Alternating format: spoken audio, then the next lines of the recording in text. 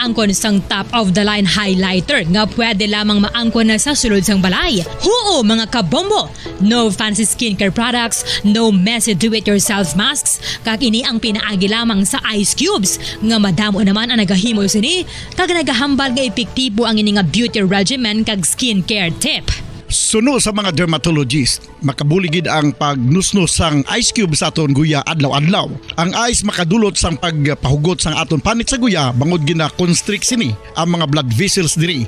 Rason nga nagakipot man ang mga pores kag wrinkles sa aton guya. Nagapakupos pa ini sa mga inflammations kaangay sang eye bags kag pagpalangharok sang aton mga mata. Ang pag-rub sang ice cube sa aton guya makahatag sang soothing effect kung may nagatubo nga acne. Kag ang kabugnaw sang ice nagapapana sang pagpalamula sang panit dulo sang dalalagko nga mga punggod nga nagatubo kalakip na ang sunburns kag rashes. Makabulig man ang pagnusnos ng ice cube sa aton guya sa pag-reduce sa mga aging signs kaangay sang fine lines kag wrinkles ukon pagkurinot sang panit. Ini bangod nga ang coldness sang ice nagabulig sa pagpahugot sa mga pores sa aton panit, making your skin look firmer and younger. Apa ang importante nga pahanumdum, kung mag-rub o kung magnusnos ang ice cube sa guya, dapat inanay lang kag in circular motion for best results. Makaisa man lang ka best kada adlaw dapat nga mag-apply sang ice cube sa guya. Gani, ano pa ang ginahulat mo? It's time for Ice Ice Baby!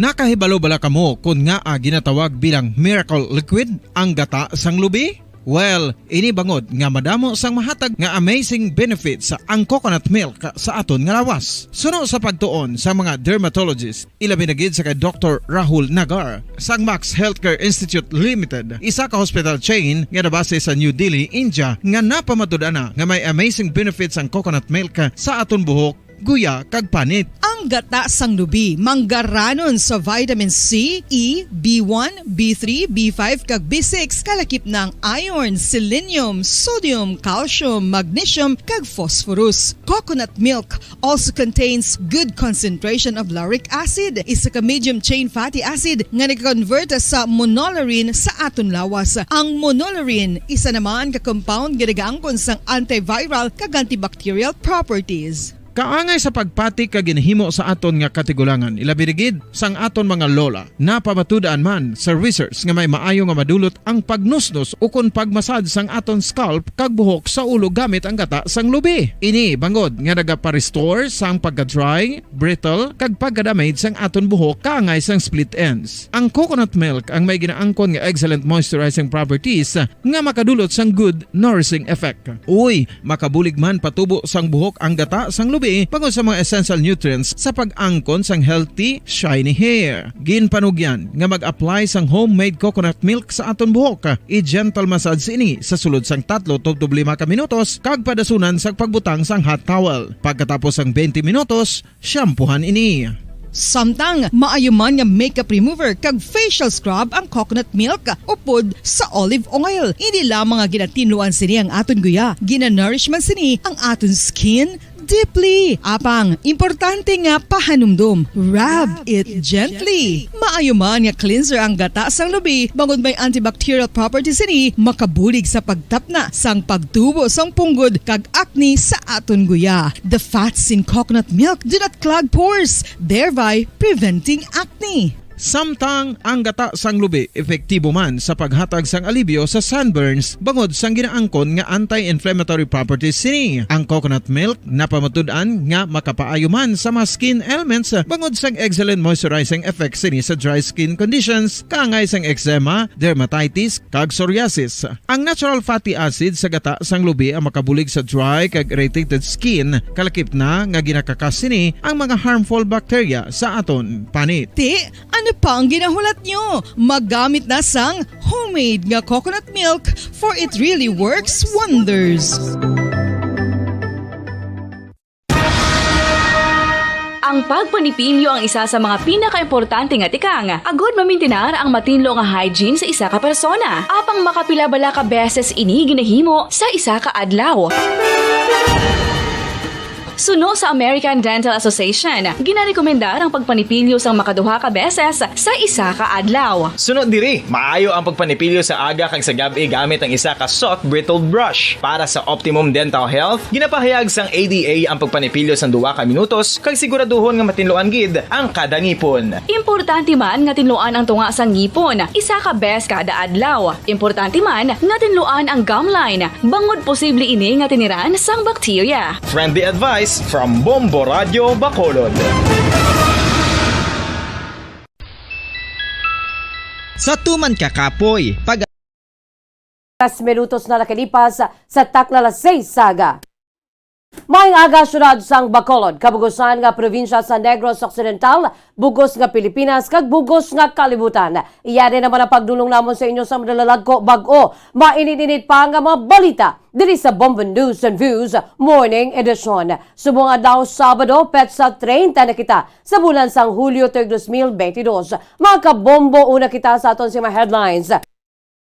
Sa aton sining weather update, maulanon ang panahon sa syudad sa Bacolod kag probinsya sa Negros Occidental, sentro sang Tropical Depression Esther na siplatan sa 790 kilometers sa nasidlangan sang Itbayat, Batanes.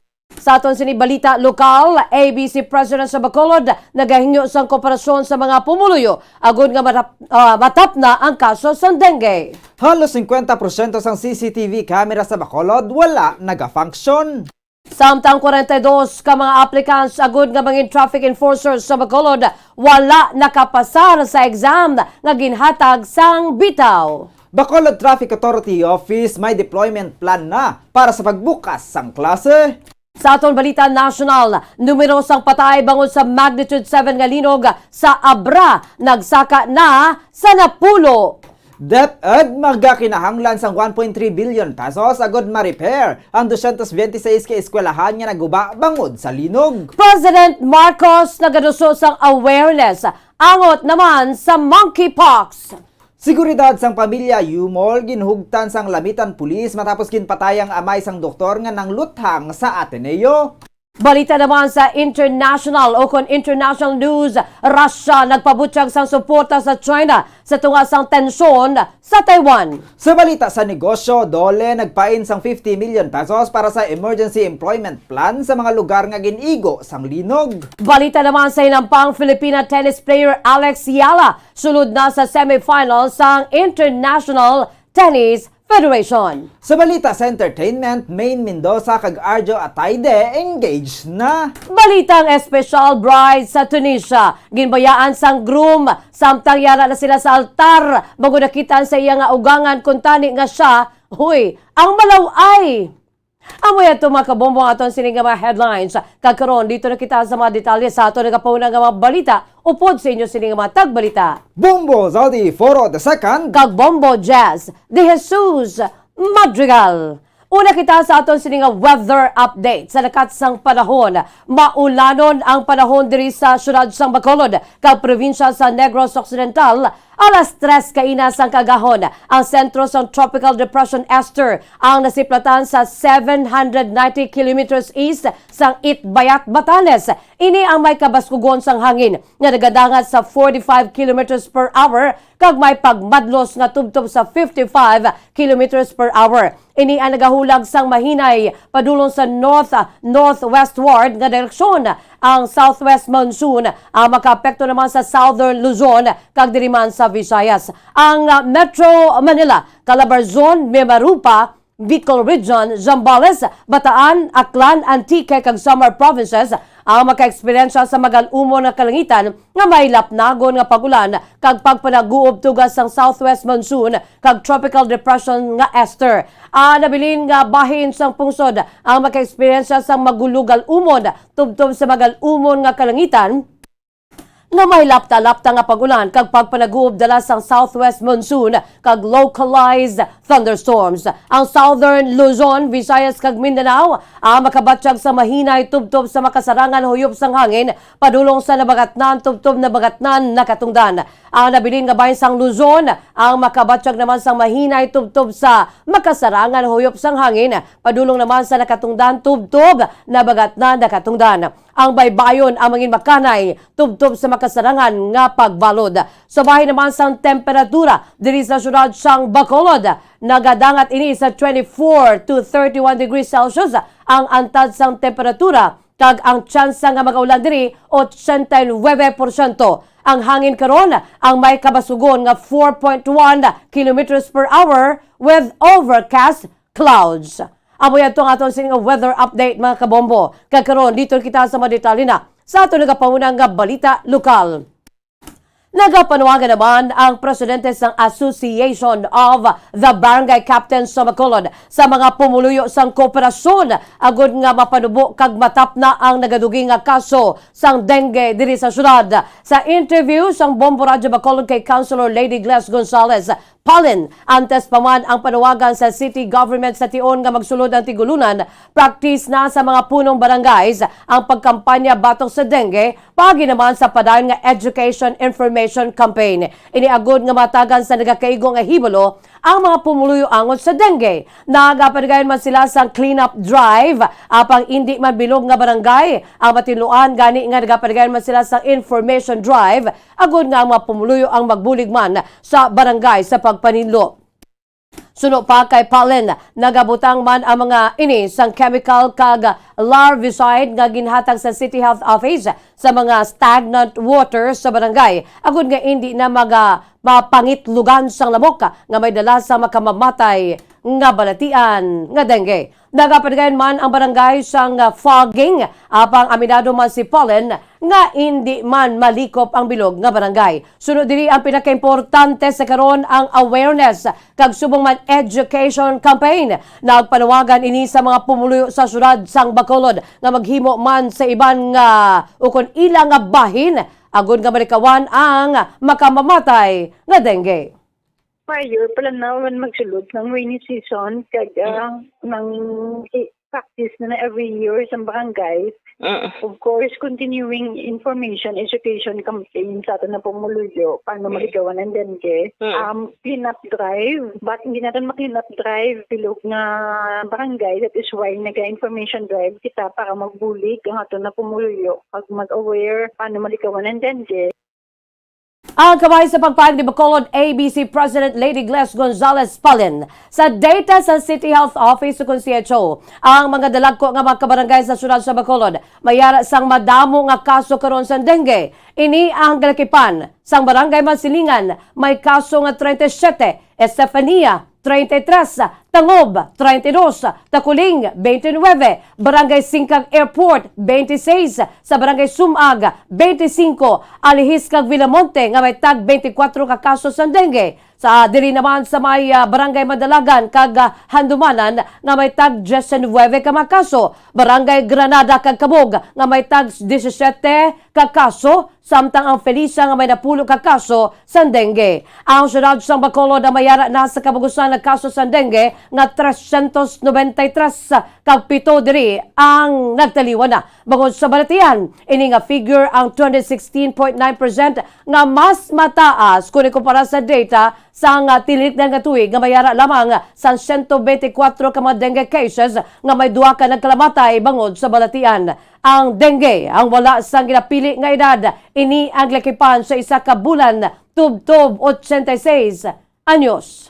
Samtang ginakasubo sang consultant ni Bacolod City Mayor Alfredo Benitez sa disaster management, nga 50% sang CCTV cameras nga gininstall sa syudad sa Bacolod ang hindi functional. Sa interview sang Bombo Radyo Bacolod kay Anay Councilor Homer Bais, amat-amat na nila nga nausisa ang mga CCTV cameras nga ginagamit sang syudad sa pagmonitor sang sitwasyon nila binakon mag-inulan agud nga makita kun diin ang bahin sang nga ginabaha apang kunin niya maglantaw. Halos 50% sang CCTV ang wala nagagana kag wala nagamit sa nagakadapat nga gamiton. Kin-inventory man sa mga ini ang salakyan nga yara sa idalam sa Disaster Risk Reduction Management Office akon DRRMO sang syudad. Suno kay Bais naluoy siya sa anay mga pinuno sa nasambit nga opisina bangod sa nakita kag nahibaloan sini yang syudad ang nagabakal sang gamit para sa DRRMO apang naga-issue lamang ang opisina sang memorandum receipt sa kon MR kag ang ginagamit ng salakyan o kon equipment sang City Engineering Office. Aminado man ang anay konsehal sang syudad nga dako ang mabulig sa mga CCTV cameras. Kung functional lamang ang tanan, bangod makabulig gini sa mga kapulisan para sa mas madasig nga pagresponde sa tion nga may krimen kag sa pagsulbar sang kaso. Ginapayag man ni Bais nga ang opisina sang alkalde ang mayara man sang kaugalingon nga plano para sa pagbutang sang CCTV camera sa syudad. Suno pa diri dapat nga nagapungko kag nagamonitor sa CCTV cameras ang dapat nga may training kung paano makayo ang mga wala naga-function nga installed CCTV cameras. Sunod diri tunan pa sini kung paano ma-upgrade ang functionality sang CCTV kung sa diin magamit sa traffic, pagsolbar sang kriminalidad, kasubong man sa krimen. Samtang ginpayag man sini nga iganunsar liwat ang earthquake drill bangod mas maayo nga may ihibalo mga pumuluyo kaga ma-refresh ang mga ini sa pagahimuon sa tion nga may linog.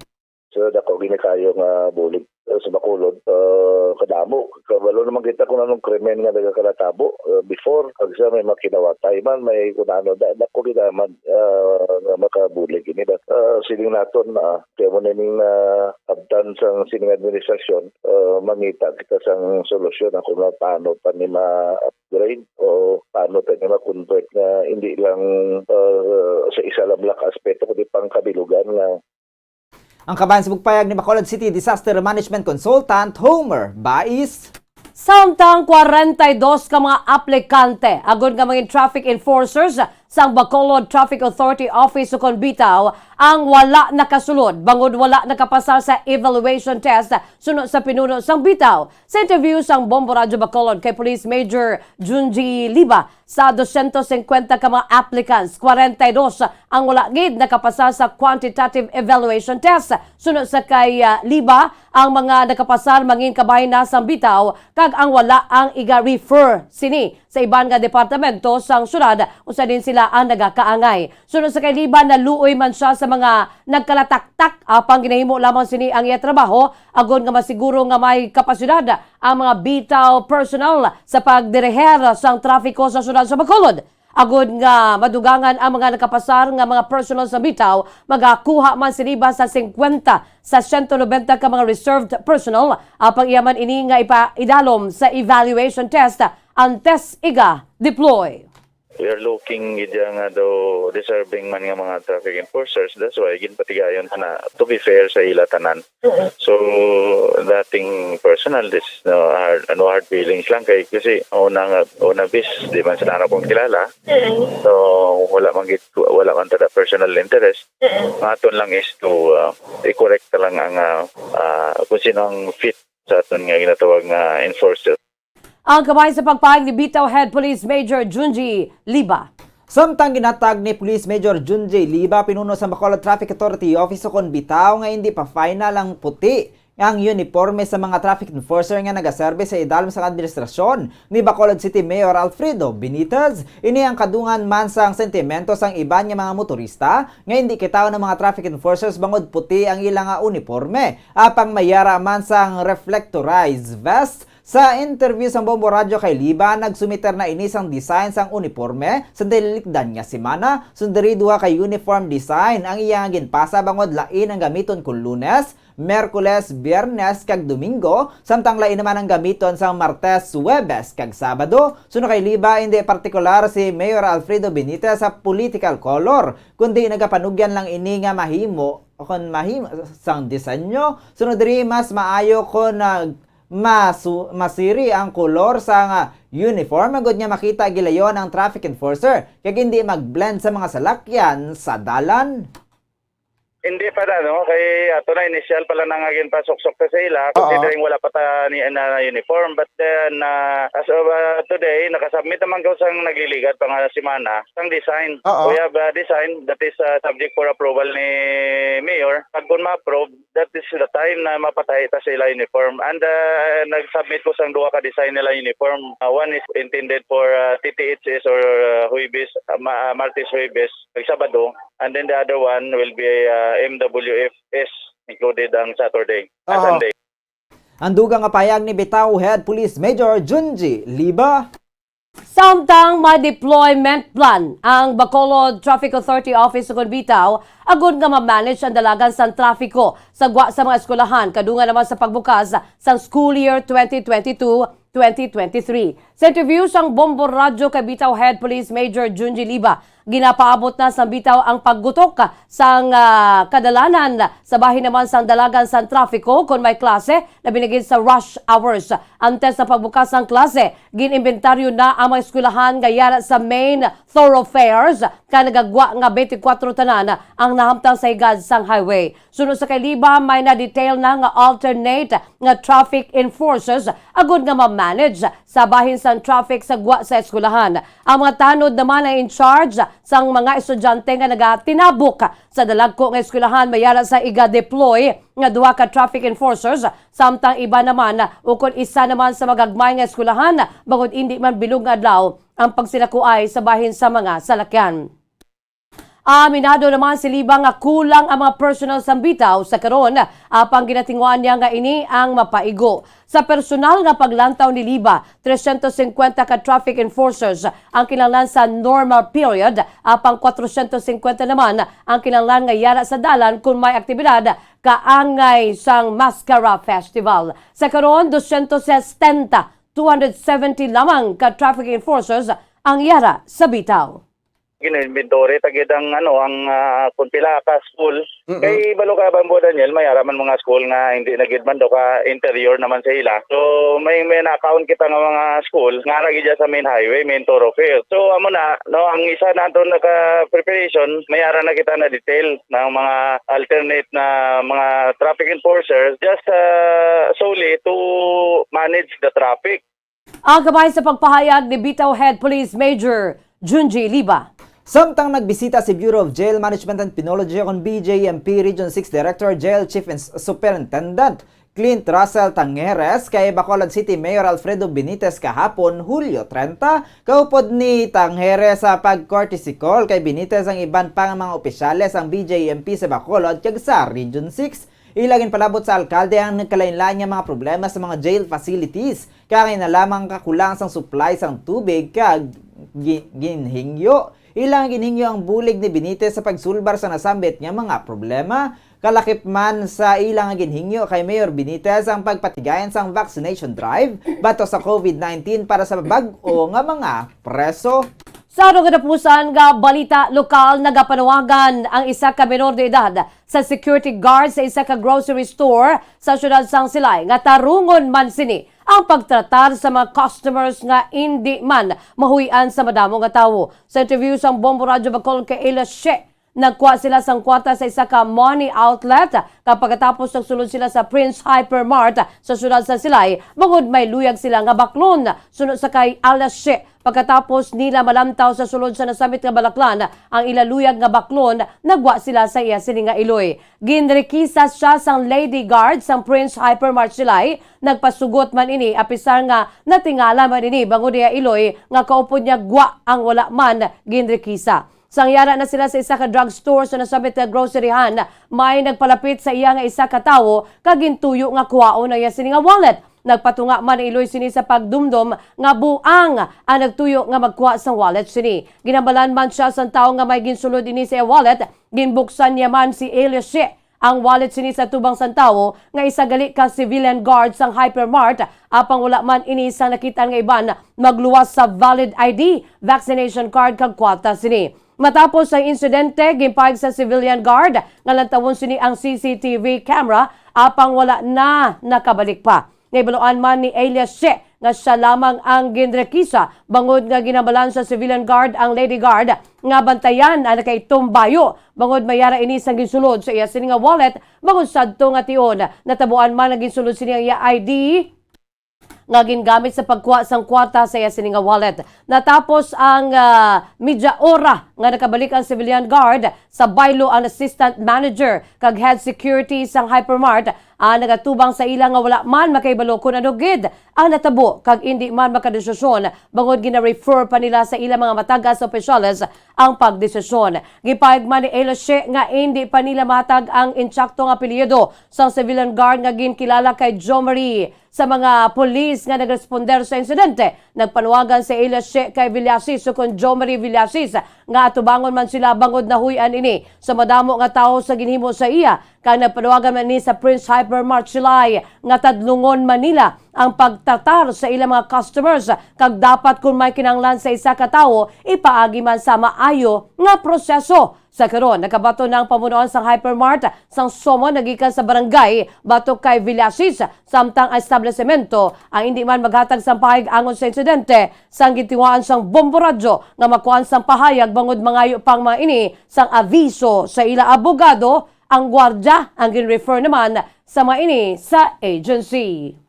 Tarungon Manila bilang ilang serbisyo kay hindi lang man kami nga mga kwan ang ilan namo mo halos tanan nila nga customer abi nila bilang mga kawatan. Pero sa liwat ng Tadlungon Manila anay ang Tadlong man mga proseso like kaugon kami sa kilid nga ihambal hindi kay gutihon ka sa kadamaan sang tawo nga hindi man sa sigurado. Tani sa liwat Tadlungon bilang nila ang pagkuan nila sa mga customer.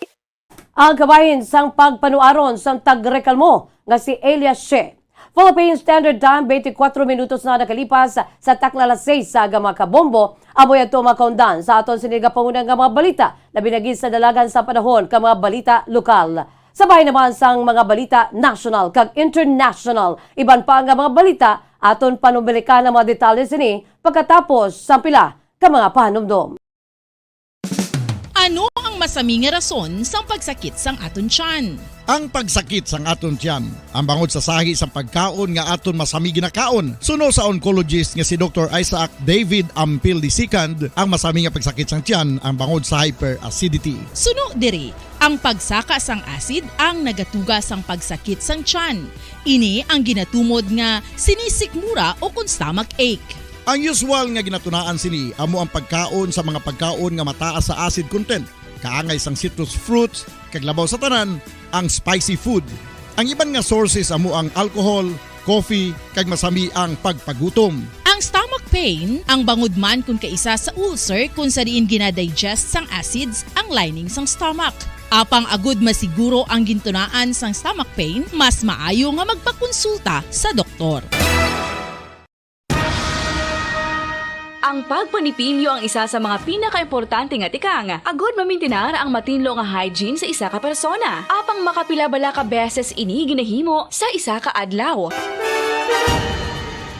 Suno sa American Dental Association, ginarekomendar ang pagpanipilyo sang makaduha ka beses sa isa ka adlaw. Sunod diri, maayo ang pagpanipilyo sa aga kag sa gabi gamit ang isa ka soft brittled brush. Para sa optimum dental health, ginapahayag sang ADA ang pagpanipilyo sang 2 ka minutos kag siguraduhon nga matinluan gid ang kada ngipon. Importante man nga tinluan ang tunga sang ngipon, isa ka beses kada adlaw. Importante man nga tinluan ang gum line, bangod posible ini nga tiniran sang bakterya. Friendly advice from Bombo Radio Bacolod. Luyag mo bala mga kabumbo nga mapanubo ang imo nga bugat? Nakasiguro ka bala nga nagakaigo ang imo nga pamaagi? Isa sa masami nga ginahimo sang iban nga mga luyag magpanubo sang bugat amo ang starvation diet ukon pagpagutom. Ini ang hinali nga pag-utod ukon pagpanubo sang intake sang calories sa ginakonsume sa kada adlaw. Ginapinsar sang iban nga epektibo ini nga strategy sa madasi nga pagpanubo sang bugat. Apang nakahibalo bala kamo nga ang hinali nga pagbaylo sang pinaagi sang pagkaon ang makatuga sang suli nga resulta? Naibaluan nga ang pagkaon sang tuman kadyutay o kon pagpagutom ang hindi maayo nga ideya kag ini ang makatuga agud nga magdako na gid ang bugat. Suno sa mga doktor, ang pagbalansi sang pagkaon sang manubo sa calories nga diet ang pinakaepektibo nga makabulig agud mapanubo ang bugat.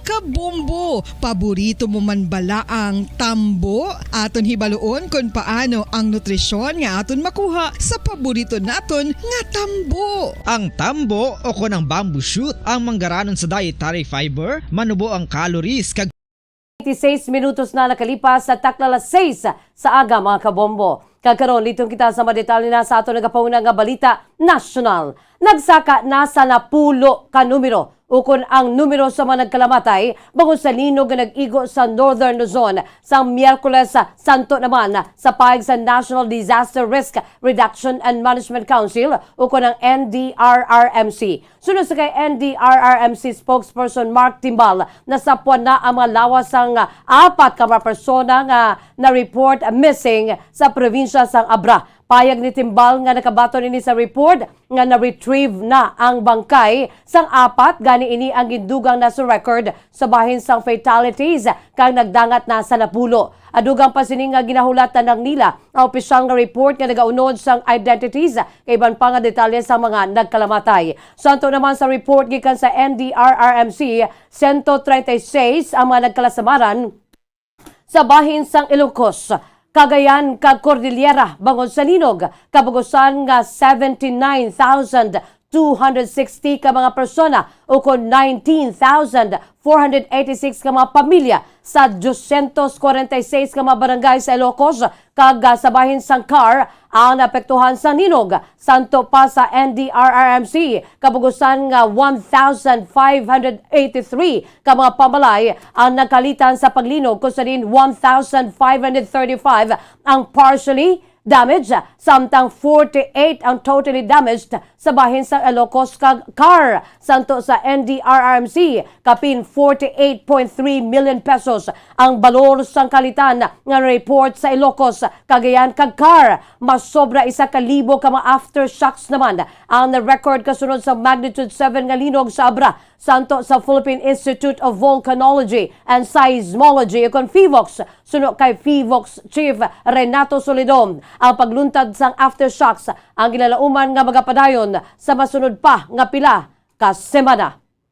Samtang ginpayag sa Department of Education o DepEd nga 1.3 billion pesos ang kinahanglan para sa repairs kag rehabilitasyon sang 226 ka mga eskwelahan nga nahalitan sa magnitude 7 nga linog nga nag-igo sa Luzon sang Miyerkules. Sa statement nga ginsite sang DepEd ang Disaster Risk Reduction and Management Service data nga nagapakita sa mga damages sa eskwelahan sa Cordillera Administrative Region o CAR nga nagdangat sa 132, samtang 49 naman sa Ilocos Region, 25 sa Cagayan Valley, 18 sa Central Luzon kag tag-isa sa Calabarzon kag National Capital Region. Payag sang ahensya nga 422 ka mga classrooms ang nagkalaguba, samtang 636 naman kay iban pa ang partially damaged. Santo sa DepEd ginabanta nga 1.298 billion pesos ang kinahanglan para sa repairs kag reconstructions sang totally kag partially damaged classrooms. Pahayag sa departamento nga gina-assess na sa mga engineer sa mga school structures sa CAR kag sa Ilocos Region. Dugang pa sini ang National Education Cluster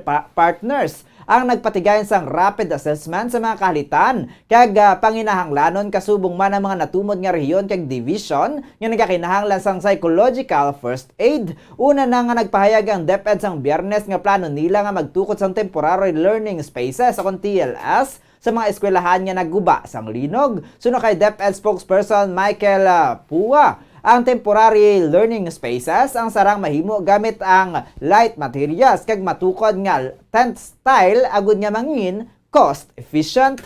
Sa ibang pagdato nagapanguna nga balita national, naka-record na sang una nga kaso sang monkeypox sa Pilipinas. Santo sa report sa Department of Health o kon DOH. Gipag ni Health Undersecretary Dr. Beverly Ho nga ang una nga kaso isa ka 31 anyos nga pasyente. Apang wala na ini naghatag pa sa iban nga detalye na tuoy sa pasyente, kalakip na ang gender sini. Sunod sa kay Dr. Ho, nag-abot sa pungsod ang pasyente gikan sa iban nga pungsod sang Hulyo 19. Naibuluan nga nakabiyahin na ang pasyente sa mga pungsod nga may kaso sang monkeypox. Siya ano tukiban nga may monkeypox sini lamang nga Webes Hulyo 28. Sunod sa kay Ho, na discharge sa maayo ang pasyente kag nagapaydalom sa stricto nga isolation kag monitoring sa iya sini nga puluyan. Naibuluan nga may napulo ka mga closed contacts ang pasyente. 3 sa napulo ka close contacts ang kaupod sa pasyente sa pulian. Asanto sa opisyal sa DOH, wala nagapakita sang sintomas sang baratian ang mga closed contacts nga naka-quarantine man. Adugang pa sini nga ginasiguro sa DOH sa publiko nga sarang ma-detect kag makonfirmar sang public surveillance systems ang mga kaso sang monkeypox. Panumdum ni Dr. Who sa mga nagabiyahe sa mga pungsod nga may kaso sa monkeypox nga magpatsekyar sa doktor kung may mabatyagan nga sintomas sang balatian. Kabahin naman sa sintomas ng monkeypox ang paghilanat, pagsakit sang ulo, kag kalawasan, rashes, kag paghubag sang lymph nodes. Una naman ang ideklara sa World Health Organization o kung WHO na isa ka global health emergency ang monkeypox. Mayara sa masobra 16,000 ka mga kaso gikan sa 72 ka mga kapungsuran sa bugos nga kalibutan. Samtang luyag ni President Ferdinand Bongbong Marcos Jr. nga pataason pa ang public awareness na tuy sa monkeypox kasubong man ang mga tika nga pagabuhaton sang gobyerno agud niya maprebentar ang paglapta sang balatian. Ginpagwa ni Press Secretary Trixie Cruz ang ilesang statement matapos ngayon pamangkot na tuy sa reaksyon sang presidente sa unang nga kaso sa monkeypox nga na-detect sa Pilipinas. Suno kay Cruz ang iles ini ang una pa lang nga kaso kag wala pa nagaapekto sa kabugusan nga populasyon, hindi maninikaangay sa COVID-19 nga sarang maglaton pinagi sa hangin kag patal apang apisar nga hindi ini fatal. Ini ang dapat gihapon nya ikahangawa. Nagapanguna nila nga sa karon nga concern among magpagwa sa impormasyon agud nya mangin aware ang mga pumuluyo sa balatian kasubong man sa sistema sa Department of Health o kon DOH nga hindi pareha sa COVID. Sa inaugurasyon sang Hunyo 30 si Marcos ang nagpromesa nga wala sang mangin sekreto kung nahanungod sa public health. Ginpasalig sa DOH sa publiko nga in place na ang mekanismo sa pagtumod sa mga kaso sa monkeypox samtang nag-abiso man ini sa publiko nga maghalong kag likawan ng contact sa virus. Suno sa Health Undersecretary Dr. Beverly Ho, in place na ang ilang sistema apang dapat man nga magbuligay ang tanan sa pagtrabaho kung sa diin ginapanugyan sini sa publiko nga mangin mahinalungon partikular na sa mga ginadugukan sa mga madamo nga pumuluyo nga muang may pinakamataas nga risgo. Samtang sa atong karapusan nga balita national, ginpahugot sang Lamitan City Police ang security sa pamilya ni Dr. Chow Tiao Yumol, ang suspetsado sa likod sang pagpanglutang sa Ateneo de Manila University. Kasunod naman sa pagpatay sa amay ni Yumol kahapon. Sunod sa kay Basilan Provincial Police Director, Police Colonel Pedro Martirez, ginmando sini ang proteksyon sa pamilya Yumol agud nga mapungga na sitwasyon nga magsanyog pagid. Sunod kay Martirez, ini ang preventive measure nga napisaran sini kag sa magkapulisan agud nga maproteksyonan ang pareho o kon parehas nga pamilya Yumol kag pamilya ni ex-Mayor Rose Furigay. Si Yumol, 38 anyos, doktor gikan sa Lamitan, Basilan, ang naresto sang Domingo bangon sa ginaligar pagpanglutang sa sulod sang Ateneo Campus sa tion sang graduation rites para sa iya sini nga law school. Tatlo ang mga sabahin sa madulaan sang kabuhi sa pagpanglutang nga ginalakipan ni former Lamitan Mayor Rose Furigay. Ang age sini nga si Victor Capistrano kag Ateneo Security Guard Genevieve Bandiala. Samtang amay sang shooter nga si Rolando Yumol ang gintiro patay naman sa Lamitan City kahapon sa ngaga. Siya ang gindeklarar nga dead on arrival sa hospital matapos ang gintiro sang 4 ka beses sa likod. Santo sa inisyal nga investigasyon, ang biktima gintiro alas 6:55 sa ngaga sang 2 ka mga lalaki nga sakay sa motorsiklo gamit ang caliber 45 pistol. Suno kay Martirez, mayara sila sang tropa nga nagabantay sa biktima sa Webes kay ini ang ginamalan nga hindi magwa kaghulaton ang pagbalik sa mga tropa agud nga makatag sa iya sang proteksyon. Adugang pasining nga ginakasubo nila ang natabo kung sa rin ang biktima ang mayara man sang almaslutang apang naunahan ini sang mga gunmen. Philippine Standard Time, 36 minutos na ang nakalipas sa takna alas 6 sa aga mga kabombo. Kagkaron, lito na kita sa madetali na sa ato nagapauna nga balita sa luwas sang pungsod.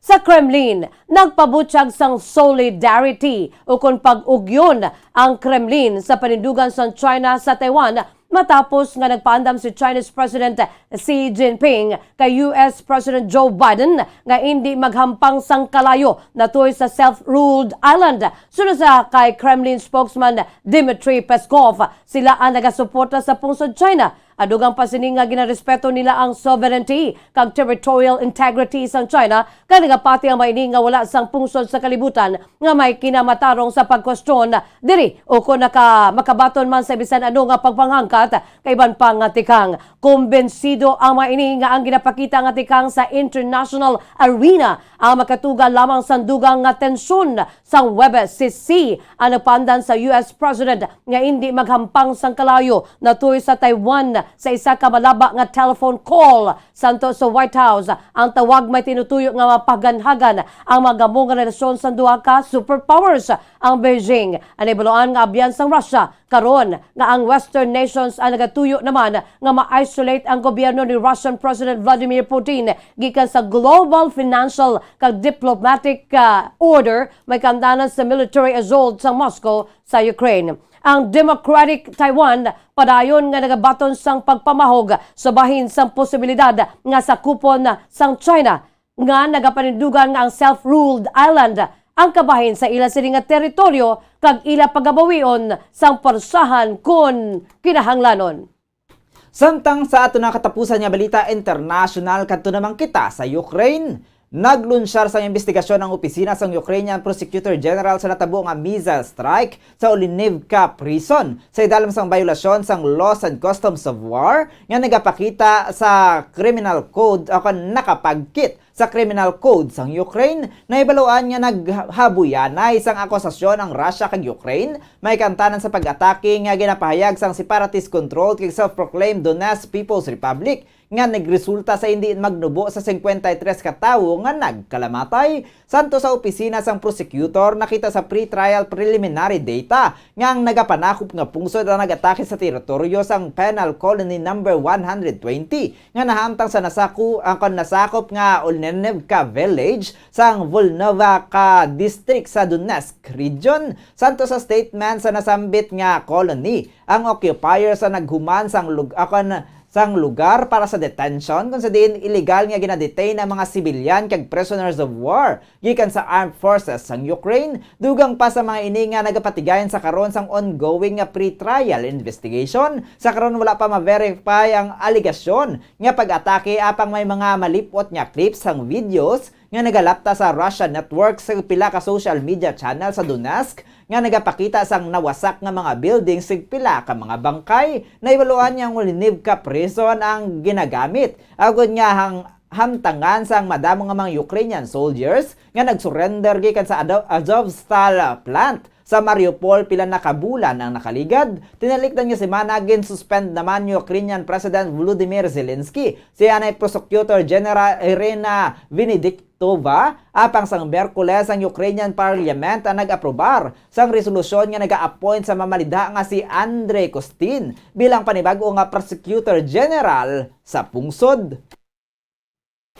Samtang sa ato naman nga balita sa negosyo, mag-aalokar ang Department of Labor and Employment na kondoles ang inisyal nga 50 million pesos para sa emergency employment sa Cordillera Administrative Region o ng CAR kag Ilocos Region kasunod sa magnitude 7 nga linog nga nagtayog sa Northern Luzon. Sa statement ginpayag ni Labor Secretary Benvenido Laguesma nga antikang ang response sa panawagan ni President Ferdinand Marcos Jr. sa mga concerned state agencies agad niya makabulig sa probinsya nga ginigo sang kalamidad sa Region 1 kag sa CAR. Suno kay Laguesma, gin-roll out nila ang tulong panghanap buhay sa ating disadvantaged o displaced workers o tupad program para sa mga biktima sang linog. Payag sang Labor Chief nga ang programa ang maga-cover sa 4 ka mga tuman ka naapektuhan nga munisipalidad sa CAR, kalakip na sa 37 ka mga barangay sa rehiyon. Payag sini nga ang DOLE ang nag-umpisa na sa pag-profile sa mga benepisyaryo para sa tupad program. Suno kay Laguesma, ang DOLE ang isa ka aktibo nga miyembro sang Rehabilitation and Recovery Cluster sa idalam sa National Disaster Risk Reduction and Management Council o NDRRMC. Sunod diri sila ang ginmanduan nga buhinan ang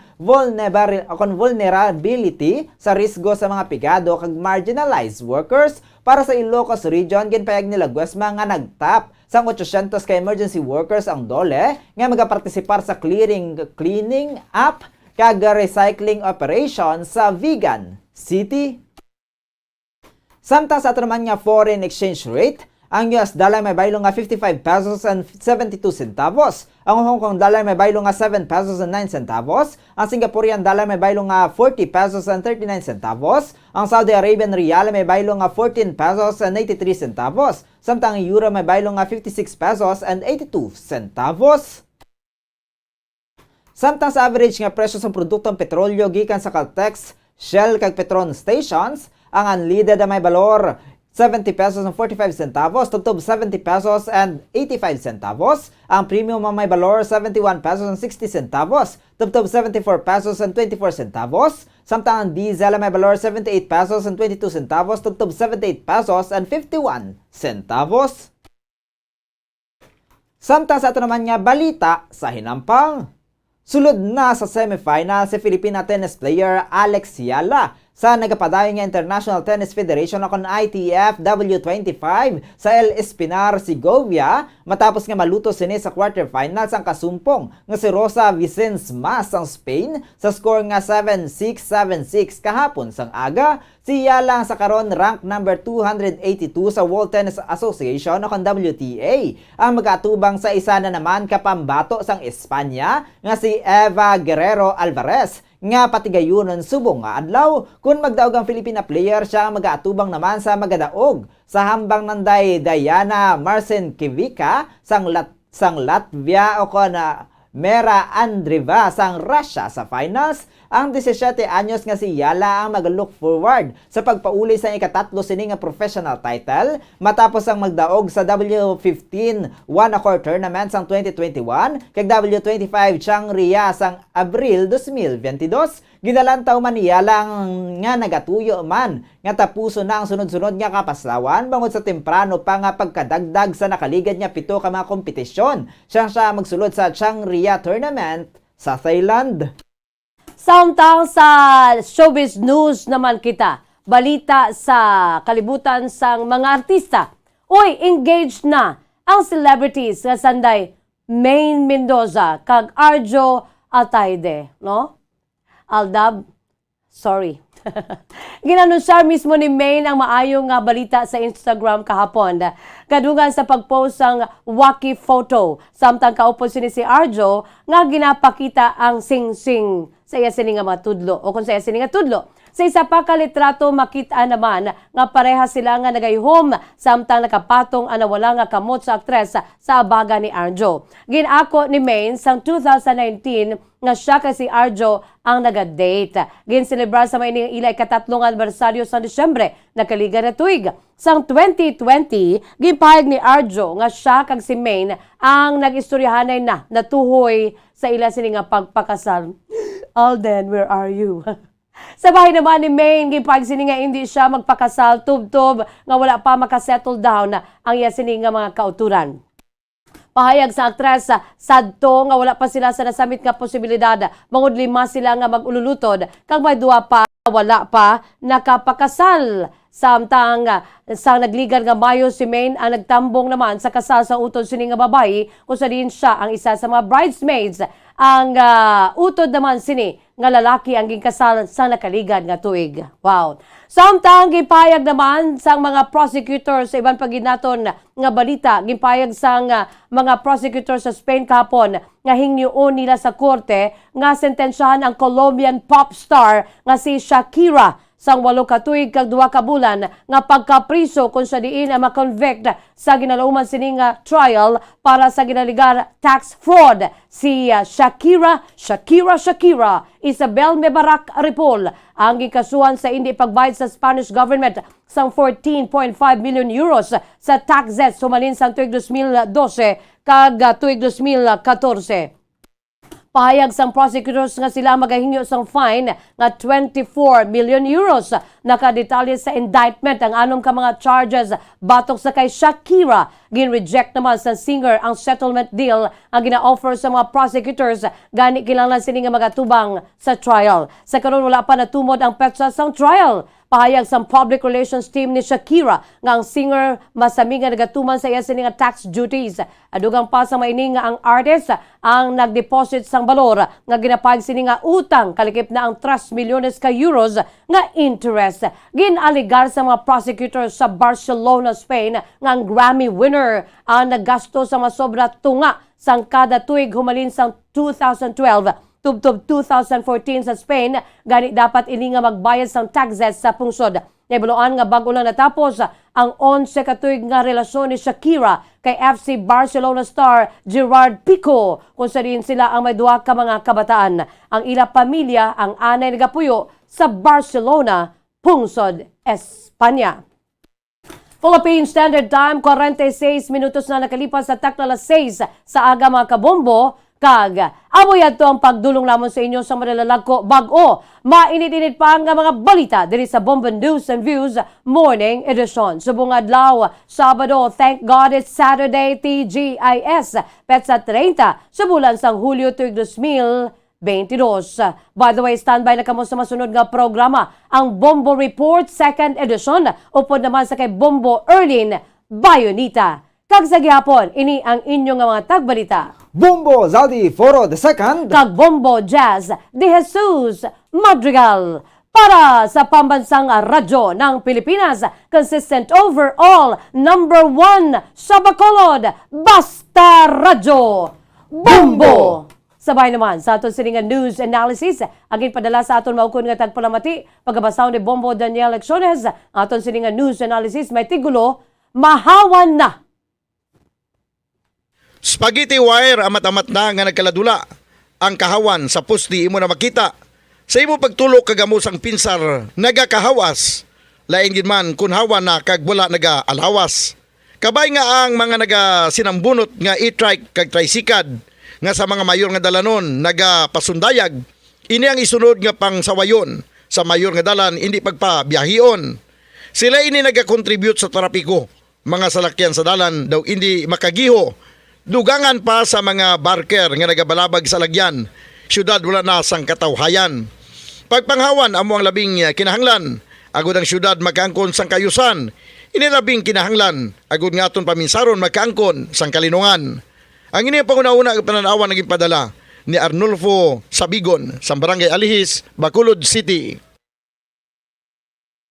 Sa mga tagpalamati sang Bombo Radyo Bacolod, pwede man kamo magpadala sang inyo panghuna-huna kag pananawan sa Bombo News and Views Morning Edition. Care of DYWB Bombo Radyo Bacolod, CBS Development Corporation Building, Lacson Street, Mandalagan, Bacolod City. O kung pinaagi man sa email address sang Bombo Radyo Bacolod, bombo_bacolod@bomboradyo.info.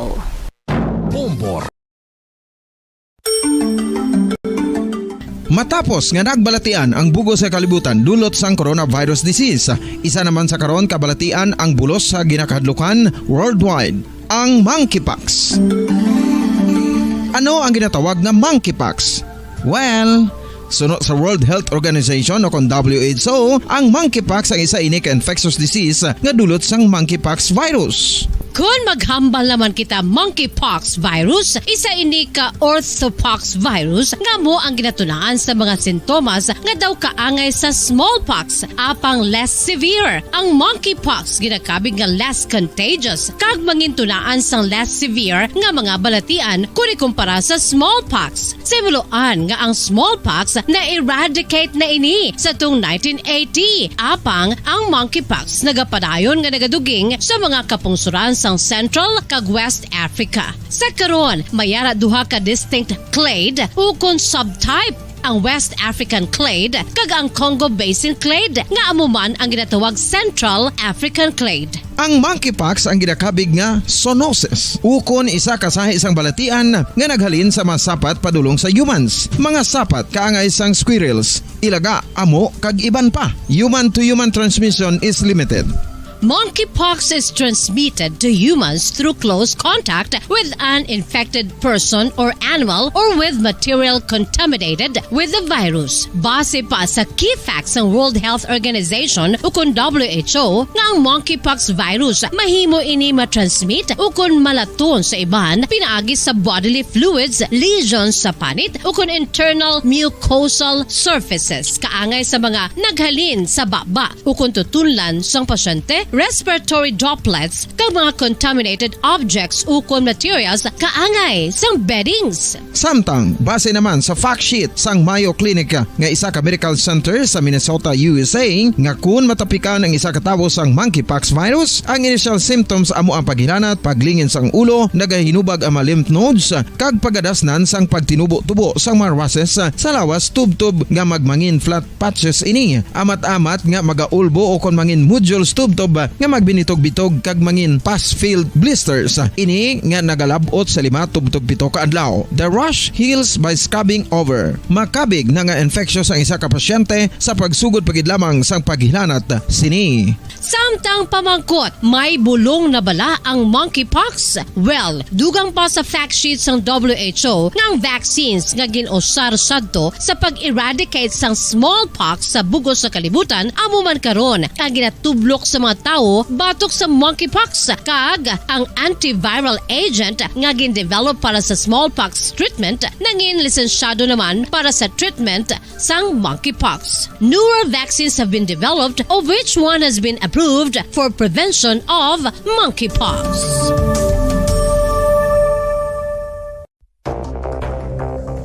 Ano ang dengue hemorrhagic fever? Ang dengue hemorrhagic fever isa kabalatian halin sa virus nga nagalaton paagi sa kagat sang babayi nga lamok nga ginatawag Aedes aegypti kag Aedes albopictus. Ini nga lamok nagakabuhi sa sudod kagwa sa palibot sang balay, nagaistar sa matinlo kag wala nagailig nga tubig kag nagapangagat sa adlaw humalin sa kaagahon tubtob sa kahaponanon. Paano makaangkon sang dengue ang isa ka tawo? Kung ikaw ang makagat sang lamok nga nakasuyop sang dugo sang pasyente nga may dengue. Kung ikaw ang makagat sang lamok nga halin sa pagkaitlog may dala nga virus. Ano ang mga palatandaan o kung sintomas sang dengue? Hinali nga hilanat nga nagadugay sang duha, tubtob 7 ka adlaw, bleeding o kung pagdugo sang ilong, panit o kung baba, kag pagsuka o kung paghigko nga may dugo, sakit sang ulo, pagpalangluya, pagdula sang gana sa pagkaon, sakit sa tiyan kag pagpalanakit sang tutunan, pagpalamula, rashes, syaka, pagpalangyami, pagpalamugnaw, pagpalanglapsi, pagpalangitom, pagdasig apang mahina nga pulso, pagkalipong, pagsalasala o kon delirium. Sa karon nga uso naman ang dengue kag nagasugod na ang tigululan, ginapanugyan sa tanan nga magpanglimpyo sa aton palibot kag ugsaran, pakulbon o kon pangulaon ang tanan nga mga suludlan o kon bisan ano lang dira nga may stagnan o kon nagsupot nga tubig, agud matapna ang pagbreed sang mga lamok. Pahanumdum, nagikan sa Bombo Radio Bacolod. Basta Radio, Bombo!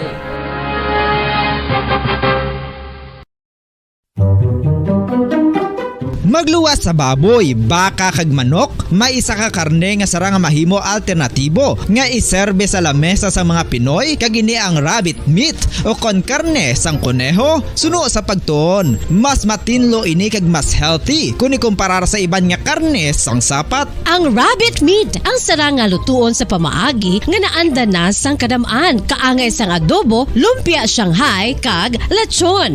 Pangano bala ang mga benepisyo sini sa ikaayong lawas? Ini ang mayara sang mataas nga porsyento sang easily digest sa aga.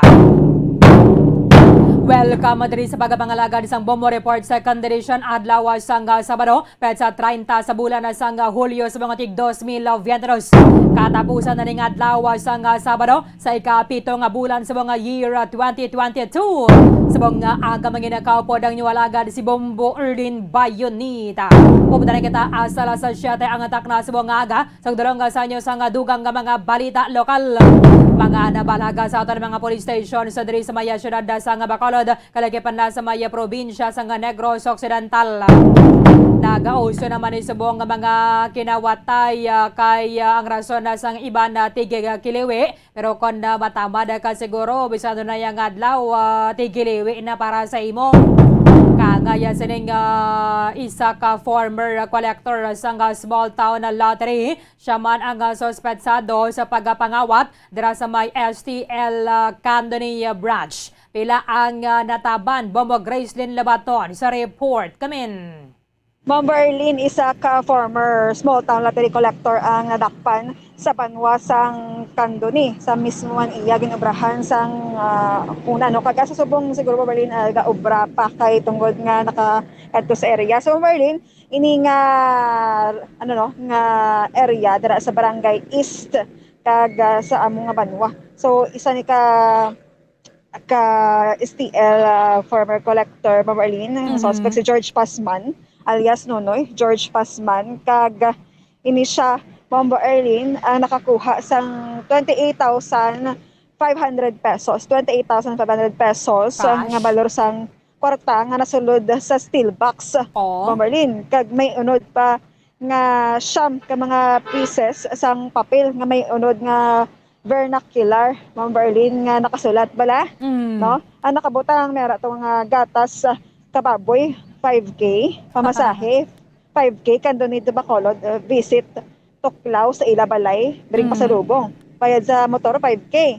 Hindi ka mo magpalipat-lipat, naghago ko siniplastar taho, maabot kita sa hindi maayo. Sunod nga wala ako komisyon, kamo nakuhaon, papel de liha, 5K, para sa Goya ni Grace, hasta lahi, Gas alaw, 5K, monitor toto sa dala na lipat kabi. Salamat, Gid. Okay. So, nag-letter pa siya? Yes, Bombo Erlin. Pero teman nga guts, no? Pero kinbutang niya dira kung sino siya ang nagbilin sang sulat? Wala pang bari nakabutang, basta amo na ang nakitaan sa steel box nga wala na sang unod nga kwarta. No, kagin into yan ni ang table manager ang Berlin mo amon ang nakuha ilan kag naglakat na siya. Kag wala na balaan kundi pa kadto. So, empleyado gid siya guro, hindi nga former.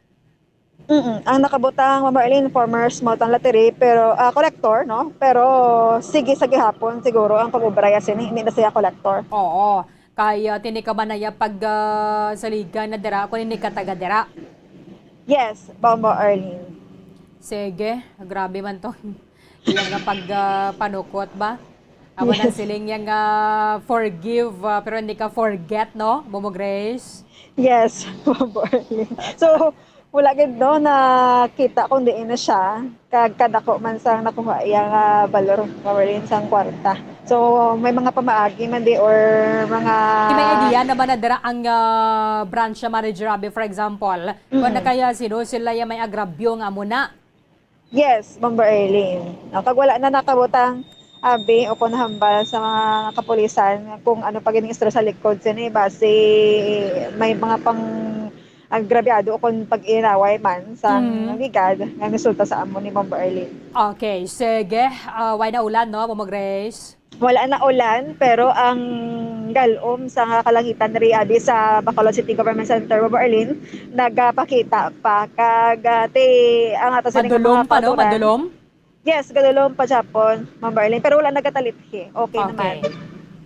Kaya ulan, dason mahulaw, dugay-dugay, ulan na naman. Yes, Bombo Erlin. Actually, may early activity, no? Mga bikers pala, no? Kagina, nag-race sila. So, good, mga alas 6 temprano. Okay. Bombo Grace, thank you, Gid. Yes, Bombo Erlin. Ini si Bombo Grace, ang lawa talaga report para sa pamansang radyo ng Pilipinas. Consistent. Overall, number 1 sa Bacolod. Basta radyo. Bumbo! Madamong salamat kay Bombo Gracelyn Labato na inay lang para sa mga motorista kay na-experiensya nato ng pag-aulan bago na sa tropical depression Esther. Ikalimang bagyo nga nagasulod sa may pungsod ng Pilipinas subong atiga 2022 kag ini ang ginalantaw ang magpabasko kapag sang southwest monsoon kag subong man ining mayara pagid sang tropical storm Songda. Pero si Songda ara pa ni sagwa sa Philippine Area of Responsibility. Standby ka mo Banwa, dugay-dugay magasulod na ang Bombo News Center Makati para sa Bombo Network News. Pamangkot, sino sa inyo ang may tanom nga saging nga saba sa inyo balay o kun uma? Kagkaangay sang halos kalabanan, paborito man bala ninyo ang sabang nga saging? Nga wala labot pwede makaon kon fresh, luto o kon bisan hilaw, pinaagi sa pagtanok sini. Paborito ini naton nga snacks kun himuon nga banana Q, banana chips, crisp banana fritters o kun turon, namit man ini prituhon, plus ginahimo man ini bilang ketchup, banana ketchup. Kag ang luto nga saba, ginalulod ini sa mga potahe. Pilipinas, sa numang oras sa buong mundo, narito ang Bombo Network News Morning Edition, araw ngayon ng Sabado, Hulyo 30 na, 2022, sa ulo ng ating mga balita. Sa ulat panahon ng Bagyong Esther, napanatili ang lakas at nasa loob pa rin ng teritoryo ng Pilipinas. Samantala naman, bawas presyo sa diesel at kerosina, asahan na naman, pero bagyang taas presyo naman sa gasolina nagbabadya sa susunod na linggo. Nasa 7 mga bayan sa probinsya ng Abra, isolated pa rin. Maayos na inuming tubig, problema pa rin. Samantala pa rin, mga nasawi naman sa nangyaring magnitude 7 na lindol doon sa lalawigan ng Abra, umabot na sa 10 katao habang 1.3 billion pesos. Kailangan naman daw sa pagsayos ng mga paralan na sinira pa rin na naturang malakas na pagyanig. Ang nakatakda namang pagbisita sa Pilipinas ng US Top Envoy na si Antony Blinken, inaasahang palalakasin pa ang ugnayan ng Biden administration sa pamahalaang Marcos. Samantala sa police report naman, kampo ng mga Furigay itinanggi na may kinalaman sila sa nangyaring pagpatay kahapon sa ama ni Dr. Chow Chow Yumol doon sa Lamitan, Basilan. 2 bayan naman sa North Cotabato at isang barangay sa South Cotabato sinailalim sa state of calamity dahil yan sa flash flood. Samantala, alam nyo ba mga kabombo ka Star Nation, ngayong araw ipinagdiriwang ang Islamic New Year sa buong Pilipinas. Paano kayang selebrasyon ng mga kababayang Muslim? At sa sports news naman, si Kai Soto balik sa paglalaro sa Australian Basketball League matapos ang bigong pagkapasok nito sa NBA. At sa atin namang entertainment news, Binibining Pilipinas Organization may imbitasyon din sa magaganap na coronation bukas kaugnay pa rin sa naggagandahang dilag sa Pilipinas. At live, nationwide, worldwide, via satellite. Mula sa Bombo News Center, Makati, kami po maghatid ng mga balita. Ako si Bombo Everly Rico. Ako naman si Bombil Maracol at ngayon sa detalye ng ating mga balita. Bombo Weather Update. Mga kabombo ka Star Nation, napanatili pa rin ang bagyong si Esther ang taglay nitong lakas ng hangin sa nakalipas namang magdamag. Ayon kay Ezra Bolquerin, ang weather forecaster ng Pag-asa, wala pa rin itong tiyansang tumama naman sa kalupaan sa Pilipinas. Huling namataan ngayong umaga ang sentro ng bagong bagyo sa layo ng 790 kilometers sa silangan ng Itbayat, Batanes. Taglay nito ang lakas ng hangin na 45 kilometers per hour at merong pagbugso ng hangin umaabot naman sa 55 kilometers per hour. Kumikilos ang naturang bagong bagyo sa mabagal. Patungo naman ang pahilaga, hilagang kanlurang direksyon. Narito pang dagdag ng pagpaliwanag ng Pag-asa mula kay Ezra Bolquerin. Ito'y huling namataan sa layo na 785 kilometers east ng Itbayat, Batanes. At maintain po yung strength neto na umabot ng 45 kilometers per hour near the center and gustiness of up to 55 kilometers per hour. Moving north-northwestward, papalabas po ng Philippine Area of Responsibility. Although medyo may kabagalan na po yung pagkilos neto, pero inaasahan pa rin natin na pagdating ng mamayang hapon ay nasa labas na po ito ng Philippine Area of Responsibility. Samantala, yung habagat o yung southwest monsoon ay patuloy na nagdadala ng makulimlim na panahon na may kalat-kalat mga pag-ulan at pagkilat-pagkulog dyan sa western section ng Southern Luzon at Visayas, including Metro Manila po yan. So, in-expect po natin na ngayong araw, may mga pag-ulan po tayong mararanasan and then mga pagkidlat-pagkulog, then makulimlim na panahon. Pero sa nalalabing bahagi na ating bansa, magandang panahon po, fair weather condition, especially dyan sa may area ng Mindanao at dyan sa area ng Luzon area. So, posibleng makaranas po sila dyan ng bahagyang maulap hanggang sa maulap na mga kalangitan. Then yung mga pag-ulan na mararanasan lamang mga isolated rain showers and thunderstorms. Yung mga pulo-pulo mga panandali ang mga pagulan sa hapon at gabi. Yan pa rin si Ginoong Ezra Bolquerin mula po naman sa Pag-asa Forecasting Center. Samantala, nagbabadyan na naman ang ikalimang linggo ng rollback sa diesel at kerosene habang mayroong pagtaas naman ng gasolina sa susunod na linggo. Ayon sa Department of Energy, naasahan ang pagbaba na mula sa 1 piso hanggang 1 peso and 20 centavos sa kada litro ng diesel at kerosene. Inaasahan naman ang pagtaas ng gasolina ng nasa 50 centavos hanggang 70 centavos sa kada litro. Posible sa araw ng Lunes ng hapon ay malalaman naman ang pinal na taas baba ng mga presyo ng produktong langis, habang kinabukasan naman ng Martes ang implementasyon. Samantala sa iba nating mga balita, inaasahan umano ng Bangko Sentral ng Pilipinas o BSP ang mabilis na pag-angat ng inflation rate kumpara sa nakalipas na buwan. Sa forecasting ng Central Bank, tinataya nito na aabot daw sa pagitan ng 5.6% hanggang 6.4% ang July inflation. Nakapaloob pa sa Bangko Sentral forecast na ang pagtaas ng mga bilihin at serbisyo nitong buwan ng Hulyo ay mas mataas sa 6.1% inflation rate na nirecord naman kumpara nung nakalipas na buwan ng Hunyo. Sinasabing ito na ang pinakamabilis kumpara nung October 2018 na umabot sa 6.9% ang inflation sa bansa. Paliwanag pa ng Bangko Sentral ng Pilipinas, ang mas mataas na inflation nitong buwan ng Hulyo ay bunsod pa rin ng mabilis din na pagtaas ng ilang pangunahing bilihin, yung pagpapatupad ng transport fare hikes at yung paghina na rin ng piso kontra naman sa dolyar. Sa iba pang balita, nasa 7 mga bayan umano sa probinsya ng Abra ang nasa isolated pa rin ngayon matapos ang nangyaring malakas na lindol nitong nakalipas na araw ng Miyerkules. Iniulat ni Governor Dominic Valera na apektado ang access sa naturang mga munisipyo dahil sa ilang mga nasirang infrastruktura at mga insidente pa ng landslides. Una nang inilagay sa state of calamity ang lalawigan ng Abra. Umaabot na rin sa 339 million pesos ang kabuuang pinsala sa lalawigan. Batay na rin naman ito sa datos na nakalap mula sa provincial government. Sa ngayon, ayon sa gobernador, pangunahin pa rin sa kanilang pangangailangan ay ang maayos na inuming tubig, kaya naman ang iniinom nila ay nagmumula sa supply ng mga bumbero o kaya naman ay fire trucks. Samantala, iniulat naman ng Metropolitan Manila Development Authority o MMDA na puspusan naman ang ginagawa nilang pagtulong sa mga biktima ng lindol sa pamamagitan ng pagpapahiram ng mga portable water purification system. Ayon sa MMDA, ang mga solar-powered portable water purifiers naman ay maaaring makapagbigay yan ng 180 na litro ng malinis na inuming tubig kada oras. Ang pagtulong ng mga tingin mula sa MMDA sa pagbibigay ng maiinom na tubig ay liban pa yan sa ginagawang pag-asiste naman ng clearing operations.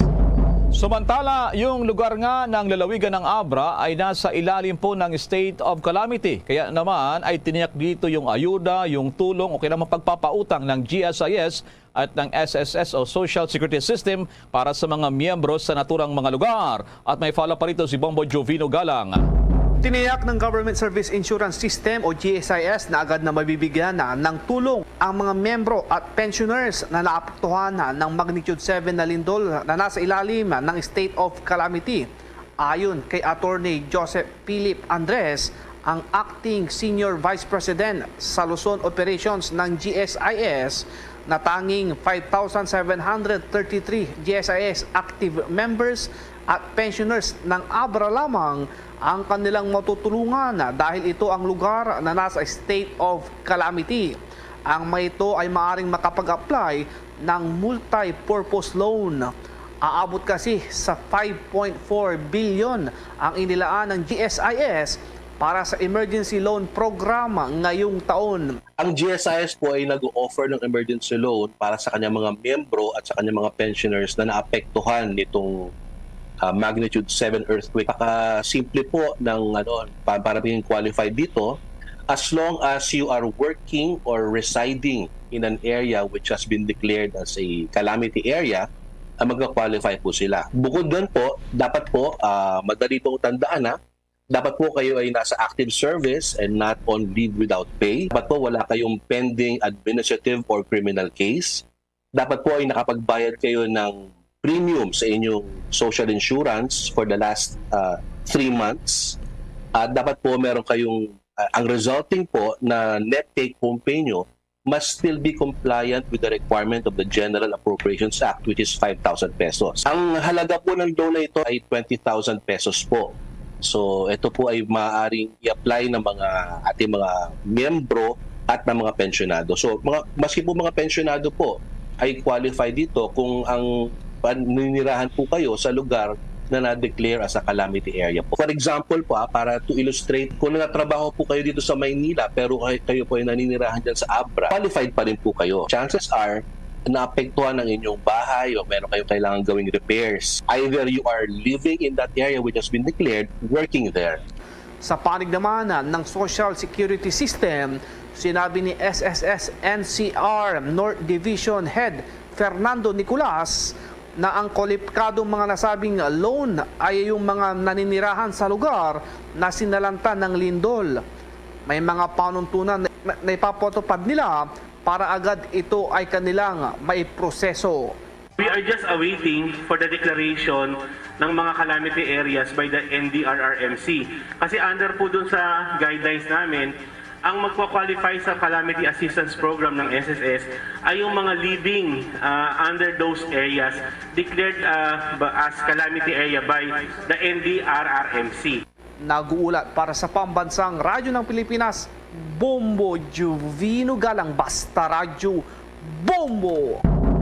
Samantala, update naman dahil umakyat na sa 10 katao ang nasawi sa magnitude 7 na lindol sa lalawigan ng Abra. Ayon sa National Disaster Risk Reduction and Management Council na nakita na ng mga rescuers ang 4 pa na unang naiulat na nawawala dahil sa landslide doon sa Luba, Abra.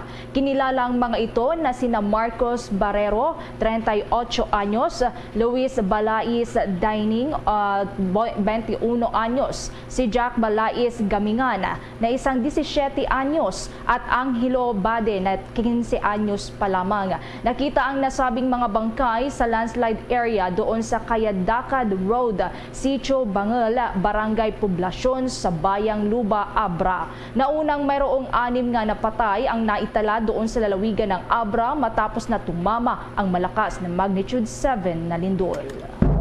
Samantala sa kaugnay pa rin nga balita, nangangailangan daw ng 1.3 billion pesos ang Department of Education o DepEd para naman sa pagsaayos ng mahigit 9,000 mga paaralan na nasira dilan pa rin sa tumama na magnitude 7 na lindol sa ilang bahagi ng Northern Luzon. Sa report ng DepEd na mayroon daw kabuang 9,539 na mga paaralan ang naapektuhan ng malakas na lindol habang mayroong 226 ang nagtamo ng danyos kung saan 132 rito ay mula naman sa Cordillera Administrative Region o CAR, 49 na mga paaralan ang nasira mula sa Ilocos Region at 25 naman mula sa Cagayan Valley Region, 18 mula sa Central Luzon, isa sa Metro Manila at isa rin sa Calabarzon area. Aabot naman sa 442 na mga silid-aralan ang nagkaroon din ng total damage kung saan mahigit 600 o mahigit 600 dito ang kailangan ng pagsaayos ayon pa rin sa mga otoridad. Karamihan naman sa mga personahe na apektado ng mga paaralan ay bumalik na raw sa kanilang mga trabaho. Inaasahan naman na pagtitibayin pa ng Estados Unidos ang bilateral relations nito sa Pilipinas sa nakatakdang pagbisita sa Pilipinas ni Secretary of State Antony Blinken. Una na ngang inanunsyo ng US Embassy na kabilang ang Pilipinas sa bibisitahin ni Secretary of State Antony Blinken. Bago kasi tubungo ng Pilipinas ay dadalo muna si Blinken sa US-ASEAN Ministerial Meeting doon sa East Asia Summit Foreign Ministers Meeting at ASEAN Regional Forum sa Cambodia na gaganapin naman mula August 3 hanggang Agosto 5. Pagkatapos nito ay saka didiretso naman si Blinken dito sa Pilipinas sa August 6. Tutungo rin si Blinken sa South Africa, Democratic Republic of the Congo at sa Rwanda. Habang nasa Pilipinas ay makikipagpulong naman ang US Top Envoy kay Pangulong Ferdinand Marcos Jr. at kay Foreign Affairs Secretary Enrique Manalo. Inaasahan na tatalakayin ni Blinken kay Pangulong Marcos ang pagpapaibayo pa ng alyansa yan ng Amerika at Pilipinas. Gayon din ang pagpapaibayo pa sa kooperasyon sa larangan ng enerhiya, trade and investments at gayon din ang pandemic recovery. Samantala naman sa ibang balita, mga kabombo kay Star Nation, maring itinatanggi ngayon ng kampo ng mga Furigay doon sa Lamitan, Basilan na may kinalaman sila sa nangyaring pagpatay kahapon ng umaga sa ama ni Dr. Chow Chow Yumol na siya namang umami na suspect sa nangyaring Ateneo de Manila University shooting incident. Ayon sa abogado ng pamilya Furigay, maging sila raw ay nagulat o na-shock daw sa nangyari kay Rolando Yumol na binaril ng riding in tandem suspects pasado alas 6 ng umaga kahapon. Agad ding dumistansya ang abogado na hindi umano gawain ng mga Furigay na ilagay ang batas sa kanilang kamay. Kung malala, wala pang isang linggo ay personal na binaril mismo ni Dr. Yumol doon sa Ateneo de Manila University si dating Lamitan Mayor Ros Furigay at ang kanyang executive aide na si Victor Capistrano, habang nadamay naman sa naturang pangyayari ang Ateneo Security Guard na si Genevieve Bandiala. Ang anak ni Furigay, nagagraduate sana sa Ateneo Law na si Hana, ay sugatan din sa naturang insidente. Samantala sa naging panayam ng Bombo Radio kay Police Lieutenant Colonel Tadzabel Managola, ang Chief of Police ng Lamitan City, kanyang sinabi na bukas umano o bukas ng araw ng linggo ay darating na sa kanilang lugar ang labi ng dating mayor na si Ros Furigay. Ang pinatay naman kahapon na ama ni Dr. Yumol na si Rolando ay agad din namang nailibing kahapon ng hapon. Iniulat ni Colonel Managola na hanggang sa ngayon ay wala pa silang nakukuhang suspect at testigo naman sa naturang kaso. Umaasa sila na merong makukuhang impormasyon mula naman sa CCTV sa lugar ng pinangyarihan kahapon. Una rito ay nagtamo ng 4 na tama ng bala mula sa caliber 45 pistol itong si Rolando na isa ring dating pulis o retired at ang ranggo nito ay SPO4 at 69 anyos na. May baril din naman si Rolando Yumol na nakasukbit sa kanyang bewang pero hindi na nakapagpaputok pa. Ayon naman sa mga investigador, hindi lang maaring may ugnay ang pagpatay kahapon kay Rolando doon naman sa pamamaril ng kanyang anak sa Ateneo University dahil sa hindi pa raw sila nakakakuha ng mga testigo at ebidensya. Sa ngayon, nakikiusap ang local police na iwasan daw ang mga espekulasyon habang patuloy pa ang kanilang namang ginagawang investigasyon. Samantala, sa kaugnay pa ring balita, ang ina naman ni Dr. Yumol na si Mukim Yumol ay takot na takot sa pangyayari.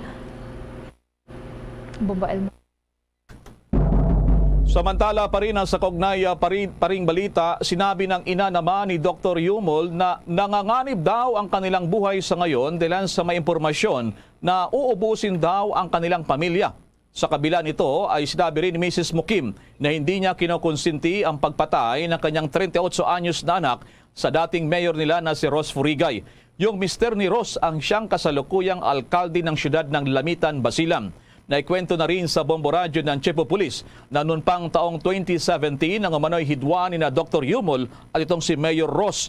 Pero sa kabila nito ay hindi naman daw humihingi ng seguridad itong si Dr. Yumol. Kung malala, nang mahuli si Dr. Yumol sa Quezon City, inakusahan niya ang pamilya Furigay na nasa likod umano ng iligal na droga at 3 beses ng pagtatangka sa kanyang buhay. Marin naman itong itinatanggi ng pamilya Furigay kung saan nasa mahigit 70 kaso na ng cyber libel ang inihain laban sa doktor. Samantala, ang congressman ng lalawigan ng Basilan na si Mujib Hataman ay maring kinokondina ang panibagong karahasan sa kanilang lugar kahapon ng umaga. Nakikiusap si Congressman Hataman na ang panibagong insidente ay sana ay hindi humantong sa serye ng patayan. Nanawagan ito na sana huwag hayaang maging normal ang pagkitil ng buhay sa kanilang kultura diyan naman sa Basilan. Kaugnay ng balitang yan, mga kabombo kay Star Nation, makakapanayam natin itong si Police Brigadier General Arthur Cabaluna. Siya po naman ang PNP Regional Director dyan sa Bangsamoro Autonomous Region ng Muslim Mindanao. Magandang umaga po sa inyo, General. Ito po si Bombo Elmar, ang aking co-anchor si Bombo Everly. Kamusta po kayo at nasaan po kayo at this moment, General Sir? Okay lang naman, Bombo Elmar. At saka nandito po tayo sa Sulu nga sa kasalukuyan At ano po ang may paglilingkod ko, Bombo Elmar? Salamat naman po General, napakalayo nyo pala sa mga oras na to diyan sa lalawigan ng Sulu. Kaya pala hindi tayo makapag-connect din via Zoom video By the way General Cabaluna, ano pala yung mga marching order nyo diyan sa Lamitan Basilan ng PNP? Matapos yung nakakagulat na pagpatay kahapon kay Rolando Yumol na ama ni Dr. Yumol, itong si Rolando na siyang suspect sa pamamaril naman doon sa Ateneo University sa Quezon City, General Sir. Oo. Actually, mayroon tayong mga binitawan na orders. Even yung right after the incident doon sa Ateneo, we have already some instructions given to our provincial director na to secure yung mga family members ng UMOL. In fact, yesterday and also the other day, may mga engagement sila with the father, late father Rolando Yumol, na to advising him to be security conscious at the moment.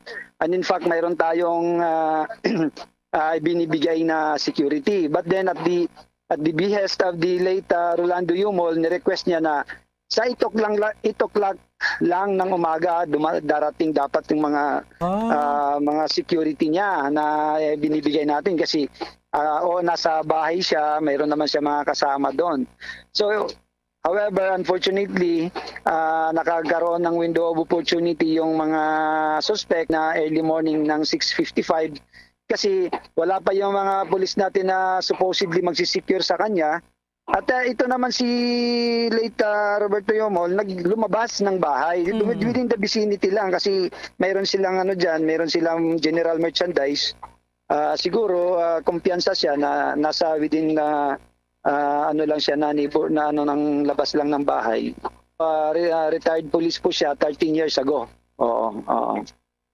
Ganito po General kasi minsan po hindi maiwasan na maging malikot yung isipan ng ating taong bayan, yung mga espekulasyon, yung ilan sa ating mga kababayan maaring ay yung posibilidad na pagpatay kay Rolando Yumol doon naman sa naganap na Ateneo shooting incident. May koneksyon anong reaksyon niyo rito, Gerald Cabaluna, sir? Yes po, although one of the primary consideration natin yan, yung natinitingnan na anggulo,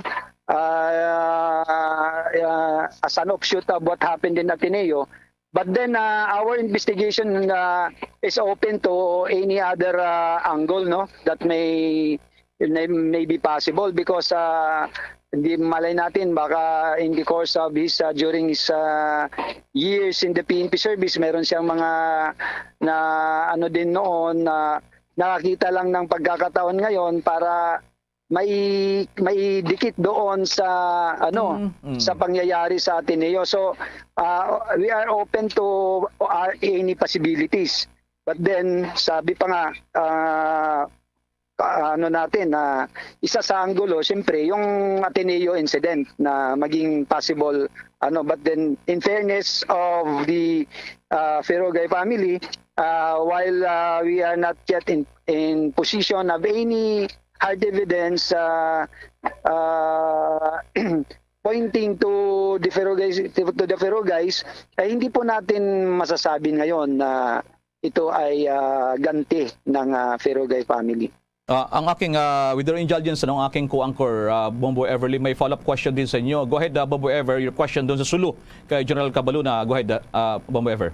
Yes, General, nagkausap na po ba kayo ni Chief PNP OIC General Dana o kung ano ang mga direktiba sa inyo para sa Basilan PNP para maiwasan yung gantihan ng sangkot po ng mga pamilya sa controversial na kasong ito, Sir o General Cabaluna?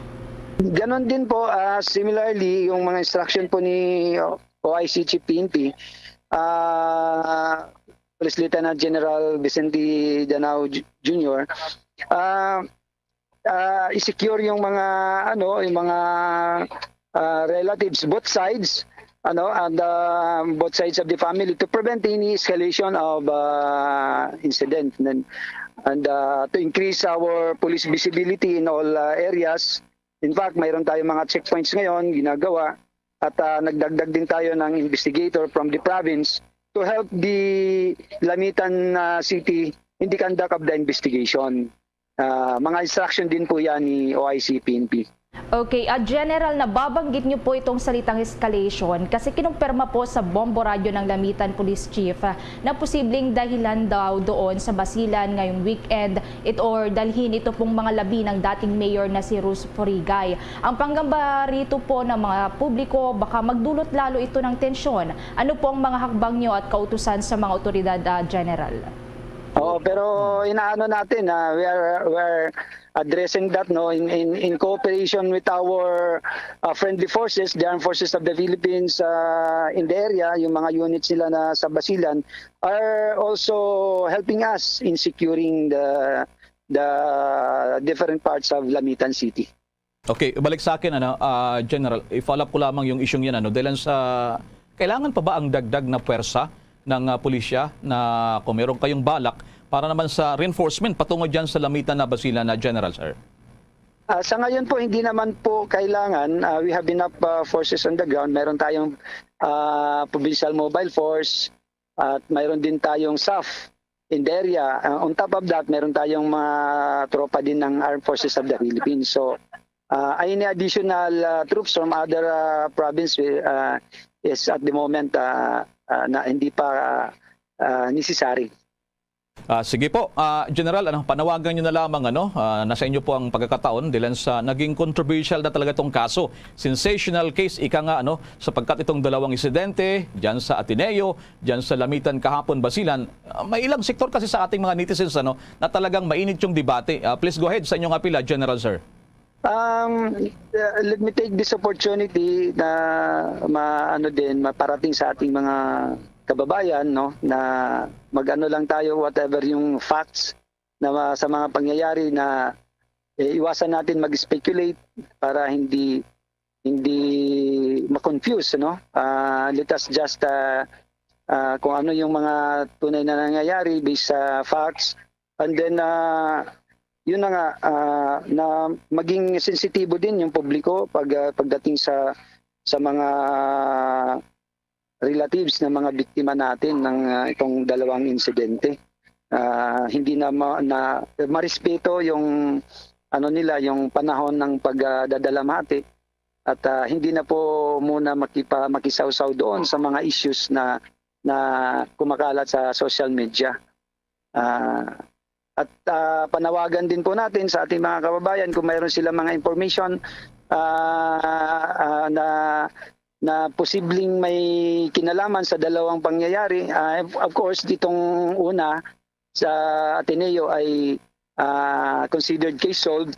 Itong pangyayari dito sa Lamitan, Basilan din, kung mayroon tayong mga kababayan dyan na who are witness to the incident or who have some information that may help the PNP in solving this incident, please we can protect your identities if you can help us. Please approach any police unit that near to you or so that makatulong o ma-solve natin ng kaagaran tong nangyari. Alright, very well said, sir. Maraming salamat sa binigyan ng inyong pagkakataon sa Bombo Radio Philippines na makapanayam kayo ng ganito kaaga, Gerald Cabaluna, sir. Thank you po. Thank you, Bombo Elmer. Okay. So yan mga kabombo, si Police Brigadier General Arthur Cabaluna. Siya po ang Regional Director of Police Regional Office ng Bangsamoro Autonomous Region in Muslim Mindanao. So nasa sakupan niya itong lugar ng Lamitan, Basilan at of this moment ay nasa Sulu siya ngayon dyan sa lalawigan ng Hulu-Sulu. Samantala sa iba pang balita, umapila naman si House Speaker Martin Romualdez sa mga mambabatas mula sa norte na tumulong sa pag-assess sa lawak ng pinsala ng magnitude 7 na lindol sa kani-kanilang lalawigan. Ginawa ni Romualdez ang apila bilang paghahanda sa mga budget hearing at para mailaan sa mga kaukulang ahensya ng gobyerno ang repair at gayon din ang rehabilitation sa mga nasira ng lindol.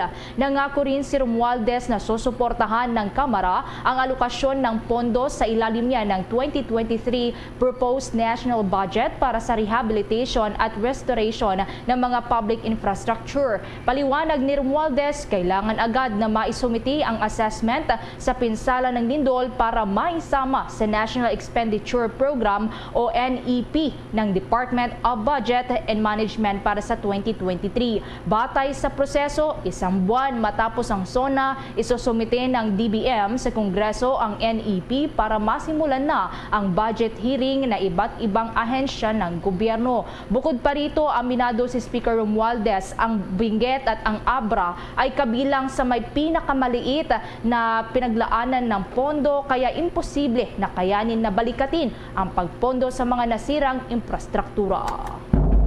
Samantala naman, sa kaugnay pa ring balita, umaabot na raw sa 28 million pesos ang halaga ng pinsala sa sektor ng agrikultura matapos tumama ang malakas na magnitude 7 na lindol nitong nakalipas na Miyerkules. Ayon sa latest data mula sa Department of Agriculture, Disaster Risk and Reduction Management Operations Center, nakapagtala ng pinsala ang sektor agrikultura sa Ilocos Region at Cordillera Administrative Region, partikular na sa irrigation systems.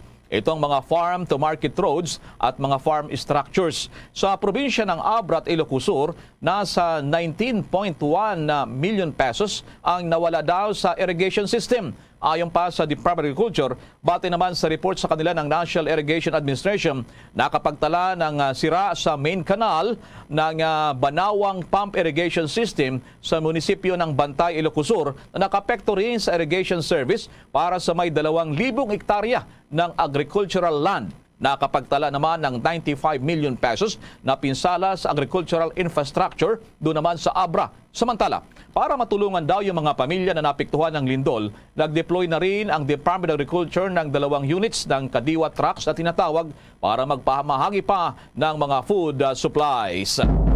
Samantala, pinagpapaliwanag ngayon ng Korte Suprema si dating Commission on Elections Commissioner Rowena Guanzon kung bakit hindi dapat siya panagutin hinggil pa rin sa usaping may kaugnayan sa mga nakabinbing kasong isinampa laban sa kanya. Ito ay matapos na talakayin umano ni Guanzon sa publiko ang mga kasong isinampa sa kanya ni Duterte Youth Party List Representative Desel Marie Candima o Cardema at asawa nitong si National Youth Commission Chairperson Ronald Cardema. Kahit na mahigpit itong ipinagbabawal sa ilalim niya ng sub judice rule na ipinaiiral ng mataas na hukuman.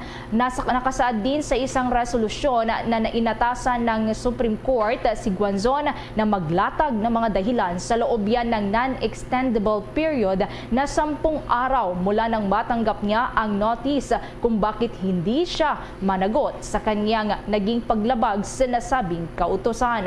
Ang sub-judice rule naman ay isang tuntuning ipinapatupad ng Korte Suprema kung saan mahigpit na ipinagbabawal sa dalawang partido ang pagsasapubliko o pagtalakay sa anumang kaso habang nakabinbin pa ang resolusyon nito sa Korte.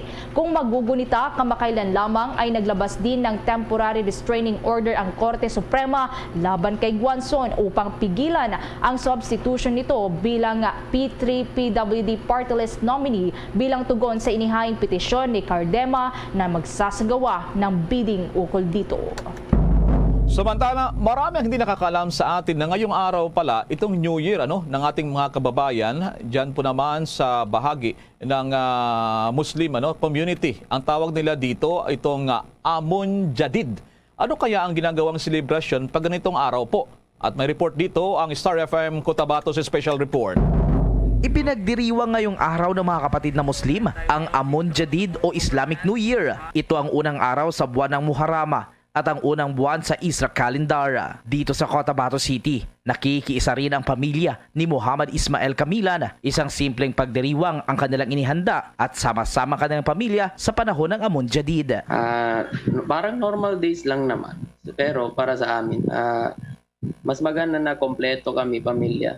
Sabay-sabay namin salubungin itong bagong taon ng Islam. Anya, sapat na ito para sa pagpapasalamat sa Allah subhanahu wa ta'ala para sa bagong taon na pinagkaloob sa kanyang pamilya. Ito'y sa kabila ng patuloy na nararanasang krisis sa COVID-19. Dito lang kami sa bahay, so parang normal days lang. Pero yun lang, kompleto kami, pamilya. Ayon kay Ustadz Ismael Ibrahima, Dito sa Pilipinas, hindi gaano ginugunita ng mga kapatid na Muslim ang Amon Jadid o Islamic New Year kumpara sa ibang bansa. Titingnan po natin sa Islam ay hindi naman pinahayag ng Propeta Muhammad na ito po ay legal holiday.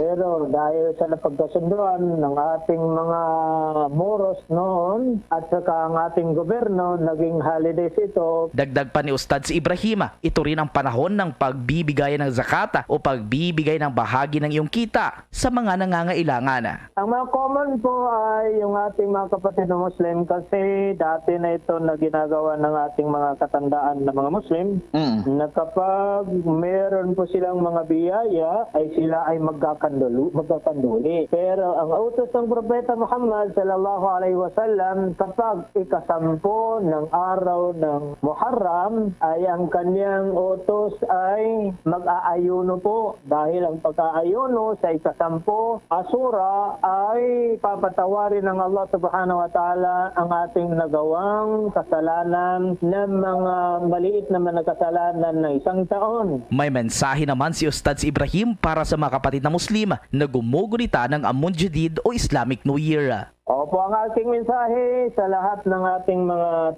tagapakinig ngayon ay magsisimula na po tayong magbago at saka yung hindi masyado mananampalataya ay umpisahan na lang natin. At ang mensahe po ng ating Propeta Muhammad sallallahu alaihi wasallam, kahit saan po tayo sa apat ng sulok ng mundo ay kailangan po mananatili na tayo ay mananampalataya sa Allah at tayo sumusunod sa alituntunin ng ating Propeta Muhammad, magkaisa at magiging tayo po ay masaya sa ating mga kapatiran na Muslim man o Kristiyano. Aalisin natin ang mga emosyonal na hindi po makakabuti sa sangkatauhan. At tulad sa pagsisimula ng bagong taon, umaasa mga kapatid nating Muslim na maging masagana ang papasok na bagong taon. Samantala, ngayong araw ng Sabado, July 30, 2022 ay idineklarang non-working holiday ang probinsya ng Maguindanao, Basilan, Lanao, Cotabato Province, Sultan Kudarata, Sulu, Tawi-Tawi, Zamboanga, cities of Cotabato, Iligan, Marawi, Pagadian at Isabela para sa pagbibigay daan sa selebrasyon ng Amon Jadid alinsunod sa Presidential Decree 1083 o kilala bilang Code of Muslim Personal Laws of the Philippines. Para sa Bombo Network News, ito si Star DJ Tom ng 93.7 Star FM Cotabato para sa Pambansang Radyo ng Pilipinas, Basta Radyo, Bombo! Samantala, pawang mga career diplomat naman ang hinirang ni Foreign Affairs Secretary Enrique Manalo para magsilbing acting undersecretaries ng kagawaran. Ang mga ito ay sina DFA Acting Undersecretaries Maria Teresa Lazaro, Antonio Morales, Carlos Sureta, Jesus Gary Domingo at Eduardo De Vega. Si Lazaro na dating Ambassador to Paris and Permanent Delegate to UNESCO and Undersecretary for Bilateral Relations in ASEAN Affairs. Ang Undersecretary for Administration naman na si Morales ay dating Philippine Ambassador to Singapore at Consul General to Milan at Hong Kong. Si Sureta naman ang dating Philippine Ambassador to Russia at Undersecretary for Multilateral Affairs in International Economic Relations. Magsisilbi namang Undersecretary for Civilian Security and Consular Affairs si dating Philippine Ambassador to New Zealand na si Domingo. Ang Undersecretary for Migrant Workers Affairs ay si De Vega na dating Philippine Ambassador to the Kingdom of Belgium, Grand Duchy of Luxembourg at yung European Union. Ayon sa DFA, ang pagtatalaga ng all careers sa senior officials ay nagpapakita ng commitment ng departamento sa pagbibigay ng professional advice sa Pangulo bilang Chief Architect ng Foreign Policy ng bansa. Samantala naman sa kabilang dako ng ating balita, inanunsyo po ng Technical Education and Skills Development Authority o TESDA. Magpapadala rin ito ng assistance para sa mga residente na naapektuhan ng nagdaang lindol na tumama naman sa Northern Luzon. Ayon sa TESDA, Sa kasalukuyan ay nakipag-ugnayan na rin sila sa regional at provincial government agencies at sa mga local executives para i-assess ang kailangang tulong mula sa kanilang mga panig at para naman sa turang mga lugar. Sa ngayon, natasan na rin ang mga regional at provincial offices sa apektadong mga lugar na i-activate ang kanilang disaster teams at magpadala rin ng agarang tulong sa pamamagitan ng Test Damayan program. Ang programang ito ay banner program ng ahensya na layong mabigyan ng tulong yung mga komunidad na naapektuhan ng anumang krisis dulot pa rin ng kalamidad, disasters o anumang untoward incident na nagresulta naman sa displacement. Hindi rin din naman magdadalawang isip daw ang TESDA na magpadala ng construction specialist at mga volunteers para matulungang makabangon din ang ating mga kababayang apektado o yung mga residente gaya ng ginawa ng ahensya sa mga apektado noon ng Super Typhoon Odette noong nakalipas na mga taon. Samantala naman sa ibang balita, hihingi daw ng pondo para sa 2023, halos kasing laki rin daw ng huling pondo ng Duterte administration ang hiling naman ng Marcos administration. At ginarin ay nakipagpulong na rin ang mga legal counsel ng Pangulong Marcos susapin rin ng International Criminal Court. At tagin na rin anong reaksyon ng Malacanang dito naman sa kumpirmasyon ng Department of Health na meron ng isang kaso ng monkeypox sa Pilipinas. Mga detalye ng reports na yan mula kay Bombo Dennis Samito. Target ngayon na Bombo Elmar, Bombo Ever ng Marcos administration na makapaglaan ng halos kapareho ng pondo para sa taong 2022 o yung pinakahuling pondo na hiniling ng Duterte administration bago bumaba sa pwesto. Ibig sabihin papalo ng nasa 5 trilyon ang posibleng maging pondo para sa susunod na taon at yan ay isa sa pinal ng mga miyembro ng gabinete sa mga susunod na araw. Target kasi nila na maihatid dito doon sa mababang kapulungan ng Kongreso sa susunod na linggo at kung sakasakali na may mga kakailanganin pang dokumento, ihahabol na lamang ito. On track pa rin naman umano ang pagpapasigla sa ekonomiya ng ating bansa para sa mga proyekto ng pamahalaan. Ayon kay Secretary Trixie Cruz Angeles, sa mga susunod na araw ay magkakaroon pa ng marathon meetings para sa inihahandang pondo at yan ay na may mga inisyal ng mga pag-uusap kaya't hindi na umano magiging masalimuot pa ang talakayan hinggil pa rin sa naturang pondo. Narito ang bahagi ng pahayag ni Secretary Trixie Cruz Angeles. The program is to get the economy back on track post-COVID. So a good economy, a thriving economy is going to help bring back all Filipinos. So that's the primary goal right now, as was mentioned in the SONA. We'll have to wait since the call has just been recently made. Iyan ang pahayag ni Secretary Trixie Cruz Angeles, may kinalaman din doon sa mga kababayan natin na kinakailangan na maalalayan habang sila ay nasa ibayong dagat at siyempre yung kalagayan naman ng mga Pilipino na naapektuhan na labis na naapektuhan itong COVID-19 pandemic. Samantala, ipinagtanggol naman ng palasyo ang presensya ng ilang personalidad sa nakalipas na pulong kay Pangulong Bongbong Marcos, kabilang na si dating Secretary Harry Roque dahil daw doon sa ilang mga konsultasyon na isinagawa. Git ng Malacanang, malaya naman ang sino mang tao na kumonsulta sa abogado hinggil sa mga bagay-bagay, lalo't ito'y may kinalaman doon sa usapin ng International Criminal Court kung saan ay pinag-uusapan yung nakahaing reklamo laban sa lumipas na Duterte administration. Sa kasalukuyan, wala pang inilalabas na mga pahayag o karagdagang pahayag si Pangulong Bongbong Marcos hinggil pa rin sa naturang mga naging pakikipagpulong. Pero inaasahan na may mga hakbang nang ginagawa ang pamahalaan upang tumugon doon sa International Criminal Court, lalo't pinagkukomento ang kanilang panig hinggil pa rin sa nasabing usapin. Samantala, pinawi naman ng Malacanang ang pangamba ng publiko hinggil nga sa kaso ng monkeypox na na-detect na dito sa Pilipinas.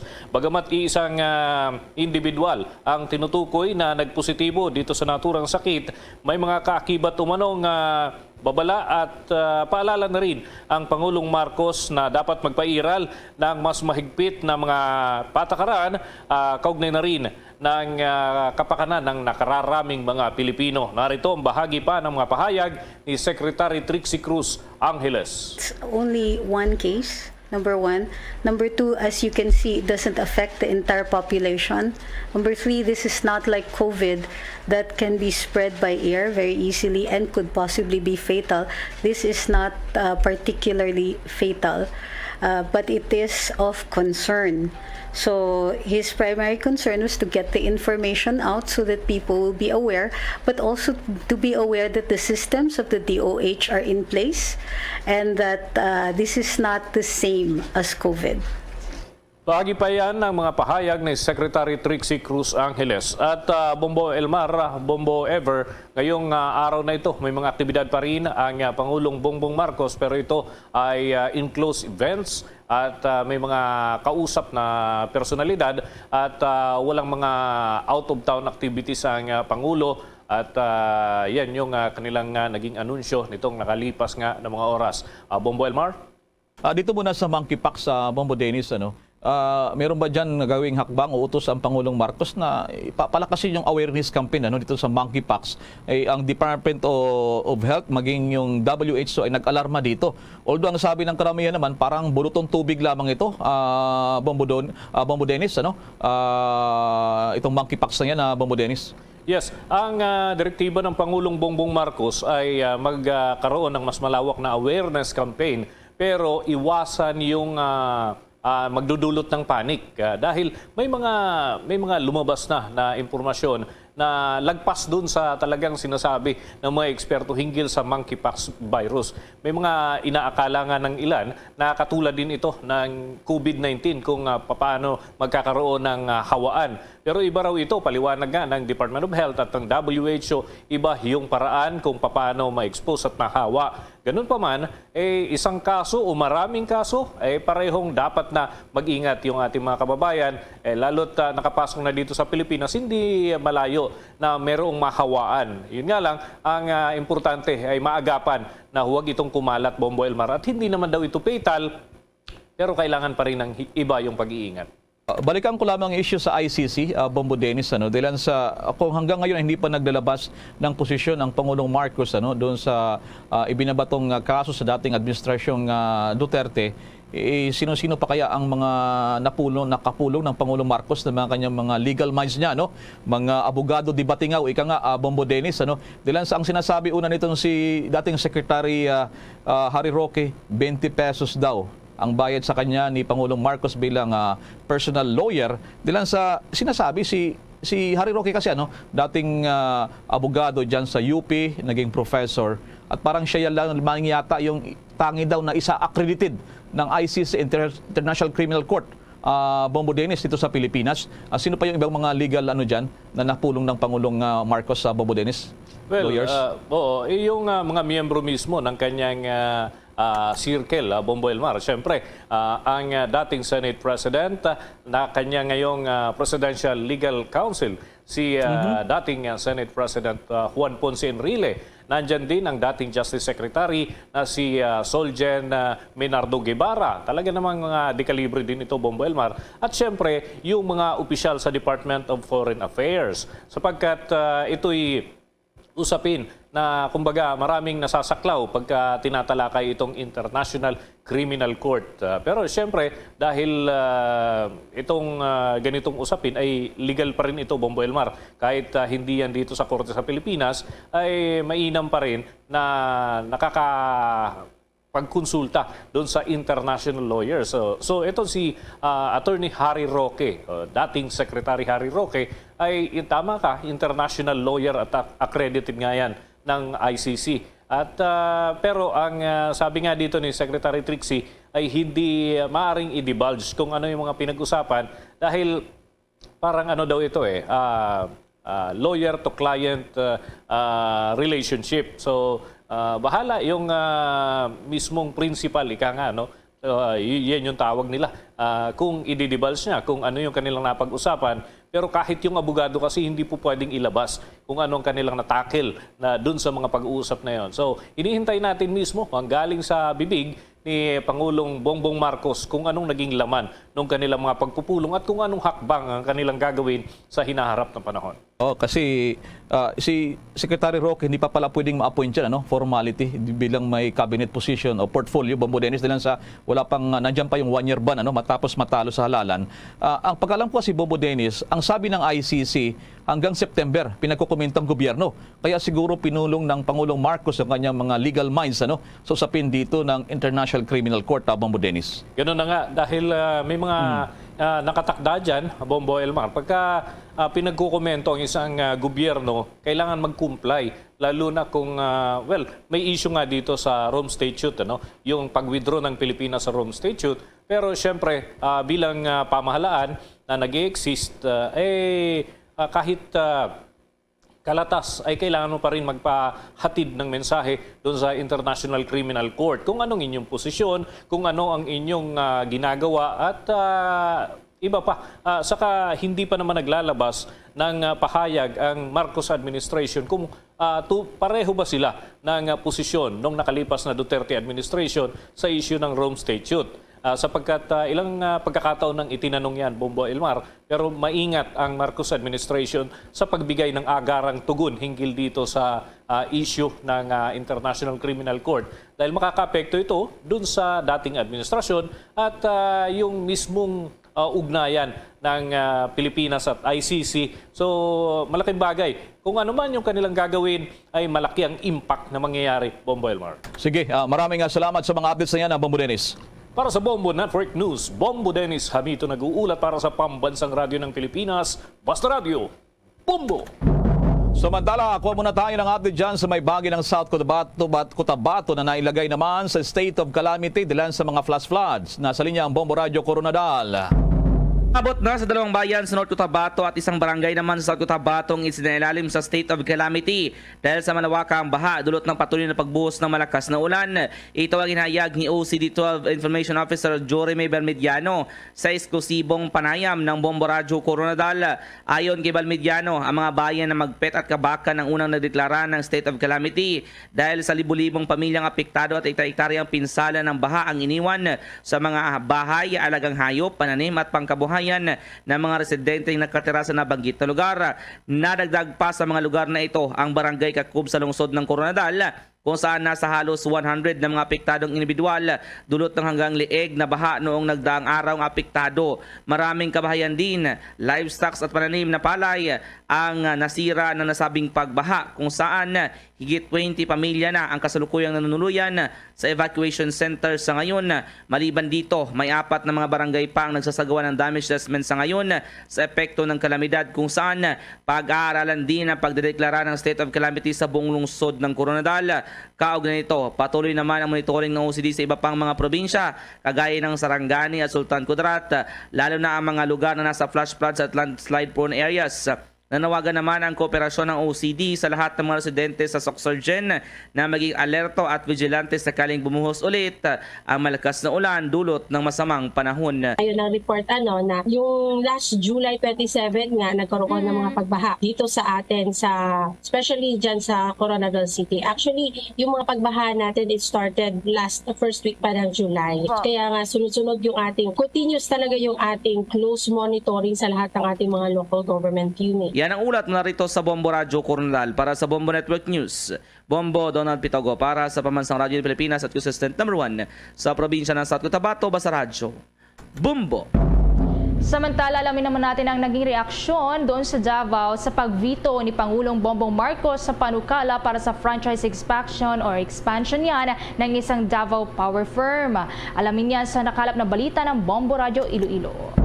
Ikinatuwa ng Philippine Rural Electric Cooperatives Association Incorporated o PhilReca ang pagvito ni President Ferdinand Bongbong Marcos Jr. sa House Bill No. 10554 na naglalayong i-expand ang franchise area ng Aboitiz-owned na Davao Light and Power Company o DLPC sa Davao del Norte. Sa panayam ng Bombo Radio kay Attorney Johnny Indipay Colingan, Executive Director at General Manager ng PhilReca, sinabi nito na may existing panaprangkisa ang North Davao Electric Cooperative Incorporated o Nordeco sa area na tatagal pa hanggang 2028 at 2033. Ayon kay Kulingan, naunawaan ng presidente na kung i-repeal ang prangkisa ng Nordeco sa areas na papasukin ng DLPC, ma-violate nito ang non-impairment clause sa ilalim ng Section 10, Article 3 ng 1987 Constitution.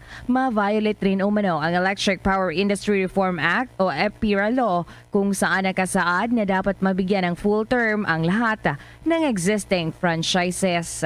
Kami po ay taus-puso nagpapasalamat sa ating Presidente, si Presidente Marcos, sa kanyang pag-veto o pag-disapprove sa House Bill 10554 dahil ito po ang tama at nagmamalaki po tayo na sinilala po ng ating Presidente ang ating mga argumento, ang mga reasons or grounds that the President vetoed the House Bill. Si Attorney Janine Dipay Kulingan. Para sa Bombo Network News, ito si Bombo G. Zapadios para sa Pambansang Radyo ng Pilipinas. Consistent overall number 1 sa Iloilo, Basta Radio. Bombo! Samantala, muling nagpaliwanag ang Department of Migrant Workers sa kaugnay po naman sa kanilang paglalayo na bawasan na ang proseso ng deployment ng overseas Filipino workers mula 3 buwan hanggang 3 linggo na lamang sa magitan ng digitalization ng mga sistema at proseso. Una rito ay kinumpirma nga ng Department of Migrant Workers spokesperson Tony Nebrida. Tinutukoy niya na yung panukalang digitalization project para sa OFW deployment ay sasakupin din yung mga application forms at kontrata ng mga OFW at iba pa. Sinabi pa ng DMW na sinusuri pa rin ni Secretary Susan Tuch Opley, isang dating Labor Undersecretary, yung mga umiiral ng sistema at proseso mula sa aplikasyon na kailangang punan para sa deployment hanggang sa point of hiring. Target nila na i-monitor ang mga OFW mula sa kanilang repatriation, reunification sa kanilang pamilya at reintegration nito sa society. Yun din sinabi pa ng naturang kagawaran na yung mga distressed OFW at kanilang mga pamilya ay maaaring tumawag sa One Repatriation Hotline. Ito po yung hotline 1348. Ito yung hotline 1348 kung kailangan nila ng agarang tulong sa ating mga bayaning OFW. Bombo International News. Hindi pa rin isinisiwalat ni U.S. House Speaker Nancy Pelosi kung matutuloy itong bumisita sa Taiwan. Magsisimula na kasi ngayong araw ang pagbiyahe ng U.S. House Speaker sa Asia. Ilan sa mga lugar na bibisitahin nito ay ang Japan, South Korea, Malaysia at Singapore, na lahat ng mga ito ay kaalyado ng Estados Unidos. Kasama niya sa biyahe ang ilan pang mga mambabatas sa nasabing pagbisita, subalit hindi pa rin ito kinumpirma kung matutuloy ito sa Taiwan. Magugunita nga na ikinagalit ng China ang planong pagbisita ni Pelosi sa Taiwan dahil sa baka umano impluwensyahan nito ang US. Itinuturing kasi ng China na kanila pa ring nasasakupan ang Taiwan. Kung matuloy ay magiging si Pelosi ang unang sitting US House Speaker na bibisita sa Taiwan mula noong si Newt Gingrich ay nagtungo doon nung taong 1997. Bombo Sports News. Muling maglalaro naman sa Australia National Basketball League is a Filipino basketball player na si Kai Sotto matapos ang bigong makapasok naman sa NBA draft. Kinumpirma ito ng kanilang players o Adelaide 36ers, ang coach nila. At pangalawang taon na raw sa paglalaro ng 7-footer na Pinoy center. Mayroon pa kasing natitirang 2 taon pala itong si Kai Sotto sa kupunan kung saan ang pangatlong taon ay magiging team option. Una rito ay sumabak si Sotto sa 23 laro sa unang NBL season na mayroong average na 7.6 points, 4.5 rebounds at 0.7 blocks per game na kanyang inilaro doon. Bombo Entertainment News. Bombo Entertainment News. Ang Binibining Pilipinas Organization may imbitasyon sa magaganap na coronation sa The Big Dome bukas. Mag-ichika tayo sa Star FM Baguio. Malalaman na bukas kung sino ang mga mananalo sa Binibining Pilipinas 2022 sa gaganaping Coronation Night sa The Big Dome. Sa exclusive interview ng Star FM Baguio sa official photographer ng Binibining Pilipinas na si Raymond Saldana, may imbitasyon ito sa lahat ng mga Pilipino na tutukan ng coronation kung saan ipapasa na ni Hannah Arnold, Cinderella Obiñeta, Samantha Panlilio at Maureen Montaigne ang kanilang mga korona. Magaganda silang lahat actually. Ang hirap mamili. Parang feeling ko, alam mo yung competition ng top model. Good luck na lang ngayon dahil mahirapan talaga sila. Ini-invite ko kayong manood lahat, Binibining Pilipinas. Alam ko inaabangan nyo to. Alam ko rin naman na parang marami kayong mga bets. So tingnan natin kung silang lahat ay mananalo. Kaya maraming salamat kay Mrs. Araneta. Maraming salamat din sa team namin. Bahagi ng exclusive interview ng Star FM Baguio sa official photographer ng Binibining Pilipinas na si Raymond Saldana. Lalaban sa Miss International, Miss Intercontinental, Miss Globe at Miss Grand International ang mga magwawagi sa coronation bukas. Yan ang report mula sa 89.5 Star FM Baguio para sa Bombo Network News. Star DJ Gabby nag-uulat para sa pambansang radyo ng Pilipinas, Basta Radyo. Bombo! Bombo Foreign Exchange Update. Abay, lumakas, bumawi ang halaga ng piso kontra dolyar. Sa report ng Bangko Sentral ng Pilipinas, ang isang dolyar ay katumbas sa Pilipinas 55 pesos and 72 centavos. Hong Kong dollar naman ay 7 pesos .09 centavos. Ang Singaporean dollar sa Pilipinas ay 40 pesos and 39 centavos. Saudi Riyal 14 pesos and 83 centavos, habang ang euro ay katumbas sa Pilipinas ng 56 pesos and 82 centavos. The Bombo Foreign Exchange Rate Update is brought to you by Queen City Development Bank. Bago po tayo magtapos, narito ang Orasyo Imperata. Merciful and compassionate Father, we confess our sins and we humbly come to you to find forgiveness and life. We come to you in our need to seek your protection against the COVID-19 virus that has disturbed and claimed many lives. We ask you now to look upon us with love and by your healing hand, dispel the fear of sickness and death, restore our hope, and strengthen our faith. We pray that you guide the people tasked to find cures for this disease and to stem its transmission. Bless the efforts to use the medicines developed to end the pandemic in our country. We pray for our health workers that they may minister to the sick with competence and compassion. Grant them health in mind and body, strength in their commitment, protection from the disease. We pray for those afflicted. May they be restored to health. Protect those who care for them. Grant eternal rest to those who have died. Give us the grace in these trying times to work for the good of all and to help those in need. May our concern and compassion for each other see us through this crisis and lead us to conversion and holiness. Grant all these through our Lord Jesus Christ, your Son, who lives and reigns with you in the unity of the Holy Spirit, God, forever and ever. Amen. We fly to your protection. O Holy Mother of God, do not despise our petition in our necessities, but deliver us always from all dangers. O glorious and blessed Virgin. Amen. Our Lady, health of the sick, pray for us. Saint Joseph, pray for us. Saint Raphael the Archangel, pray for us. San Roque, pray for us. San Lorenzo Ruiz, pray for us. San Pedro Calungsod, pray for us. Yan ang kabuuan ng ating mga pagbabalita mula sa Bombo News Center Makati at live via satellite. Kami po ang inyong mga nakasamang naghatid ng mga balita. Ako si Bombo Everly Rico. Ako naman si Bombel Maracol para sa Pambansang Radyo ng Pilipinas. Basta Radyo, Bombo! Radyo Bacolod. Number 1! Basta Radyo, Bombo! 2 minutos ang nakaligad sa taknang alas 8 sa aga. Welcome diri sa pagpangalagad sa palatunturan Bombohanay Big Time at lawas sang Sabado pet sa 30 sa bulan sang Hulyo sa buong 2022. Katapusan nga lawas sang Sabado sa ikapito nga bulan sa buong year 2022.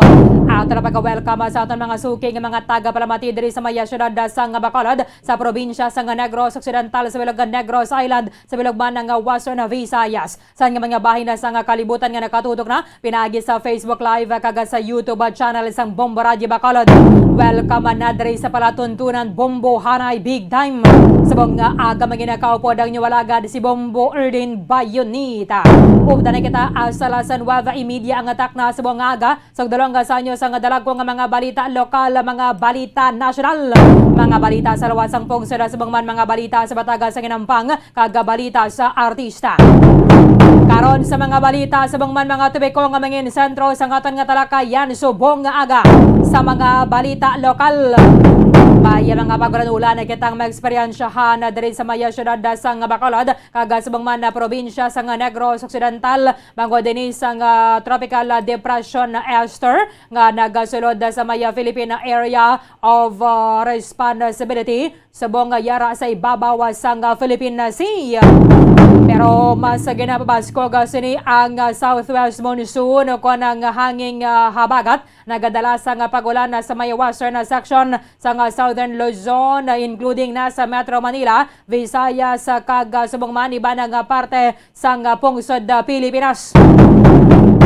Ang ginakagawan lang nato na diri kaya kadamo pa sa mga kotoran nato na balang nga nagatenera sa mga tenta dito sa may Abra kaga kaiping sa ning mga probinsya mga tapos nga naggalabay o nagatay og gining magnitude 7 nga linog may dugang diri pang mga abiso ang pag-asa bangod sa ning malain nga lakat sa panahon.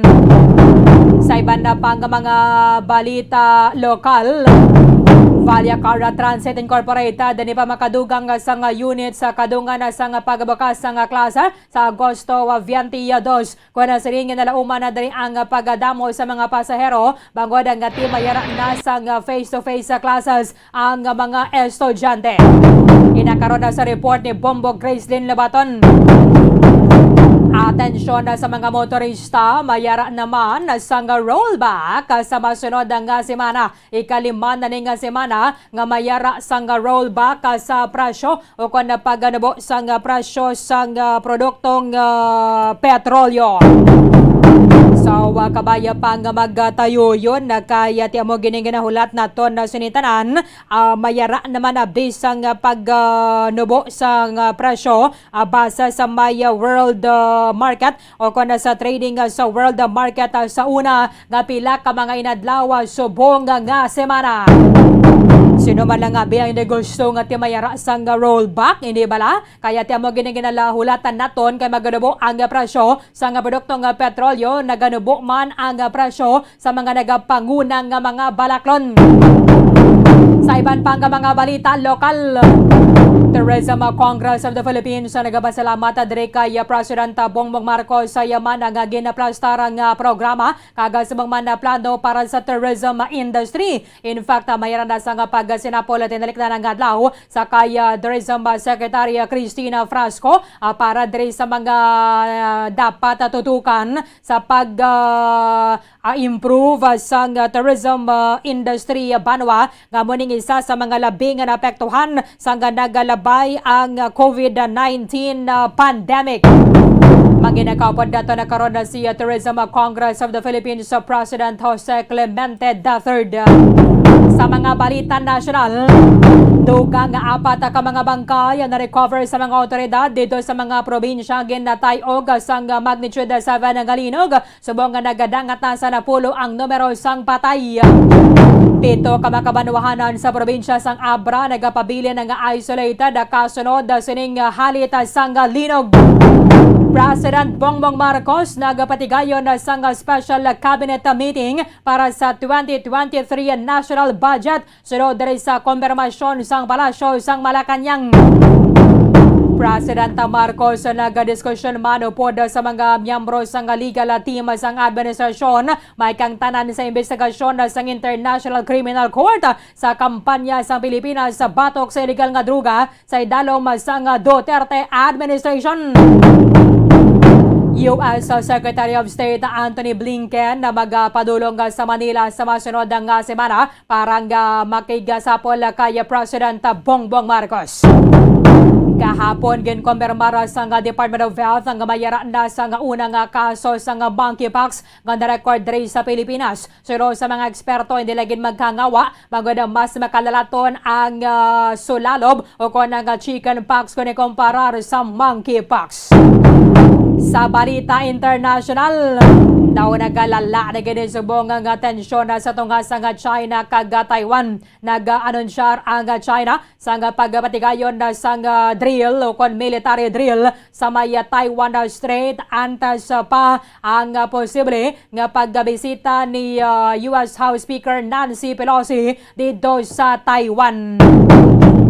Kagiban pa ang mga impormasyon kag mga balita banwa nga posible magluntad samtang nga nagapangalagad kita diri sa palatuntunan na Bombo Hanay Big Time. 9 minutos sa nakaligad sa takna nga alas 8 sa aga.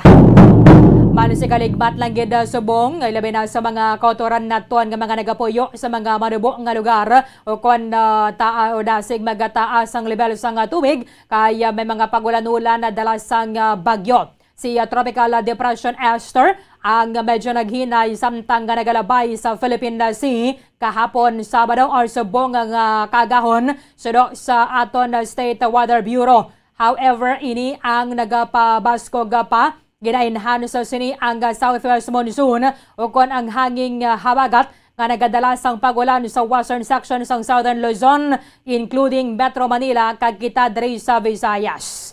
Santo sa bulletin sang Pag-asa alas 5 kay na sang kagahon. Ang monsoon gina-enhance sang tropical storm Songda nga yara pa sa gwa sang Philippine Area of Responsibility. Pero wala pa man isang tropical cyclone wind signal nga ginapasaka sang Pag-asa may kang tanan na diri sa Bagyo Esther. Alas 10 kagabi ang mata sang bagyo yara sa 785 kilometros sa nasidlangan sa Itbayat, Batanes. Ini ang mayara sa kabasugon sang hangin nga nagadangat sa 45 kilometros kada oras malapit sa sentro. Kag subong man pagmadlos nga nagadangat sa 55 kilometros kada oras.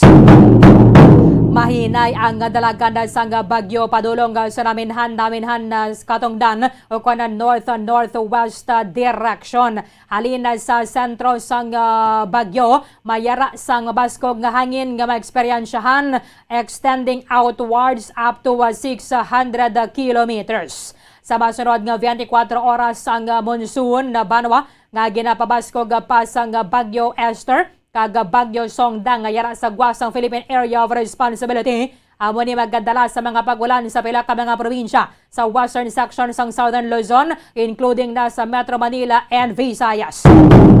Ang Metro Manila sunod sa aton nga State Weather Bureau, Calabarzon, Mimaropa, Bicol Region, Zambales, Bataan, Aklan, Antique, kagasubong man ng probinsya sang Samar, nag-eksperyensya sa magalumon nga kawaan subong nga Sabado. Mayara sang scattered rain showers and thunderstorms. Posible man nga magluntad ang flash flood o kon landslide sa tion nga magatayuyon ang pagatupa sang madamol nga ulan.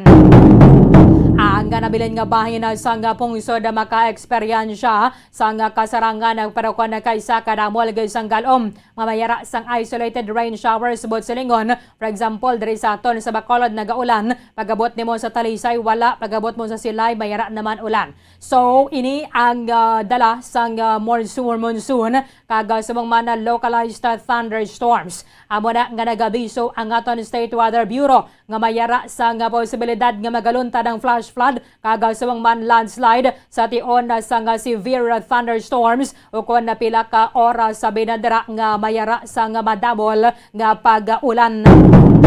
Kabaya pa ngayon nila magaduga yun yung malayan nga nakatas ang panahon kay ginakabalakan naton mga kotoran naton dito sa may Northern Luzon, partikularmente sa may Abra nga mayara sang nagatenergya po sa mga tent kaya hindi man sila makarisgo bago sa mga cracks ang ginabilin sa magnitude 7 nga linog sa ila sinitag sa kamanga balay. Ang Bagyo Esther ginalantaw ang magahulag padulong sa naminhan na katungdan o kon northward to northwestward. Posibleng magagwa man sa Philippine Area of Responsibility subong nga Sabado pero karon na sa hapon. sagwa sa Philippine Area of Responsibility Region mayra sang tropical cyclone nga gina-forecast nga magalabay malapit lang gid Banwa sa vicinity sang Ryukyu Islands karon sa gabi o kon nabuwas sa Domingo sang aga. Ang Weather Bureau nag-abiso sa publiko kagasubong man sa Disaster Risk Reduction and Management Officers concerned nga dapat mayroon na sa mga pagpanginlaman. Kaya although tiadad naman kita diri sa mga bagyo nga nagalabaya sa aton sa pungsod Pilipinas, average 20 tropical storms o tropical cyclone every year, pero nagabilin na sa gyapon sa mga halit ang malain nga lakat sang panahon kung mayara-dara sang ginabiso ay inyong mga DRRMO o kung Disaster Risk Reduction and Management Officers nga kung pwede magkawatigayon sa preemptive evacuation kung kadabol gid sang ulan nga dala sang ining weather forecast Banwa amo ni ang pagasundo na naton. Kaya ti mayara Banwa sang mga pagbantay ina sila diri sa aton sa may Philippine Area of Responsibility. 13 minutos na ang nakaligad sa takna ng alas 8 sa aga. Sang tinalikdan pila na ka mga sektor na labot naton regarding diri sa State of the Nation address ni President Ferdinand Bongbong Marcos Jr. Isa dira sa mga na-mentionar sang presidente ang sektor sang turismo because hindi naton sinimalipod manigar Banwa. Ang COVID-19 na pandemic amo ni ang isa sa mga naghalit sa may madamo nga mga sektor kag tanan gid sa aton nga mga Pilipino. May mga tourist guides sa mga hotel accommodation sa nibanda pang mga tourist sites sa Banwa nga ginasirado sang gobyerno mayara dra sa mga nakabaton sang ayuda. Pero yara gyapon subong sa stage of recovery, mayo man ni ang deklarasyon ni President Bongbong Marcos kahit wala na sa lockdown nga gapatuman ang aton nga gobyerno. Although subong mo naman ning bago nga balita naman kapo naging pagwas ang Department of Health na record naman diri sa aton pungsod ang una nga kaso sang monkeypox nga na-record sa pilan na kabahin sang kalibutan.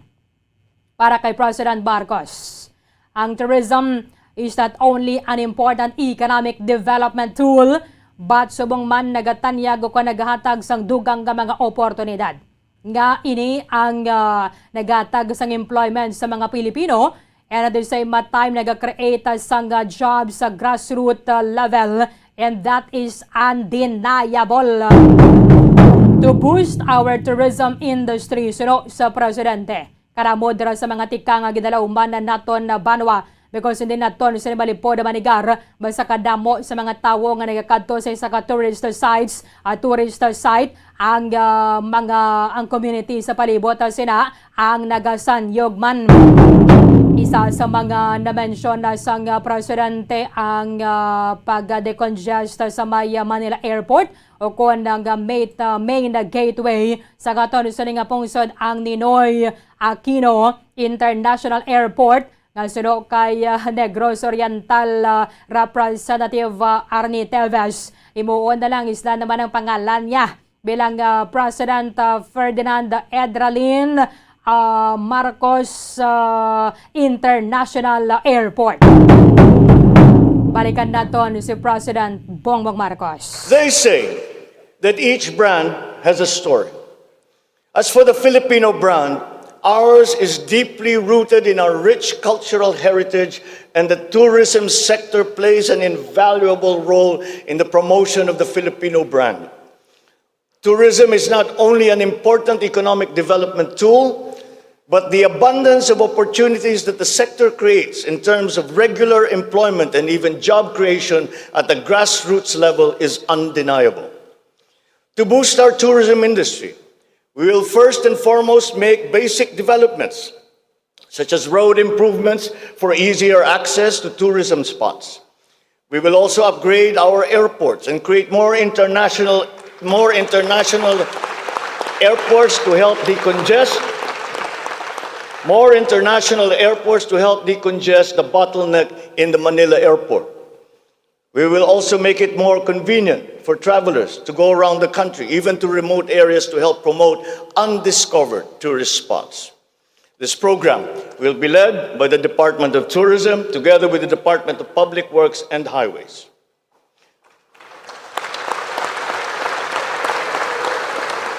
To foster the Filipino brand is to spark our sense of pride and reaffirm our strong sense of identity. It is time to welcome the rest of the world with an enhanced Filipino brand that is unique, attractive, and creative. The creativity of the Filipino is truly world-class. We excel in arts and culture, new media, live events, avenues which generate primary and downstream jobs for our creative and talented countrymen. Unfortunately, ang mga hanap buhay na ito ang unang pinadapa ng pandemya at ang pinakahuli namang makabalik sa normal. The creative industry likewise faces many challenges, including workplace conditions, working hours, intellectual property rights, and the welfare of our beloved freelancers who were left vulnerable during the height of the pandemic. We require an institutionalized creative industry that will advance the interest of its stakeholders. Sila na nagbibigay ng kaluluwa at pagkakilala sa ating pagka-Pilipino. Protektahan natin sila.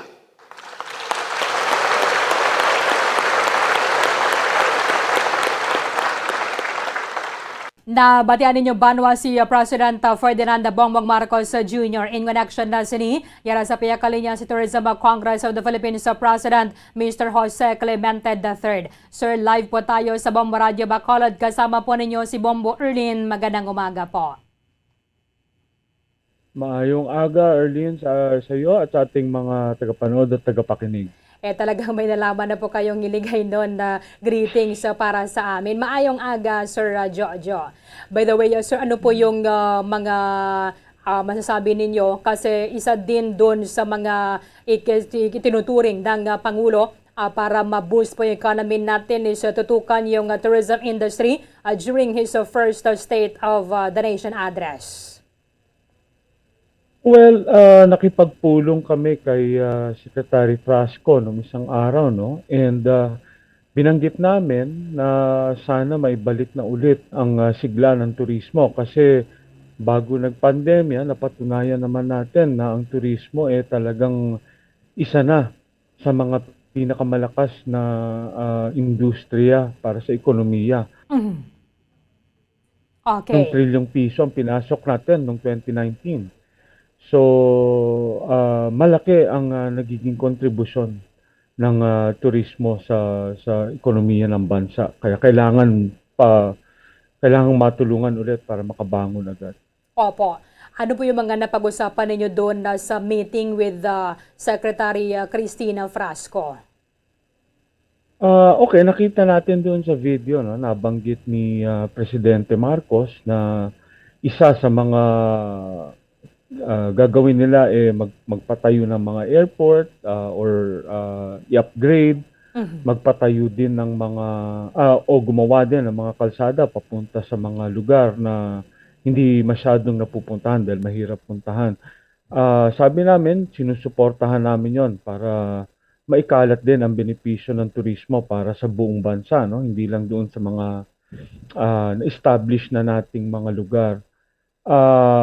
Binanggit din namin na hindi lang airport at hindi lang mga kalsada pero pati yung dagat natin, yung mga infrastruktura pandagat, tuunan din ng pansin kasi isang paraan din yan para makita ang Pilipinas, no, yung mag-island ferry ka or mag-inter-island cruising ka sa Pilipinas, isang bagong paraan yan or something unique na paraan para makaikot ka sa Pilipinas. Isa pang napag-usapan din, nabanggit din doon sa SONA, yung branding, no? So, tinanong din namin kung ano ang mangyayari sa ating current slogan, It's for Fun in the Philippines. Hindi naman sinagot ng diretso ni Secretary Frasco, pero Binanggit na lang namin na kung pwede lang sana ito wag mapalitan at nakita naman natin kung gaano ka-epektibo ang naging slogan na yan para sa Pilipinas. Oho. Tinutukoy po ninyo, Yeah. sir, yung It's More Fun in the Philippines. Yes.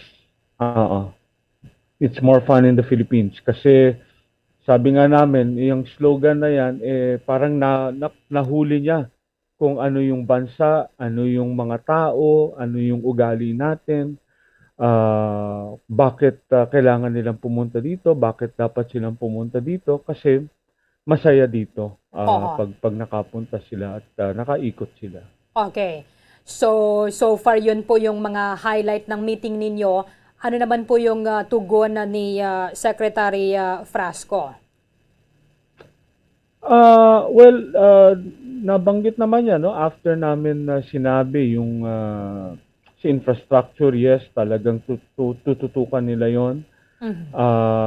At nabanggit rin kasi namin nga na dahil din no, sa laki nung naging obligasyon ng bansa nung pandemya, sa dami ng utang natin, kailangan ang foreign exchange. Kasi nga, yung mga inutang natin, dollars yun no? Alam naman natin na ang turismo ay isa sa mga pinakamabilis at pinakamadaling paraan kung paano tayo makakapagpapasok ng dolyar dito. So, Opo. tama lang, nabanggit kasi din ni Secretary Frasco dati na pagtuunan ng pansin ng domestic, pero pinaalala din namin, kailangan din natin ang international markets natin at dyan natin makukuha yung ibang pangangailangan natin. Opo. Kasi sir, talagang napakalaki po yung utang natin. Maliban doon sa mga OFWs, meron din po tayong little exports. At least yung mga foreign tourists makakatulong dito doon sa ating foreign reserve. Oo. Yun na nga, yun yung isa sa pinakamadali at pinakamabilis na paraan para gawin yon. Ang isa pang napag-usapan namin yung pagpapatayo ng mga airport, pero kailangan din tignan kung paano natin mahihikayat na pumunta dito yung mga foreign carriers na lumilipad sa iba't ibang parte ng ng mundo, no? Kasi hindi lang naman sapat na nakapagpatayo tayo ng mga paliparan, pero kailangan din nating gumawa ng paraan para mahikayat na lumipad dito ulit. Marami din tayong mga European carriers kasi na nawala din noong mga nakaraang taon. Kailangan makahanap tayong paraan kung paano natin silang maimbitang bumalik dito sa Pilipinas. Oo. Mabuti naman po at yung pronouncement ng Pangulo na wala na pong lockdown na hinggil doon sa COVID. Erlyn, isa pang napag-usapan din namin yung pagpapadali para makaikot ang mga turista sa Pilipinas dahil alam naman natin hanggang ngayon marami pa tayong mga pinifill up ng mga contact tracing app na iba-iba, depende sa pupuntahan mong lugar. Sabi namin na kung pwede, isang na lang yan, isang contact tracing app na lang, yung One Health Pass. Dahil yun naman ang talagang requirement para makapasok sa Pilipinas. Pag meron ka ng QR code, sabihin natin, ang OHP o yung One Health Pass, dapat sapat na yon para makaikot ka sa bansa. Kasi pinapasok ka naman na So, ibig sabihin, ikaw nakapagpakita na ikaw ay okay lang or wala namang problema na makapasok sa Pilipinas. Para na lang mapadali na rin ang pag-iikot ng turista. Kasi kahit naman tayo, pag bumiyahe tayo at nakita natin na marami pang mga kailangan gawin, di ba? Parang nahahassle tayo. So, ganun din ang gusto natin gawin para sa mga turista para mas maganda ang ikot nila, mas mapadali, mas smooth. Oo. Kasi sir, for example, ang galing nga sila sa Boracay, yung iba kasi part na po ng package nila na pumunta din sa other parts of Visayas. Siguro kabilang na din po dito sa amin sa Negros Occidental and other parts of Mindanao bago po sila bumalik. Oo, tama. Kasi ngayon sa ating mga domestic tayo, no, nabibiyahe, kailangan pa natin mag-fill out ng S-Pass. Opo. Para sa turista din, minsan depende kung saan sila pupunta, mayroon na sila ng OHP, pag-fill upin pa rin ng S-Pass. Kaya napapatagal yung proseso or yun na nga, nahahassle sila, parang although 10 minutes lang naman para fill upan yun, pero syempre gusto natin yung pinakamadaling paraan na para sa kanila, di ba? Ang importante po ay fully vaccinated. Kasi marami din naman po na naka-receive na rin po ng booster shots. Yun. Isang requirement na yon para makapasok na walang quarantine, dapat may at least yung unang booster shot, no? Para doon sa mga turistang papasok. Meron pa rin kaming nakitang mga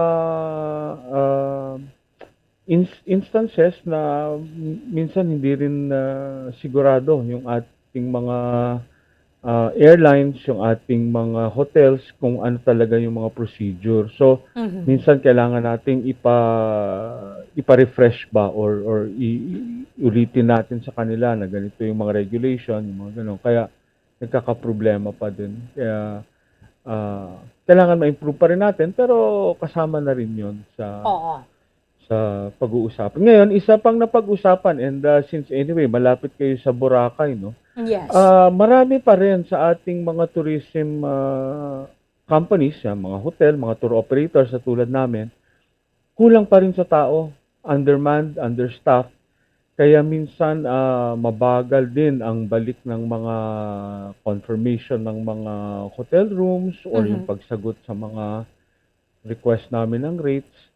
Kaya nag-aano din kami na sana matulungan kung paano natin mapapabuo o mapapalakas ulit, no, itong mga stakeholders, kasi nga kinukulang na tayo sa tao. So, panawagan natin baka doon sa mga nakikinig, nanonood sa atin, pumasok na kayo sa industriya ng turismo, pabalik na tayo o bumalik na kayo. Saan po, sir, na part ng tourism or doon sa Boracay yung talagang kulang doon sa mga, kasi yung mga employees dyan ay nanggaling sa iba't ibang panig ng bansa? Actually, Erlyn, hindi lang sa Boracay, kahit sa Cebu, sa Bohol, sa Palawan, pare-pareho ang problema. Even dito sa Maynila, aminado din ang ating mga kasama sa industriya na kulang pa rin ang tao, pero ang magandang balita kasi ang pasok din ng mga bookings at inquiries sa amin, kaya medyo nahuhuli kami minsan sa sagot dahil kulang nga kami sa tao. So maganda problema, pero magandang problema. Opo. May oportunidad naman sa lahat ng problema, kaya yun lang, no? Baka doon sa mga gustong pumasok sa industriya ng turismo, sige na, halika na, pasok na kayo.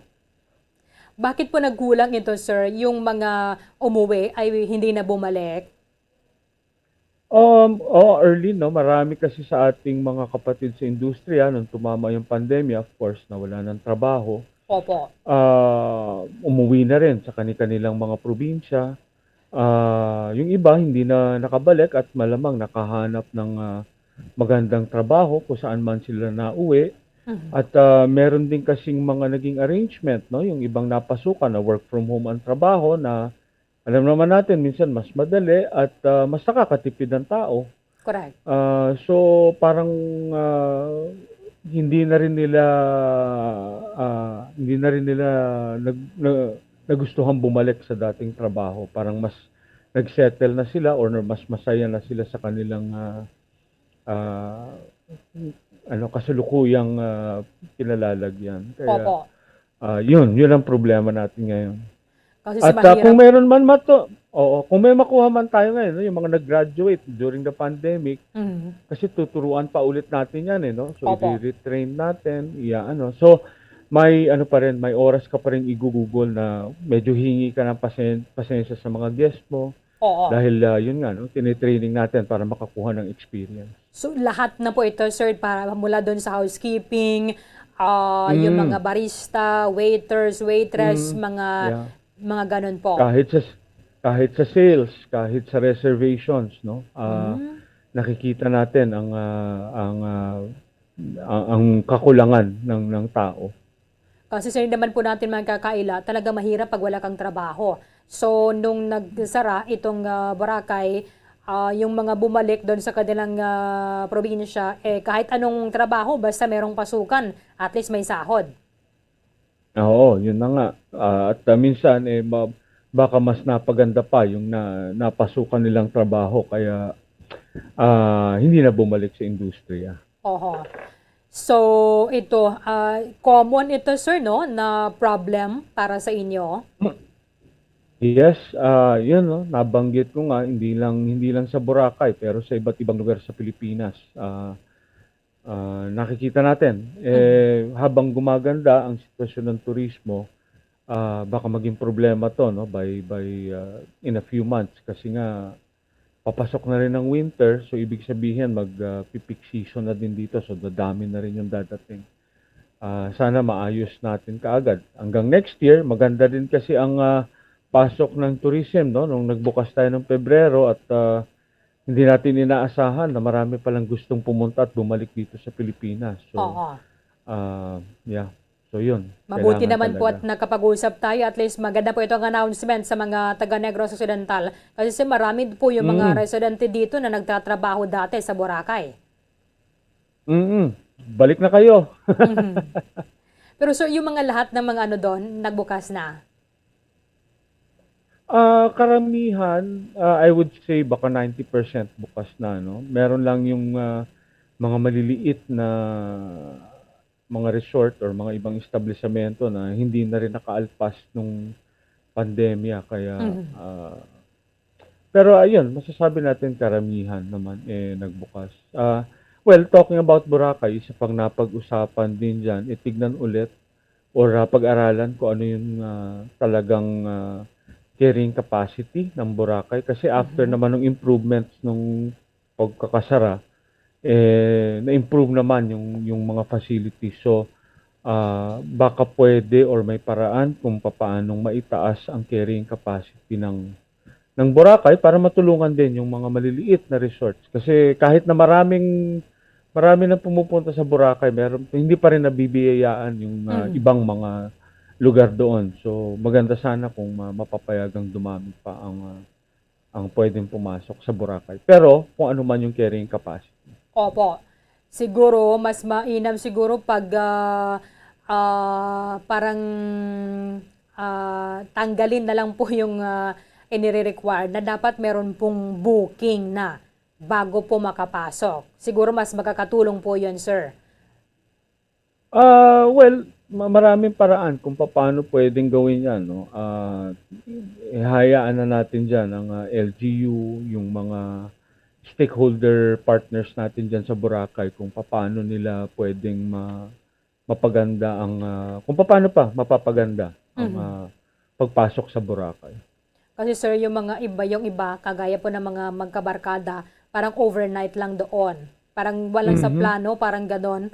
Kasi ngayon, hindi makapasok Dapat may hotel booking ka muna. Yes. Yeah. Minsan nagkaayaan lang di ba? Opo. Punta tayo ngayon, balik tayo mamayang hapon. Pero kasi nga dahil doon sa limitasyon, marami ding hindi nakakapasok. So, yun nga, mapag-aaralan naman yan kung paano natin pwedeng mas mapaganda pa ang sistema. Okay. Siguro may mga karagdagan po kayong mga recommendations for the current administration for the tourism industry. Well, magbibigay naman kami ng aming position paper, no, sa meeting kay Secretary Frasco at sa DOT. Nabanggit naman namin dahil ito lang yung una naming pagkikita, pagpupulong, mga ano muna, yung mga pinaka-importante lang muna yung nabanggit ko kanina.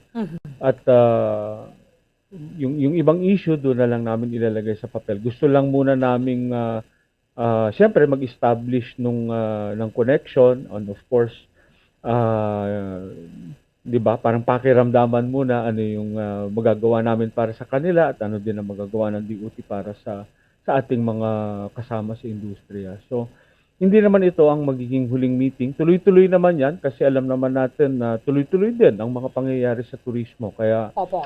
Kami naman sinabihan na laging makikipag-ugnayan ang parehong side, no? Ang DOT tsaka kami sa TCP and the stakeholders para smooth ang ating turismo habang tayo ay bumabangon ulit. With this, maraming salamat po sa inyong oras dito sa amin sa Bamaradio Bacolod, Sir Jojo Clemente. Sa muli po, magandang umaga po sa inyo.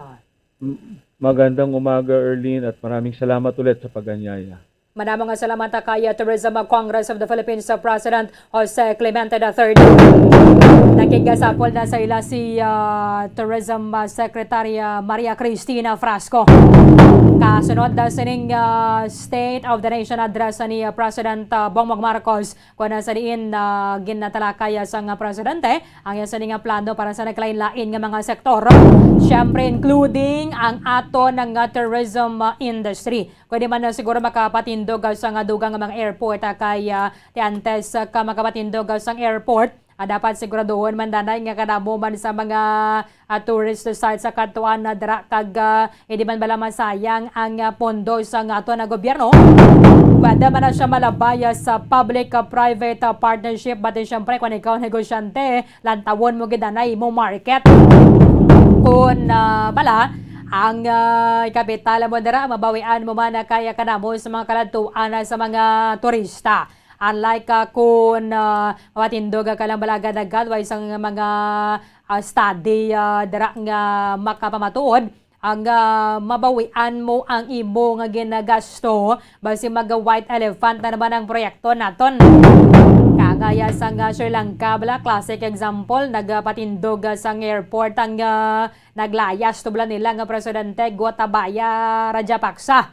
Agin pangalan niya pa to sa iyang kaugalingon Gotabaya Rajapaksa Airport. Ang ending, nabakadako ang utang nila sa China, ang income sa airport ni ganay kabayad sa electricity bill. Kundi kanugon lang pero kadugaya sang tinuig mo nga pagabayad sa gobyerno. Pero kung mapasanyo kagpatawo mapagid nato ng Ninoy Aquino International Airport and siguro masapos wala para man sa may land travel kag mapalog-alugan sa nga gobyerno mga restrictions ilabi na para sa mga turista from abroad nga mga naka-booster naman na gani bala or fully vaccinated kaya ti total ti okay naman ang subong nga makapangabuhi naman na kita nga ara ang coronavirus. Ang monkeypox naman ang ari subong pero ang monkeypox makalaton na sa imo kon kwan na bangod sa laway because or through sexual intercourse sabi matalakay na nato na sa masunod nga semana para nga may dugang kita diri nga knowledge and awareness regarding sa may monkeypox. Nga kahapon suno sa Department of Health na record naman diri sa aton pungsod ang una nga kaso.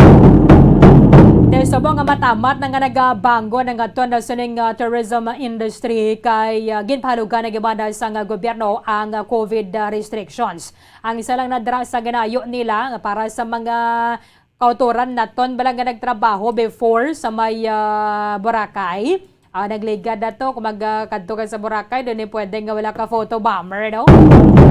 Kaya sa magkadamo gidyang mga nagakadto kagkadamo man sa mga empleyado nga mabuligan sa isla sang Boracay from Luzon, Visayas and Mindanao. In fact, pagadto na to na dito wala nga gin-close ang Boracay kadamo sa mga taga Negros dito, no? Kadamo sa mga taga Negros from Sagay, San Carlos, Escalante, Toboso, and then Calatrava, ang may mga sakayang may mga motor bangka, may mga pambota sila dito sila yan nag-star.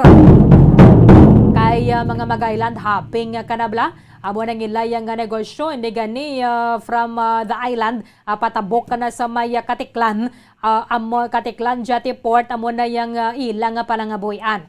However, may 2 years halos 2 years ang wise ang income ang mga pumuluyo ukon nang may mga resort dito, may mga kalan-an, may mga salon, kag syempre sa mga other tourist accommodations. Ilabi na sa mga hotel, di kung ikaw man niya, di ka man niya makagwantay nga way ka income. So pagpuli mo sa imo yung probinsya or inyo abidara nga banwa, mansig pangita malang trabaho. Bisa ano lang na niya, basta mayara income, sige lang.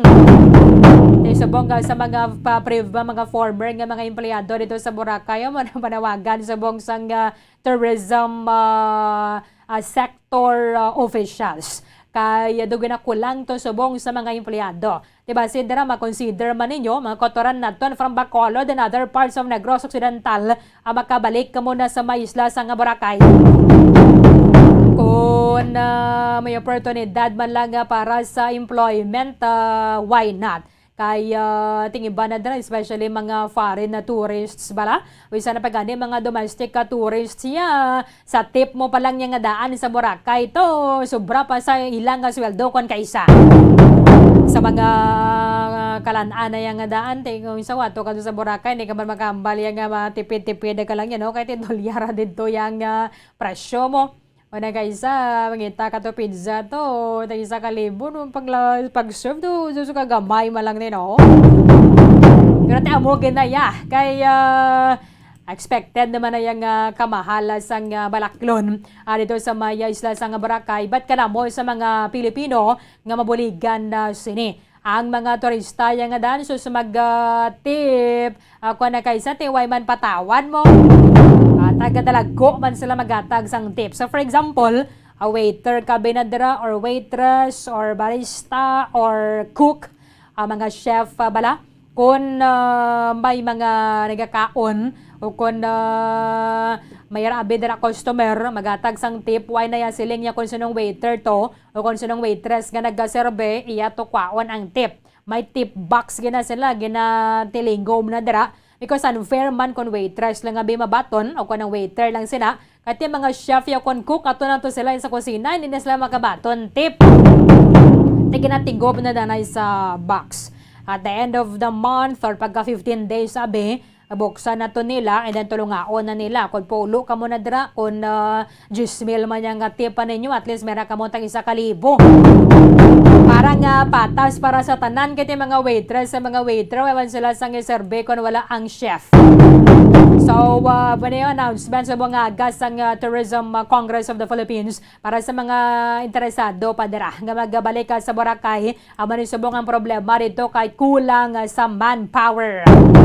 Nagabulokas na pero mga nagapululi ito daw wala sang plano. Iba na sila ito, hindi naman interesado kaya nakakita na sang lain nga trabaho. But for those interested nga magbalik sa Maya Boracay and other tourist destinations na maginalinan ninyo, maka-coordinate ka mo dira sa inyo nga employer dati or sadto, and then makapabutyaga ka mo dira nga gusto ninyo magbalik. Kahit doon mga senior high school labi ang imo i-hire or mga way balaya na train pa. So balik na naman sa puno, back to zero. Gid kay matrain na naman sila liwat. Mas mayo ko nini mga former nga mga empleyado nila magabalik. Sa mga gusto dara, mga may kursunada pa ninyo bala magbalik sa Boracay, manisubong nga ginakinahanglan na dito. 46 minutos sa Banwa na kaligada sa taknang alas 8 sa aga. Pagbalikan naton na ginapreparahan na subong, no? Kaya pila na lang man ka semana, magabalik na naman sa klase. O kung sa mga eskwelahan na mga estudyante, kaya amo ni ginahulat naton nga dapat makaresume na ginang face-to-face classes sa mga estudyante because ang kalidad sa edukasyon nga nakuha nila sa tinalikdan ng duwa ka school year, hindi man ganyan sila nga mo naka-questionable bala, pero lain gid ya kunara sila sa sulod sang classroom. Ang Vallecarra Transit Incorporated magaulat para sang approval sang Land Transportation Franchising and Regulatory Board kung makadugang sila dira sa mga unit para nga makater ni ang mga pasahero kaya ginalauman ang pagdamo sa mga passengers o mga commuters subong nga magabalik na ang klase sa pagbalik sang Bombohanay Big Time. Matapos nga nagbalatian ang bugos sa kalibutan dulot sang coronavirus disease, isa naman sa karon kabalatian ang bulos sa ginakahadlukan worldwide, ang monkeypox. Ano ang ginatawag na monkeypox? Well, suno sa World Health Organization o kung WHO, ang monkeypox ang isa ini ka infectious disease nga dulot sang monkeypox virus. Kung maghambal naman kita monkeypox virus, isa ini ka orthopox virus nga mo ang ginatunaan sa mga sintomas nga daw kaangay sa smallpox, apang less severe. Ang monkeypox ginakabig nga less contagious, kag mangintunaan sang less severe nga mga balatian kung ikumpara sa smallpox. Simuloan nga ang smallpox na-eradicate na ini sa tung 1980, apang ang monkeypox nagapadayon nga nagaduging sa mga kapungsuran sang Central kag West Africa. Sa karon, mayara duha ka distinct clade ukon subtype, ang West African clade kag ang Congo Basin clade nga amuman ang ginatawag Central African clade. Ang monkeypox ang ginakabig nga zoonosis, ukon isa ka sa isang balatian nga naghalin sa mga sapat padulong sa humans. Mga sapat kaangay sang squirrels, ilaga, amo kag iban pa. Human to human transmission is limited. Monkeypox is transmitted to humans through close contact with an infected person or animal or with material contaminated with the virus. Base pa sa key facts ng World Health Organization ukon WHO nga ang monkeypox virus mahimo ini matransmit ukon malaton sa iban pinaagi sa bodily fluids, lesions sa panit ukon internal mucosal surfaces kaangay sa mga naghalin sa baba ukon tutunlan sang pasyente, respiratory droplets kag mga contaminated objects ukon materials kaangay sang beddings. Samtang, base naman sa fact sheet sang Mayo Clinic nga isa ka medical center sa Minnesota, USA, nga kun matapikan ang isa ka tawo sang monkeypox virus, ang initial symptoms amo ang paghilanat, paglingin sang ulo, nagahinubag ang mga lymph nodes, kag pagadasnan sang pagtinubo-tubo sang mga rashes sa lawas tubtub nga magmangin flat patches ini. Amat-amat nga magaulbo o kon mangin nodules tubtub nga magbinitog-bitog kag mangin pus-filled blisters. Ini nga nagalabot sa 5 tubtub 7 ka adlaw. The rash heals by scabbing over. Makabig na nga infectious ang isa ka pasyente sa pagsugod pagid lamang sang paghilanat sini. Samtang pamangkot, may bulong na bala ang monkeypox? Well, dugang pa sa fact sheets ng WHO nga ang vaccines nga ginusar sadto sa pag-eradicate sang smallpox sa bugos sa kalibutan amo man karon ang ginatublok sa mga tao batok sa monkeypox, kag ang antiviral agent nga gin-develop para sa smallpox treatment nangin lisensyado naman para sa treatment sang monkeypox. Newer vaccines have been developed, of which one has been approved for prevention of monkeypox.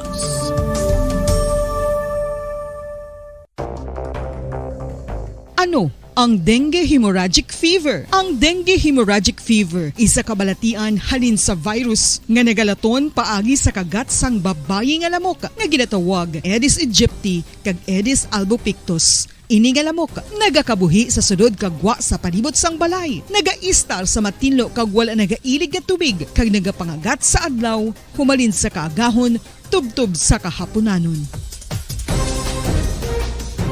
Paano makaangkon sang dengue ang isa ka tawo? Kung ikaw ang makagat sang lamok nga nakasuyop sang dugo sang pasyente nga may dengue. Kung ikaw ang makagat sang lamok nga halin sa pagkaitlog may dala nga virus. Ano ang mga palatandaan o kung sintomas sang dengue? Hinari nga hilanat nga nagadugay sang duha, tubtub 7 ka adlaw, bleeding o kung pagdugo sang ilong, panit o kung baba, kag pagsuka o kung paghigko nga may dugo, sakit sang ulo, pagpalangluya, pagdula sang gana sa pagkaon, sakit sa tiyan kag pagpalanakit sang tutunan, pagpalamula, rashes, shock, pagpalangyami, pagpalamugnaw, pagpalanglapsi, pagpalangitom, pagdasig apang mahina nga pulso, pagkalipong, pagsalasala o kon delirium. Sa karon nga uso naman ang dengue kag nagasugod na ang tigululan, ginapanugyan sa tanan nga magpanglimpyo sa aton palibot kag ugsaran, pakulbon o kon pangulaon ang tanan nga mga suludlan o kon bisan ano lang dira nga may stagnan o kon nagsupot nga tubig, agud matapna ang pagbreed sang mga lamok. Pahanumdum, nagikan sa Bombo Radio Bacolod. Basta Radio, Bombo! Makapila ka beses kung magpangapi sa isa kadlaw, maghinay-hinay lang sa pag-inom sang kape bagod may ara ini sa ini maayo nga epekto sa lawas. Apang paano bala mibuan kung masobrahan na kita sa kafe.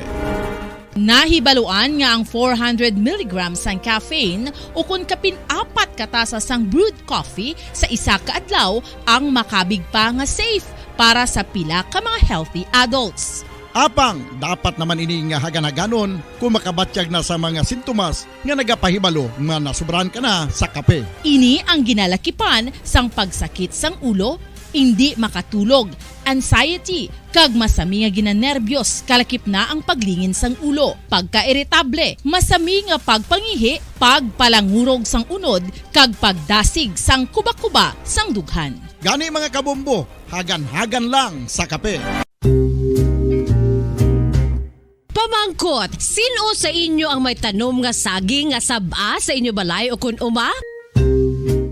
Kagkaangay sang halos kalabanan, paborito man bala ninyo ang saba nga saging? Nga wala labot pwede makaon kon fresh, luto o kon bisan hilaw, pinaagi sa pagtanok suni. Paborito ini naton nga snacks kun himuon nga banana Q, banana chips, crisp banana fritters o kun turon, namit man ini prituhon, plus ginahimo man ini bilang ketchup, banana ketchup. Kag ang luto nga saba, ginalunod ini sa mga potahe kaangay sang pochero. Yum yum. Well, sa mga utod naton dira nga hindi kumpleto ang ila adlaw kung hindi makakaon sang luto nga saging nga saba, good news! Bangod tuman kadamo gali ang makuha naton nga benepisyo sa pagkaon sang saba nga saging. Ang saging nga saba ang mahimo matawag Cardava banana. Gina-classify ini botanically bilang Musa acuminata ex balbisiana, isa ini ka hybrid cultivar nga native diri sa Pilipinas. Ginatawag man ang saba bilang praying hands. Bangod daw kaangay sang mga kamot nga nagapangamuyo ang kortes ni.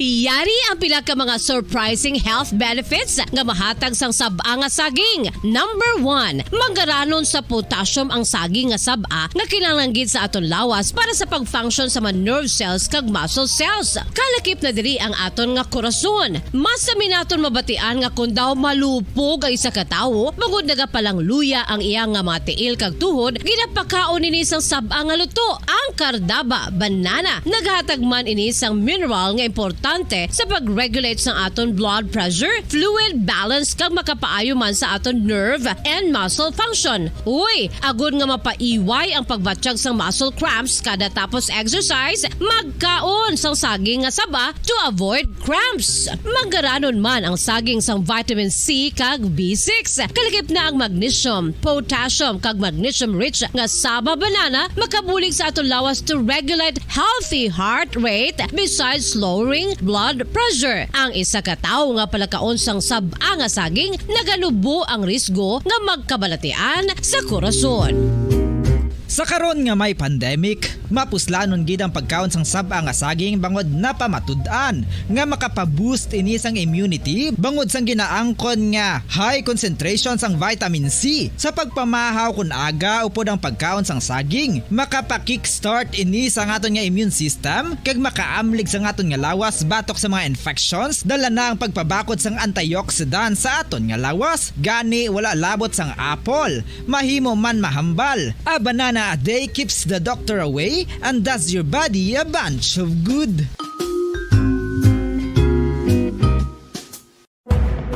Madamos ang sahi sa pagpamasahe kay isa na diri ang foot massage. Magluwas sa relaxing feeling nga mahatag sini, nakaibalo bala ka mo. Nga madamo man ini sa benepisyo sa lawas. Ang pagmasahe sang tiil ang maka-improve sang blood circulation. Bangod nagabulig ini sa pag-transport sang oxygen sa cells sang lawas. Nagapromote man ini sang mas maayo nga tulog, kag ginabulong ang sakit sa ulo, migraine, sakit sa liog kag likod. Nagapa-improve man ini sang modo kag nagabulig bato sa depresyon. Magluwas diri, ginapabilin sini nga healthy ang tiil kag malayo sa food problems. Bangod gina-stimulate sini ang mga ugat diri kag ginabuhinan ang stiffness kag sakit sa dapa-dapa. Gani mga kabombo, maayo gid sa lawas ang foot massage.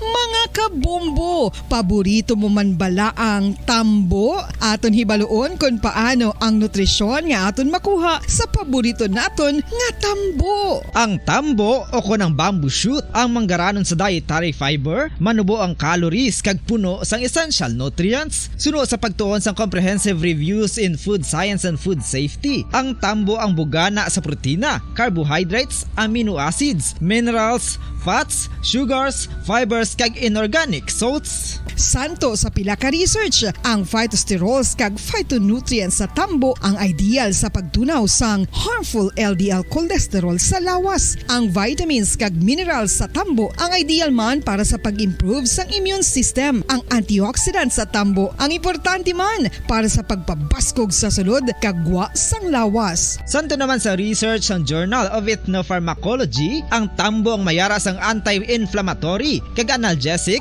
o kon pain-killing properties. Luyag mo bala mga kabumbo nga mapanubo ang imo nga bugat? Nakasiguro ka bala nga nagakaigo ang imo nga pamaagi? Isa sa masami nga ginahimo sang iban nga mga luyag magpanubo sang bugat amo ang starvation diet ukon pagpagutom. Ini ang hinali nga pag-utod ukon pagpanubo sang intake sang calories sa gina-consume sa kada adlaw. Ginapinsar sang iban nga epektibo ini nga strategy sa madasi nga pagpanubo sang bugat.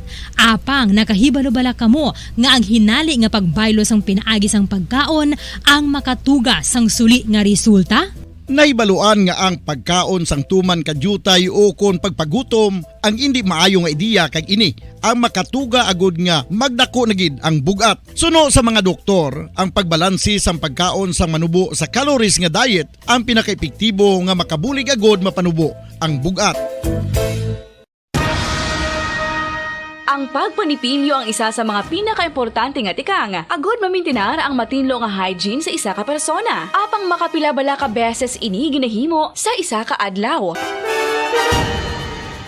Suno sa American Dental Association, ginarekomendar ang pagpanipilyo sang makaduha ka beses sa isa ka adlaw. Sunod diri, maayo ang pagpanipilyo sa aga kag sa gabi gamit ang isa ka soft brittled brush. Para sa optimum dental health, ginapahayag sang ADA ang pagpanipilyo sang 2 ka minutos kag siguraduhon nga matinloan gid ang kada ngipon. Importante man nga tinluan ang tunga sang ngipon, isa ka bes kada adlaw. Importante man nga tinluan ang gum line, bangod posible ini nga tiniran sang bakterya. Friendly advice from Bombo Radio Bacolod.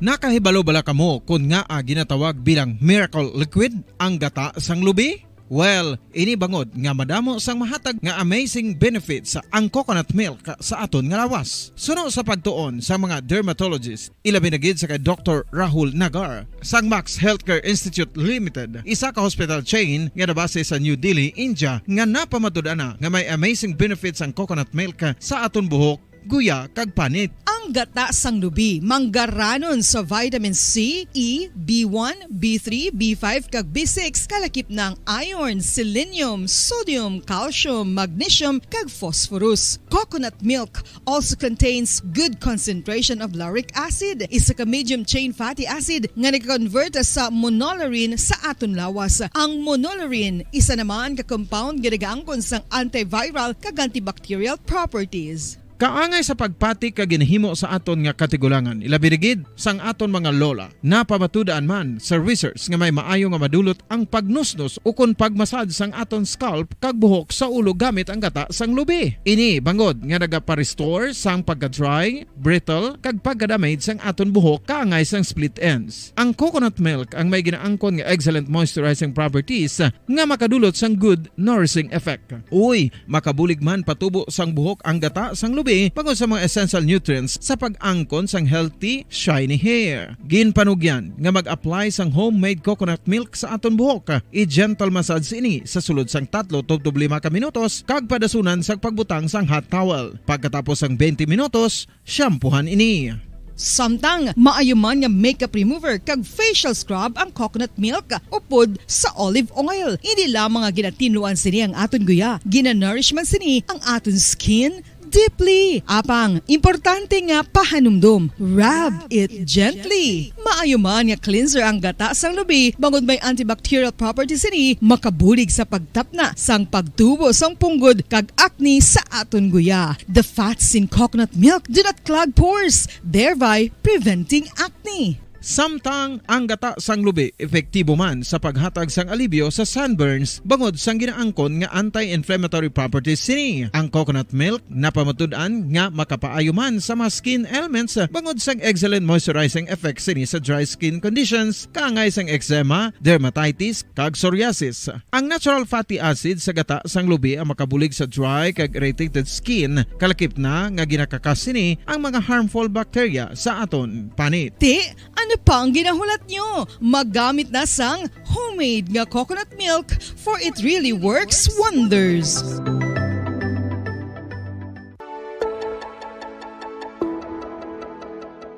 Luyag mo bala nga mabuligan ang imuguya nga magmangin mahining ukon makaangkon sang top of the line highlighter nga pwede lamang maangkon na sa sulod sang balay. Huo mga kabombo! No fancy skincare products, no messy do-it-yourself masks, kag ini ang pinaagi lamang sa ice cubes nga madamo naman ang nagahimo sini kag nagahambal nga epektibo ang ini nga beauty regimen kag skincare tip. Suno sa mga dermatologist, makabuligid ang pagnusnos sang ice cube sa aton guya adlaw-adlaw. Ang ice makadulot sang pagpahugot sang aton panit sa guya bangod gina-constrict sini ang mga blood vessels diri. Rason nga nagakipot man ang mga pores kag wrinkles sa aton guya. Nagapakupos pa ini sa mga inflammations kaangay sang eye bags kag pagpalangharok sang aton mga mata. Ang pag-rub sang ice cube sa aton guya makahatag sang soothing effect kung may nagatubo nga acne. Kag ang kabugnaw sang ice nagapapana sang pagpalamula sang panit dulo sang dalalagko nga mga punggod nga nagatubo kalakip na ang sunburns kag rashes. Makabulig man ang pagnusnos ng ice cube sa aton guya sa pag-reduce sa mga aging signs kaangay sang fine lines kag wrinkles ukon pagkurinot sang panit. Ini bangod nga ang coldness sang ice nagabulig sa pagpahugot sa mga pores sa aton panit, making your skin look firmer and younger. Apang importante nga pahanumdum, kung mag-rub o kung magnusnos ang ice cube sa guya, dapat inanay lang kag in circular motion for best results. Makaisa man lang ka best kada adlaw dapat nga mag-apply sang ice cube sa guya. Gani, ano pa ang ginahulat mo? It's time for Ice Ice Baby! Magluwas sa baboy, baka kag manok, may isa ka karne nga sara nga mahimo alternatibo nga iserbe sa lamesa sa mga Pinoy kag ini ang rabbit meat o kon karne sang kuneho. Suno sa pagtuon, mas matinlo ini kag mas healthy kung ikumparar sa iban nga karne sang sapat. Saga. Pabalikan na sa ating pagpangalaga na dre sa palatunturan Bombohanay Big Time. Siyempre sa mga estudyante na dra from elementary and high school. Sino naman lang kabing excited, no? Kay makita nyo naman liwatang nyo sino nga mga manunodlo ka mga classmates.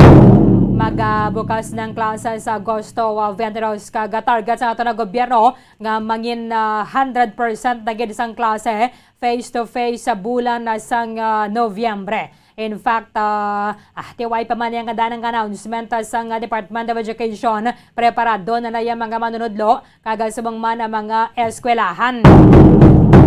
Magluwas lamang sa mga na-damage sang Bagyo Odette bala sang Disyembre nga ang iban na draway pagyapon na tandog. So kabay pang basa padasig ba sang Department of Education sa bulig sa Department of Public Works and Highways o kan DPWH ang pagkakayo sini kung makabulig man dira ang LGU better. Parang makakit-anay na hawa. Kay tilain gidya ko mayra sang interaction na bala sa tunga sang manunod kagal subang man sang yaso nga estudyante kaya sang tinalikdan ng duwa ka school year ini gani makilala sang estudyante kung sinong iyang manunodlo ay kaya sila nagkit-anay. Kay nagpatuman man sang limited face to face pero man siling limitado. Kag pila lang ang makasulod sa classroom, Viante, iba na dra yaragyapon sa blended learning or ginapadalaan sa module, it's either iba na dra online man ang klase. Ratiway pa man ako no dre, magaulat pa man ang Land Transportation Franchising and Regulatory Board sa nga desisyon or ang Valia Car Transit Incorporated magaulat na dira kumira sang approval ang LTFRB nga makadugang nga sila unit kay actually ang ining pagbalik sang klase mo maning ginahulat sa mga drivers kag mga restaurant bala no sa gwasang eskwelahan para nga buhi naman ang negosyo kay ang mga restaurants o kan mga kalan-an nga malapit sa eskwelahan ang ilaya ginasaligan na sang customer nila ang mga estudyante man mo. So kasubo naman na kon sira klase na naman idugang mo pagidi nga dana duwa man ka school year nga way sang mga estudyante nga madamo nga naga-kadto sa tagsa ka mga bulutuan sang iba na ganin dirang nga mga restaurants naga-silo location ini ganin nagsirado para sa mga PUJ drivers o kan public utility vehicle drivers ang pagbalik sa mga estudyante sa face-to-face na gidya nga klase amo ning isa sa makabulig parang magdamo-damo man ang ila sini nga income kay bisan mayra sang discount para sa mga students subong 11 ng aton pamasahe no 11 ang first 5 kilometers and then mayra sang dugang nga piso for sunod nga kilometro. So, ang mga estudyante, kag mga senior citizens, plus persons with disability, mayroon sila discount nga piso. So, wapulo ang pamasahe. Kaya di mapaninin sa mga public utility vehicle drivers kamaliwan dugangan ang ilang income. Anong pahayag sang operators sang Sera sa Basas, Bombo Gracelyn Lewaton sa report. Kamin. Bombarlin, nag-aamat-amat na kita balik sa kinaugalian o kung sa normal ta nga pagpangabuhi. But may mga bagay lang sa gihapon, no? Nga sa siniba lang panyempo nga dapat naton ianad aton mga kaugalingon. Just like abi ang pagtaas man sa plite sa 2 ka pesos, no? Kag Bombarlin sa bahin sang aton sini nga sitwasyon sa subong, although nga halog-halog kita sa COVID-19, niyara sa gihapon nga naga-retain sila sa amon nga alert level status. Isa man ka-rason nga nalantaw sang Valia Car Transit Incorporated nga kung hindi sila makadugang sang ila sini nga unit, no? Kay ang LTFRB ang magadesisyon sa pagdugang sang pila ka unit sa ila sini nga pagbiyahe. According kay Ma'am Jade Ceballos, ang spokesperson sa VTI, nga hindi pagid sila makadugang sa pila ka mga buses nga magabiyahe diri sa norte kon sa sur, no, sa probinsya sa Negros Occidental, tungod man sa iban pa nga bahin sa probinsya nga naga-stay pa no sa alert level 2. So manang rason kag although nga amo na ang sitwasyon ta sa subong, kag nagaylapit naman ang pag-abre sa klase nga tunaan man sa pagdamo sa mga pasahero, kag posible maginutok ang bus, ila sini nga pagaymoon ng Berlin, i-adjust ang schedule na lang nanay sang pagbiyahe. Halimbawa, abi kung alas 9 sang gabi maga-off no ang biyahe sa isa ka lugar, halimbawa sa Victoria City, dugangan ina mo early sa oras sa paghulat ni sa mga pasahero kay may mga estudyante kita nga may buhi sila ya o kung close nila alas 8:30 mga college students from Berlin. Ang mga estudyante sa mga high school abi o kung mga junior high school wala problema, pero diri sa syudad sa Bacolod damot kita diri sang colleges nga magabukas na sang ila sa nga klase via face to face. Merlin, so kinahanglan na biya sa elementary kag high school kung sila naga-start, dira man sila naga-eskwela. Bomo Grace. Yes, Merlin, isa college student, siya kinahanglan pa nila magbiyahe. Kayo lang Merlin, kung naga-board ka no, okay gid, mag-stay ka daya pila ka adlaw sa boarding house mo. Pila ka lang ka adlaw magabiyahe, halimbawa, mabalik ka sa Lunes ding adlaw, kung Domingo adlaw, puli kabiya Bernes, no? Kaya wala pong klase Sabado. Ang iba niya mga estudyante, Iba niya, lapit. ginabalibad man na nila nga may group study Sabado. Para Kagi ka makalagala. na wala. Yes, makakala. Wala pa malilupod sa mga grupo, no? Kagi ka na wala. Kagi. Kagi ka escape. Lumayo man sa mga nag-graduate kaya na, okay man na, sigurado nakagraduar. Oo. Ginasigurado ko, di ba, Marlene, makagraduate ko. Bisan nga pala escape ko sa una. Siya na. Pero muna nga matuoran. Nag-isa pa, Marlene, ang iban, malapit-lapit lang niya, no, sa syudad Abisang Bacolod. Tuga puli-puli sila ya, adlaw-adlaw. Bisan pag-gabi na ang ila sining buhi, no, sang klase. Sa Nibi Magalon, na ka daw pwede pa na iya makapuli-puli. Yes, pwede pa puli-puli. Tingin na pamangkot naman gani isa spokesperson sa BTI, Ma'am Arlene, kay Ma'am Jade Ceballos, nga basi magutok pala, hindi ma-maintain ang physical distancing. Kaya kabalo naman kita, basta may klase nga daan, wala pa kamot ang series bus, Ma'am Arlene, nagatipo, nagidang madamo nga mga estudyante, nagabantay sa pagsakay. So, basi, inita malikawan bala. So, ginapasigurado man, sa BTI, Ma'am Arlene, nga hindi magtutok, no? Hindi pala mag-inagaway sa pulungkuan or hindi maubsan ang ila sa mga unit sa pag-cater, no? Paghatag serbisyo sa atong mga kauturan.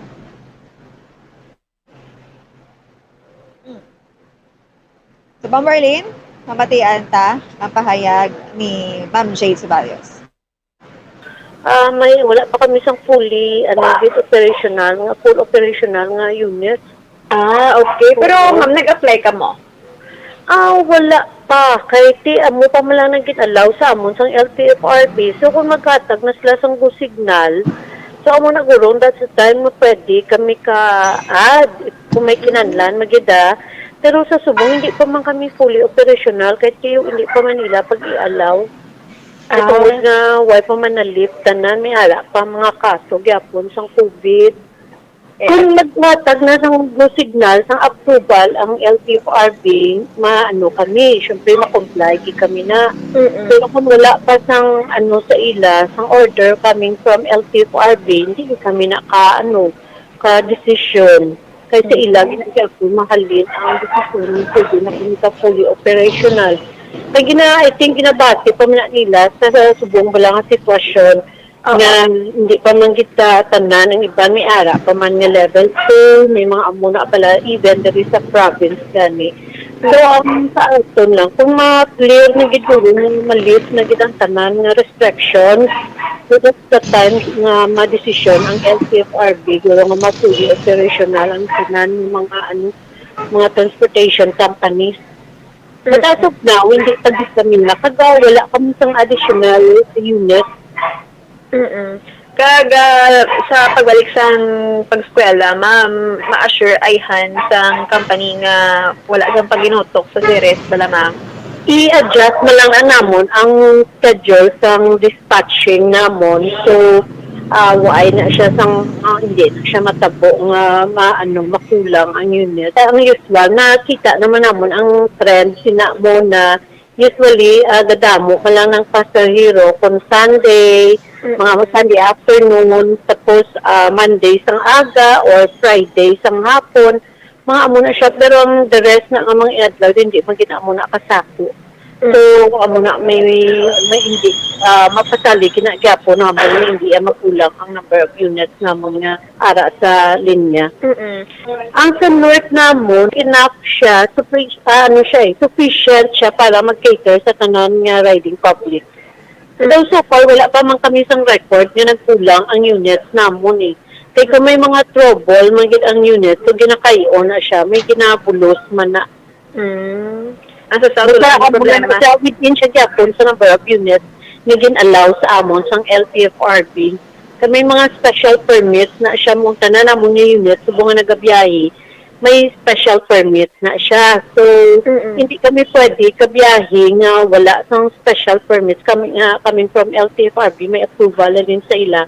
So, muna nga subong limited lang kita na, mga sa amo lang ginaanggapon kami nagadalaga, mga 80%. So, posible pag-abot sa panahon nga ma-lift ng tanan nga restrictions, mga COVID restrictions, base amo na ng pag-approve nila nga pwede nakabiyahe, fully operational na kami. But as of now, amo pa lang na anay. Sa South and North, wala gidya problema, ma'am, no? Wala. Kay ginalantaw man ang operations namon ang bulto sa pasahero kung ano siya nga adlaw, madamo gi siya pasahero. So amo na siya, so ang during sa mga lean season, amo na siya that sa time man nga gina-check ta gina ang ato mga units kung gamay man lang ang kinahanglan lang nga i-dispatch ang number of units. So amo na siya ang aton ginapagwa man. Pero wala man sang problema kung mag-abri na kay I think blended man siya, so hindi man tanan dululungan ang aton mga pasahero, ang aton mga estudyante. So why isang dapat na i-worry ang aton nga mga pinalangga ang mga pasahero. Just like abi, ma'am, sa mga lagpit, no, mga Victorias ng abi, mga alas no gani, ma'am, gauntat ang biyahe sa Victorias, sinilang ho. Actually, ang Victoria, sakay lapit siya. Do, siya daw 9 o'clock. Hindi siya. Depende sa curfew. Sa municipalities, no? So, muna siya. Ang mga lagyo lang daw temprano, panayang aton, na cut off sa biyahe sa tungod na lagyo sila katama. But sa subong, na naman siya, ang mga curfew sa area nga na. So far, ka-adjustment sa aton schedule. Halimbawa, yung ma'am, kung sa Victorias, alas 9, ang inyong off sa pagkabiklase, ma'am, sa anon ayhan nga oras pa? Posible ma-adjust ka na kasi mag-8:30 ang buwi sa mga estudyante. So, magwa pa na sila sa school, pag sa terminal, so posible ma-adjust ka na. But malantaw kami sang kami man kami, galantaw man kami sang trend din subong sa ato man sa province, kung lablib na nagit sa schedule sang na eskwelahan, kung ano ang oras ng mga nga nagit siya. Pero I think sinito hindi pa magi siya kay blended man ang schedule, but depende man sa school. Pero kami kami ma-abide kami sa whatever nga mga schedules, no? So, pwede mo lang kami naka-adjust ang amon na schedule sa biyahe. Basta, sa amon pinalangga ang mga pasahero.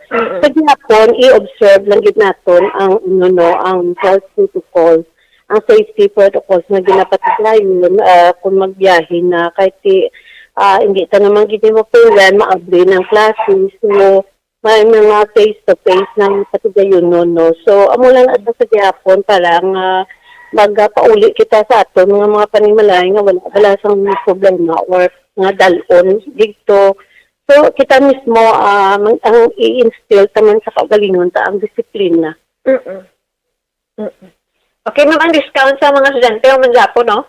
Yes, may ara man as gyapon nga discount kag ang sa senior citizen. Pakita lang na nilang ila ID kay may SP man tada para sa mga estudyante.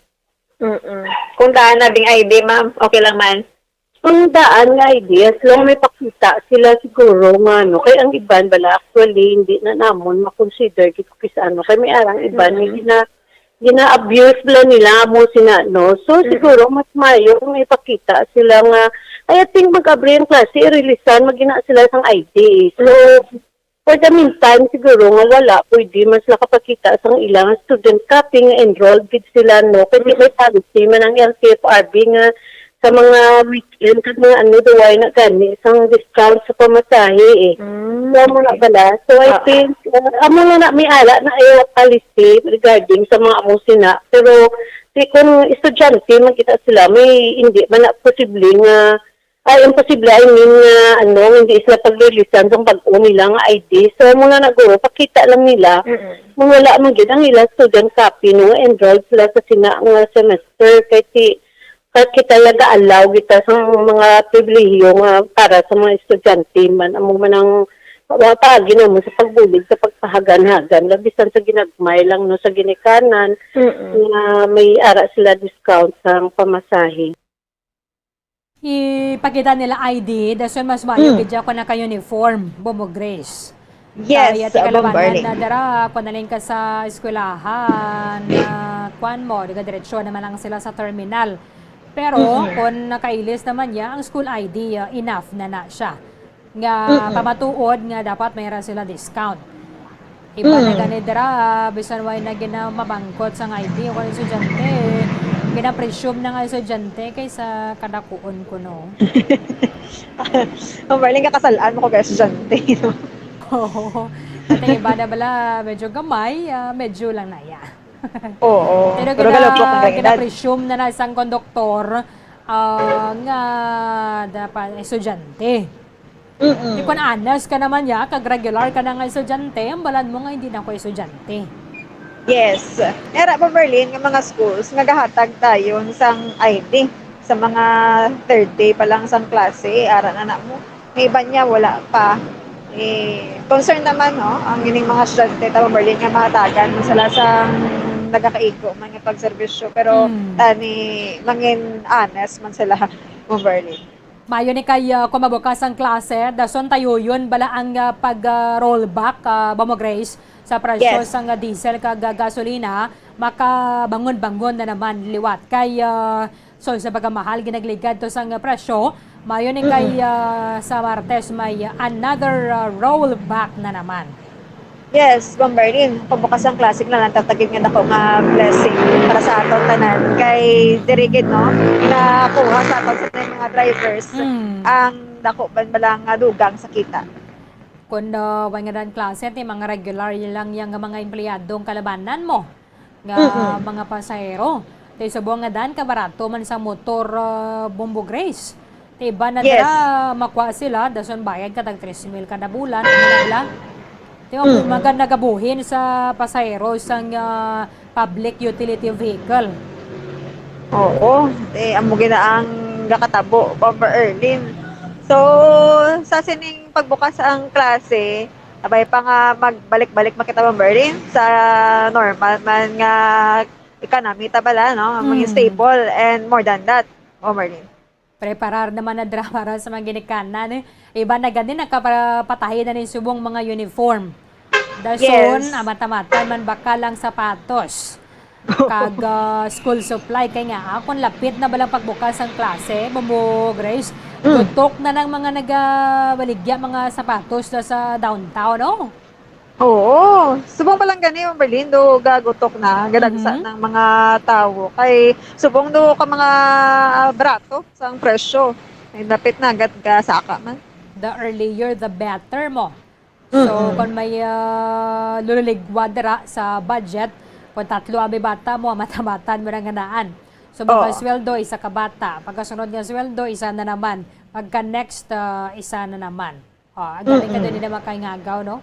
Kay 22 na mabukas ang klase. So, para hindi madakaan na dara, kay kontingom, medyo bulubugat man. Oo. Mas mayo kung may strategy ka kita, Bomberlin, bis lang isa ka ginikanan, no? May plano ka kada bata. Iba na ganin sila, nagbakal na lang nasa human nga uniform bla, Bomo Grace. Kay amo man na nagyapon ang iguan mo, mas makalas ka pa gani. Oo, kay kamahal sang ano? Oo, magpatahi ka, mabakal ka tela, dason labor. Oo. Iba na dara kung duwalang alang, bakal naman lang sila human.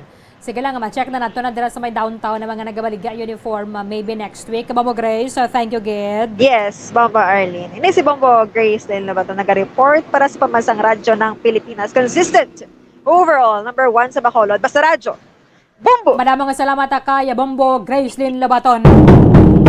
Makabawi-bawi na nagawag gamay ang mga public utility vehicle drivers sa mga pampublikong mga salakyan o kung jeep, partikularmente public utility jeepney kung magabukas ng klase kaga face-to-face na. Mayon ning balita kay sa masunod nga semana, ikalima na. Nga sunod-sunod nga semana nga mayara sang rollback sa presyo sang diesel kag kerosene. Pero maybe not a good news para sa mga salakyan nga nagamit sang gasolina. Kaya it's either wala sang changes or magasaka ang presyo. Again, sa ikalimang sunod-sunod nga semana, mayara sang pending rollback sa masunod nga semana sa diesel kag kerosene. And then mayara sang no changes or maybe saka ang presyo sang gasolina. Kay sa una nga 4 kadlaw sang trading, malapit piso ang ginubo sang presyo sang imported diesel kag kerosene, pero nagsaka sang 58 centimos ang presyo sang kada litro sang gasolina. Pero nagalao mga to na gobyerno, partikularmente sa Department of Energy, nga base waliskan pa man nga trend sa gasolina kag maganubo kay mayara sang pagasaka sang interest rate dito sa Estados Unidos. Sino kay Department of Energy Director Rino Abad, kung yan po ay makaka-apekto agad sa pagbaba ng presyo sa araw na ito, habal niya kahapon, then posible pa pong mabawasan yung describe kong increase in gasoline. Probably, yung 50 centavo ay mabawasan pa yan at lumiit pa. Probably, baka magka-rollback. Kabaya pa. Natibayara sang rollback sa masunod nga semana, both nagid sa may diesel and then sa gasolina. Kaya sino man lang bindi gusto, no? Sino man lang abi ang hindi gusto nga maganubo ang presyo. Kay kung magtayo yun na ni masikon mabalik man ang aton ng kwan na bala, mayara man sang pagganubo sang pamasahe para sa mga commuters. Kay bisan na 2 piso lang na tood, ako na damo estudyante mo, let's say abi 3, 33 times 2.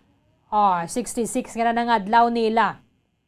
Okay lang na iya kung one ride lang bala or mag-tricycad dabi sila dira. Although mag-tricycad ka, mas mahal man. So, dugang naman ini sa galastuhan sa mga ginikanan ang pamasahe. Ang pamasahe galing sa estudyante pulo lang. So, kung 3 estudyante mo, 30 times 2, 60 ang kada adlaw nila. So, kabay pa. Ngayon siya madayon, kag bayara sang rollback next week, adlaw sang Martes. Sa mga budget officer naman sang mga balay, ilabi na sa mga head of the family, is either idira iloy o kung amay, o so dira nagabakal sa inyo, mayara man sang good news para sa liquefied petroleum gas. Okay? Mayara man sang rollback sa liquefied petroleum gas sa Agosto 1 sa ika-4 na nga sunod-sunod nga semana nga may pagnubo sang presyo. Sa advisory nila dre sang mga nagahimo sang liquefied petroleum gas. Big time rollback of 12 pesos kada kilo ang igapatuman sa una nga semana sa unang adlaw sang Agosto. Ang liquefied petroleum gas sabi, every first day of the month na sila yan nagapatuman. It's either rollback or price hike. So first day of the month ang liquefied petroleum gas. Ang diesel ka gasolina naman, ginapatuman nila ang adjustment every Tuesday morning. It's either alas 12:01 sang kaagahon, alas 6 sang aga, alas 8 sang aga, and then alas 4 sa hapon. Depende na siya sa oil companies. Pero kalabanan mga dalago ng mga oil companies alas 6 sila sa aga nagpatuman sang adjustment. So bisan piso lang na, no? Nga rollback. Yadi pa ba na sang sawala na gid? Kay ang gasolina subong pilas tinta. Daso nga diesel medyo taas-taas gyapon sang sa gasolina. Mabuhinan piso, at least mabalik ka sa tinta ang diesel. Ang ginalauman pagid naton makabalik ka siya tanay sa tag 50 pesos. Ang kada litro sang diesel kag gasolina mayo pagid. Kung manubo pagid sa 50 sus, the best pagid. No, kada medyo nagtahaw-tahaw na gimanto subong sa Ukraine. Kag matapos ni ang winter or summer para sa mga kapungsuran, manubo na naman na ang demand. At the same time, makabangon pagid ang aton Philippine peso against US dollar, mas mayo pagid. Parang ang kapital nila nagligad for the importation sang fuel products banwa, makabalikan na to kay tagpila subong, so let's say 55 pesos. Kung ikumparar mo sang tinalikdan nga tag 50 pesos ang kambyo sang isa ka dolyar, so mas gamay ang kinanglanon nilang supply sang piso para makabakal sang dolyar. Kung magasaka ang kambyo sang dolyar, ibawion malang na nila sa presyo sang gasolina o kung diesel nga ginabaligya nila. So, kabay pa kay ti magsaka ang presyo sang diesel ka gasolina, so swerte man ang lagas ang presyo sa mga nagapangunang nga mga balaklon. Aba na siling mga daan sa bongay sa mga kalibo, mabuhinan mo lang 80, dugay-dugay, why na no? Pero teka cool house ang kwarta naton because naganubok ang katon nga purchasing power kay kamahal sa mga balaklon. Agin sa nga ton sweldo, ginabawi man to gyapon, gusto talang itapal sa ginsaka sang presyo sa mga nagapanguna nga mga balaklon. Te kon nagsaka taning aton sweldo, and then okay ang presyo, bumulit siya. Kuha na kay nakabaton ka na, no? Iba niya, bayad na sa thank you ganun sa mga employers nga mga nagpatuman na yan sa nga saka sa sweldo. Ang saka nga ng sweldo, actually that is number 1 motivation para sa mga empleyado, no? Kung manato niya sa inding kwarta ya sweldo, motivasyon taga na yan, di ba? Bombo Jazz, motivasyon taga na ya to perform better, kag makatener man na kitaya sa makatener ka dira sa imong kumpanya.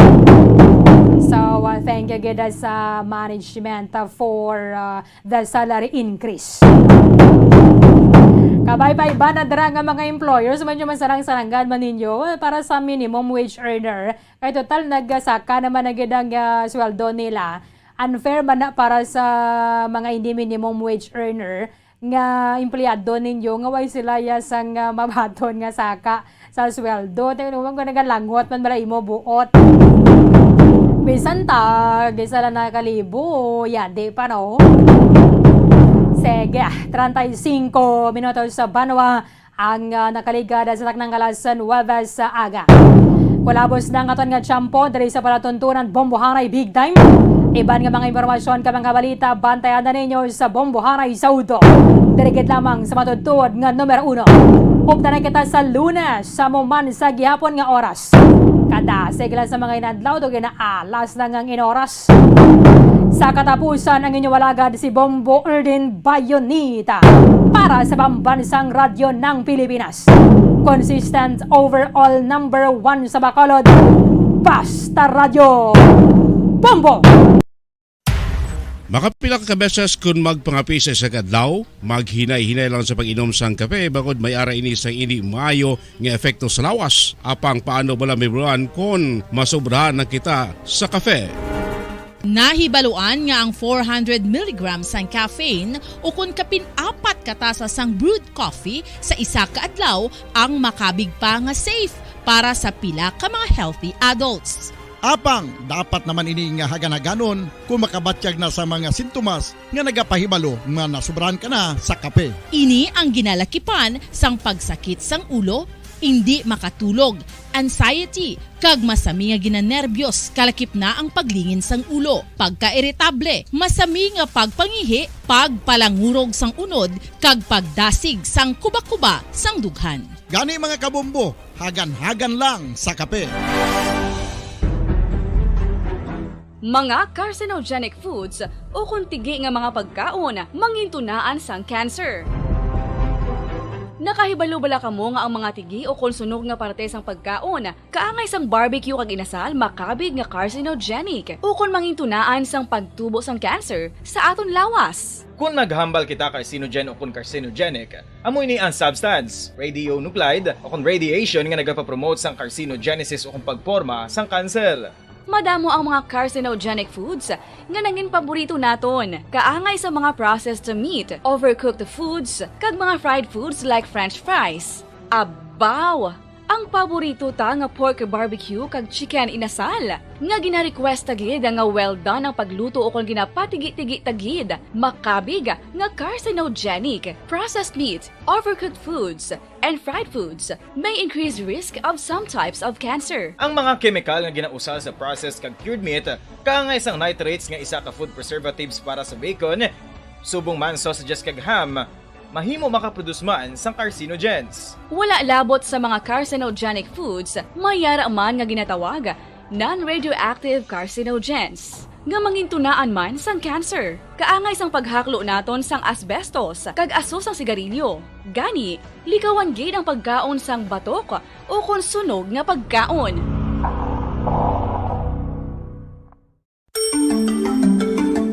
Matapos nga nagbalatian ang bugos sa kalibutan dulot sang coronavirus disease, isa naman sa karon kabalatian ang bulos sa ginakahadlukan worldwide, ang monkeypox. Ano ang ginatawag na monkeypox?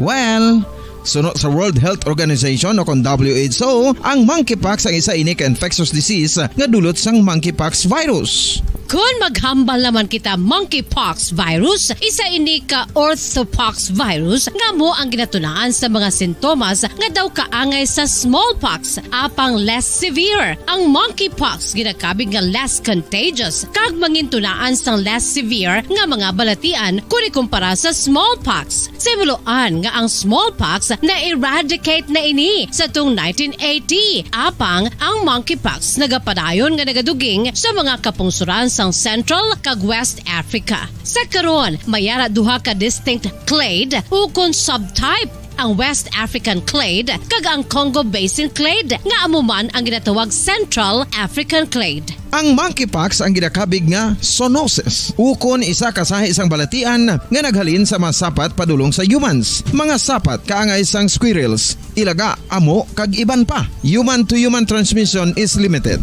Monkeypox is transmitted to humans through close contact with an infected person or animal or with material contaminated with the virus. Base pa sa key facts ng World Health Organization o kung WHO nga ang monkeypox virus mahimo ini matransmit o kung malaton sa iban pinaagi sa bodily fluids, lesions sa panit o kung internal mucosal surfaces kaangay sa mga naghalin sa baba o kung tutunlan sang pasyente, respiratory droplets kag mga contaminated objects o kon materials kaangay sang beddings. Samtang, base naman sa fact sheet sang Mayo Clinic nga isa ka medical center sa Minnesota, USA, nga kun matapikan ang isa ka tawo sang monkeypox virus, ang initial symptoms amo ang paghilanat, paglingin sang ulo, nagahinubag ang mga lymph nodes, kag pagadasnan sang pagtinubo-tubo sang mga rashes sa lawas tubtob nga magmangin flat patches ini, amat-amat nga magaulbo o kon mangin nodules tubtob nga magbinitog-bitog kag mangin pus-filled blisters. Ini nga nagalabot sa 5-7 ka adlaw. The rash heals by scabbing over. Makabig na nga infectious ang isa ka pasyente sa pagsugod pagid lamang sang paghilanat sini.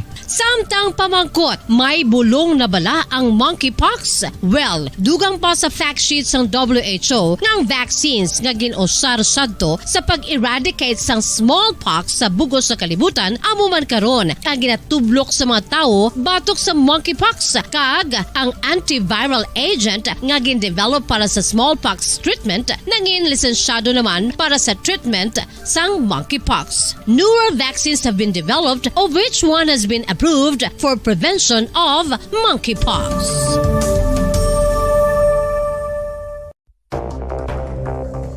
Ano ang dengue hemorrhagic fever? Ang dengue hemorrhagic fever isa kabalatian halin sa virus nga nagalaton paagi sa kagat sang babayi nga lamok nga ginatawag Aedes aegypti kag Aedes albopictus. Ini nga lamok nagakabuhi sa sudod kagwa sa palibot sang balay. Nagaistar sa matinlo kag wala nagailig nga tubig kag nagapangagat sa adlaw, humalin sa kaagahon, tubtob sa kahaponanon. Paano makaangkon sang dinggi ang isa ka tawo? Kung ikaw ang makagat sang lamok nga nakasuyop sang dugo sang pasyente nga may dinggi. Kung ikaw ang makagat sang lamok nga halin sa pagkaitlog may dala nga virus. Ano ang mga pala Paradyo Bombo!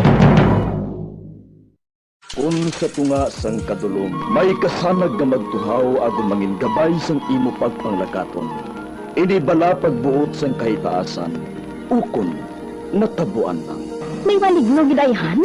Kung ang isa ka patay hinali nga mabuhi, makasiling ka bala nga ini isa ka milagro o kung kahimuan sang siyensya. May impyerno gidayhan? Ini nga pala mangkutanon, pagasabton sa sili nga palatuntunan. Mga misteryo sang kabuhi, mga misteryo sang kabuhi, kasaysayan nga hindi mapatiyan, apang nagakatabo. Kung kamo may kasaysayan nga daw hindi ginaandan, ipadala lang diri sa aton palatuntunan. Mga misteryo sang kabuhi, DYWB Bombo Radio, Mandalagan, Siyudad San Bacolod, kag inaamon pagatagan sang kabuhi diri sa Mga Misteryo sang Kabuhi.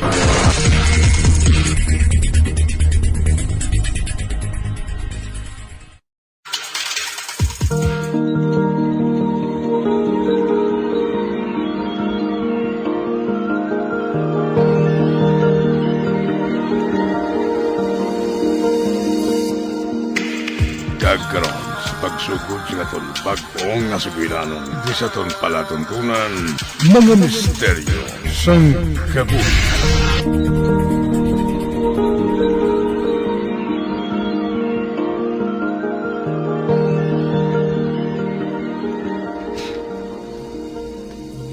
Ano ang ginmitingan ninyo ni Kapitan Kaina sa barangay, anak? Bahin sa curfew nga ipatuman diri sa aton barangay. Ati maayo man gani, ina. Para nga magtadlong ng mga pamatanon diri sa aton. Man bata tigulang. Bisan gabi na ara pa makita nga nagapasayang-sayang sa dalan. Uti, san o kuno ipatuman ang curfew diri sa aton? Mga isa kasi mana matapos ang dry run namon nga mga tanom.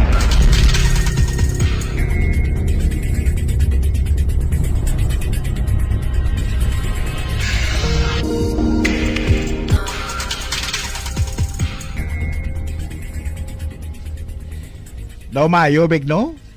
Halos tanan nga mga ginikanan diri sa aton barangay, nalipay sa ginapatuman nga curfew. Kaya hamak mo ha. Di na sila ayawan subay sa ilang mga bata nga nagalinagaw kung gabi. Amoged, temprano pa linong ng aton lugar. Man hadlok sila nga prisuhon kung madakpan mo. Ilabi na gid ang mga pamatanon nga nalulong sa ginadilian nga droga. Kung sa bagay, kagamay man lang sa aton barangay ah. Inalaw galing. Madamo sa mga pasikot-sikot. Mga magagmay nga mga iskinita.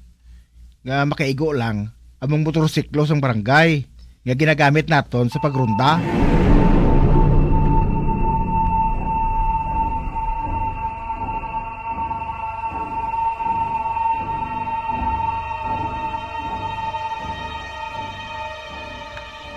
Ari ka na, anak?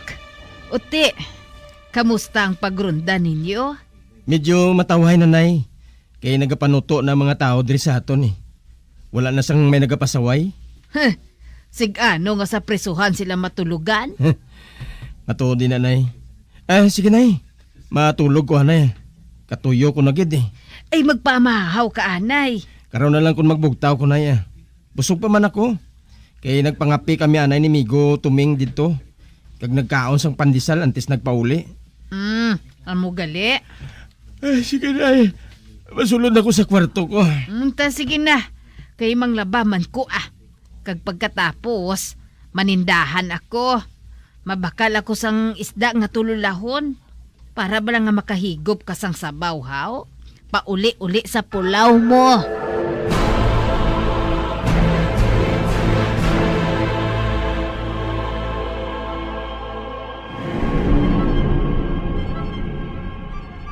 Big, Sa dinan duty mo sa mga gabi? Sa takas, Mig. Ikaw, ya? Bulagay, tagali, Mig. Sa ubos ko mo. Halong ka dito, Mig, ha? Kay balo ka naman nga damo da adik-adik. Dason, halong ka pagkita sa mga pick-up girls, ha? Kay damo na da sila bla. Buwang kagit blamig mo. Ikaw ang dapat kay destino dito, no? Kay ikaw man ang mahilig sa mga chicks.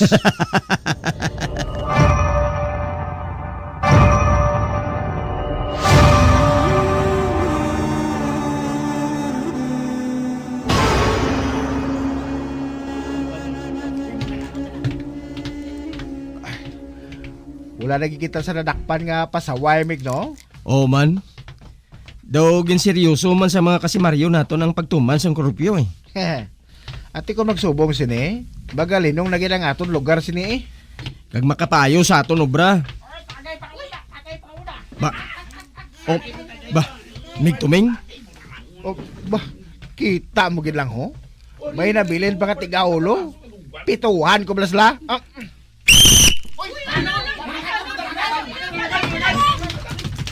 Oh, kita mo? Nag-iininom pa sila sa gadalan? Kag may mga minor de edad pa sila nga kaupod. Daog pa nila nga nagakontest dalagan sa Olympics ang makita kita eh. Kita mo gid lang ho. May nagatiid pa sa ato, no? O ani man. Hoy! Nagdalagan sila nga duha ho. Do ginasunlog nila kita, Migaw. Akong bahala sa nagauba. Ikaw gamit sang motor? Oo, Meg. Ako na lang bahala sa isa.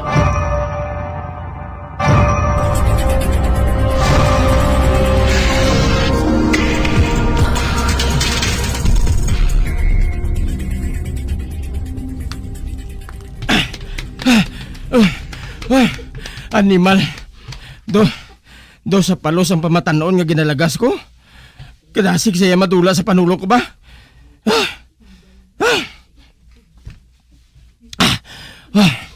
Doon di ako makaginawa sa kahapos ang sagad lagas sa mga pamatanon. Sa di na bala siya? May lalaki akong nakita sa unhan? Apang hindi siya ginalagas ko. Tungod lain ang dagway niya. Kag ang ginasuksok niya nga bayo, lain man. Hoy! Nagdalagan si sa madasig. Animal. Hari naman. Madalagan naman ako siniliwat. Lagson kong pasaway nga to. Animal. Duhang lalagson ko. Ang pamatanon nga to. Kag ang lalaki nga bago ko lang nakita.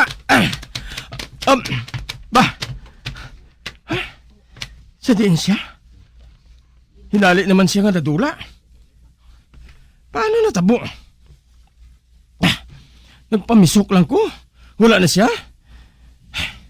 Mapadayon ako sa pagdalagan. Basi ko nagliko lang siya sa unhan.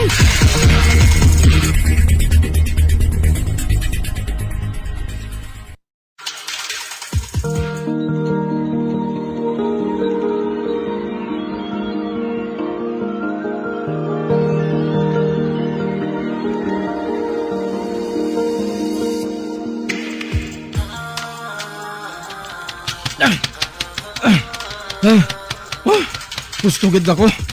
Dili siya nagsubay. Makita ko siya nga nagadalagan. Kag daw ginayaguta niya ako.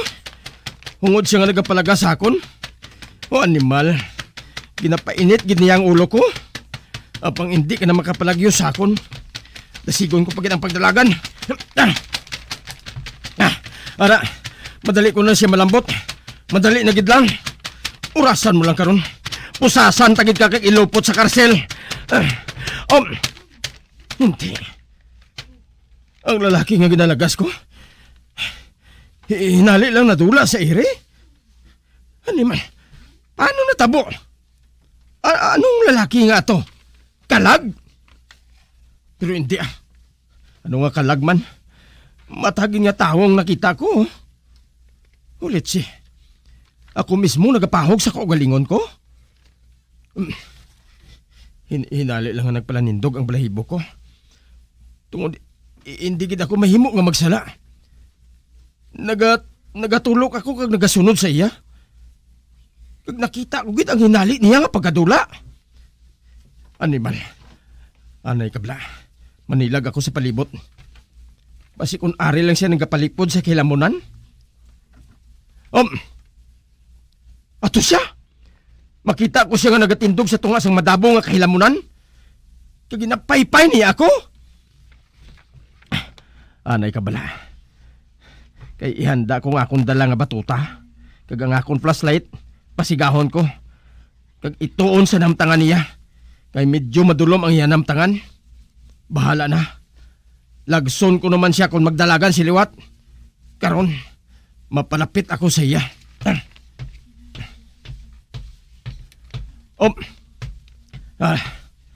Wala siya nagalin. Kag wala man siya nagahulag sa iya ginatindugan.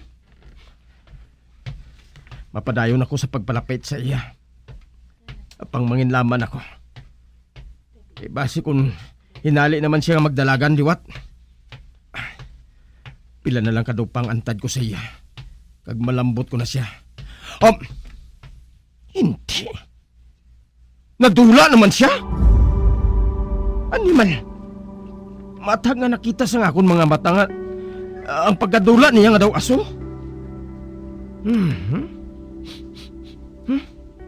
Kabaho. Daw masuka ako manimaho. Daw kasubong bala nga nagakaagnas nga sapat. Kalain gid.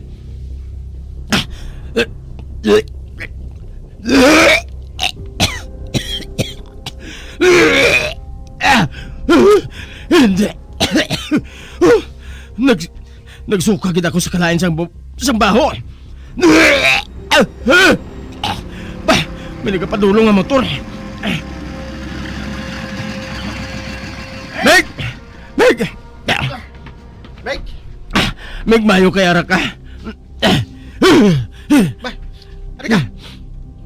Ano na? Kalain sang baho, aw? Masuka ko? Nagsuka na ko gani, Meg. Kalain gid sang baho, ya. Sa di naman? Daw dito na yung naghalin, no? Dali, Meg! Mangusisa kita dito!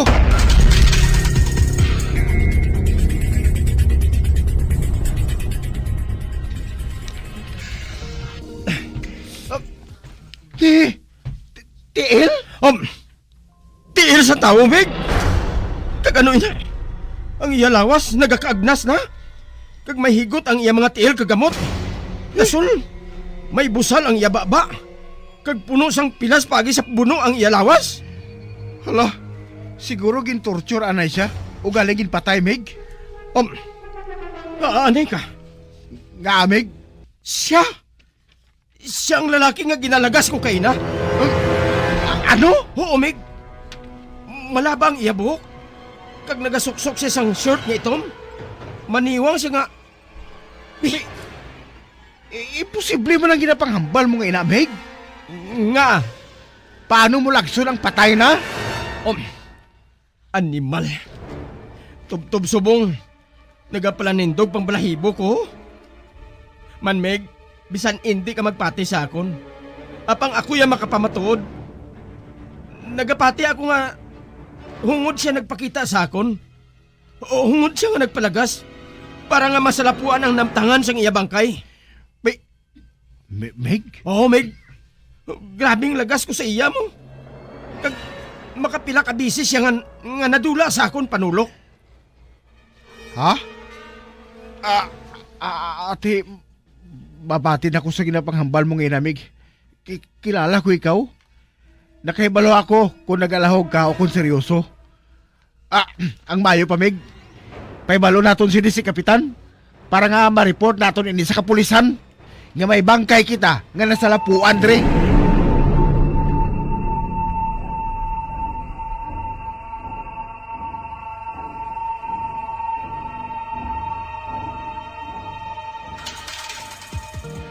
Ay, about Diyos ko.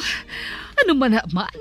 Hinali man nga nagpalanindog ang balahibo ko sa ginsugid mo sa akon, anak. Sang primero gani, Nay. Daw hindi pa magpati si Migo Tuming eh. Apang sang ulihe, na kumbinser ko gid man siya. Uy, anak, nagapati ako. Nga amo atong ginhimo sang kalag nga lalaki.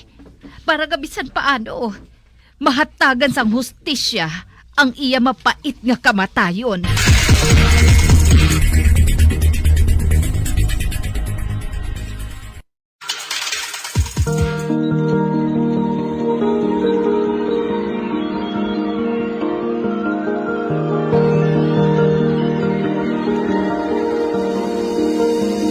Magabiang, diri natapos nga ton matahong kasaysayan di sa ton palatuntunan, mga misteryo sa kabuhi.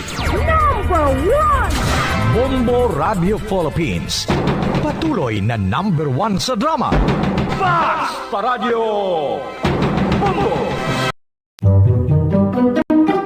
Magluwas sa baboy, baka kag manok, may isa ka karne nga sara nga mahimo alternatibo nga iserbe sa lamesa sa mga Pinoy kag ini ang rabbit meat o kon karne sang kuneho. Suno sa pagtuon, mas matinlo ini kag mas healthy kung ikumparar sa iban nga karne sang sapat. Ang rabbit meat ang sara nga lutuon sa pamaagi nga naanda na sang kadamaan, kaangay sang adobo, lumpia Shanghai kag lechon. Apang ano bala ang mga benepisyo sini sa ikaayong lawas? Ini ang mayara sang mataas nga porsyento sang easily digestible protein kag nagaunod sang jutay nga fat kung ikumparar sa iban nga sahi sang karne. Nagaunod man ini sang jutay nga calorie value sang sa iban kag almost cholesterol free ini. Gani makabig siya nga heart patient friendly. Mas jutay man ang sodium content sa rabbit meat, samtang mas madamo naman ang calcium kag phosphorus content sini.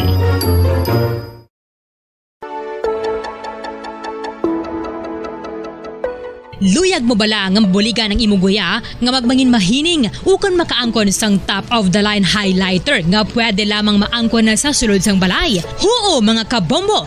No fancy skincare products, no messy do-it-yourself masks, kag ini ang pinaagi lamang sa ice cubes nga madamo naman ang nagahimo sini kag nagahambal nga epektibo ang ini nga beauty regimen kag skincare tip. Suno sa mga dermatologist, makabuligid ang pagnusnos sang ice cube sa aton guya adlaw-adlaw. Ang ice makadulot sang pagpahugot sang aton panit sa guya bangod gina constrict sini ang mga blood vessels diri. Rason nga nagakipot man ang mga pores kag wrinkles sa aton guya. Nagapakupos pa ini sa mga inflammations kaangay sang eye bags kag pagpalangharok sang aton mga mata. Ang pag-rub sang ice cube sa aton guya makahatag sang soothing effect kung may nagatubo nga acne. Kag ang kabugnaw sang ice nagapapana sang pagpalamula sang panit dulo sang dalalagko nga mga punggod nga nagatubo kalakip na ang sunburns kag rashes. Makabulig man ang pagnusnos ng ice cube sa aton guya sa pag-reduce sa mga aging signs kaangay sang fine lines kag wrinkles ukon pagkurinot sang panit. Ini bangod nga ang coldness sang ice nagabulig sa pagpahugot sa mga pores sa aton panit, making your skin look firmer and younger. Apa ang importante nga pahanumdum, kung mag-rub o kung magnusnos ang ice cube sa guya, dapat inanay lang kag in circular motion for best results. Makaisa man lang ka best kada adlaw dapat nga mag-apply sang ice cube sa guya. Gani, ano pa ang ginahulat mo? It's time for Ice Ice Baby!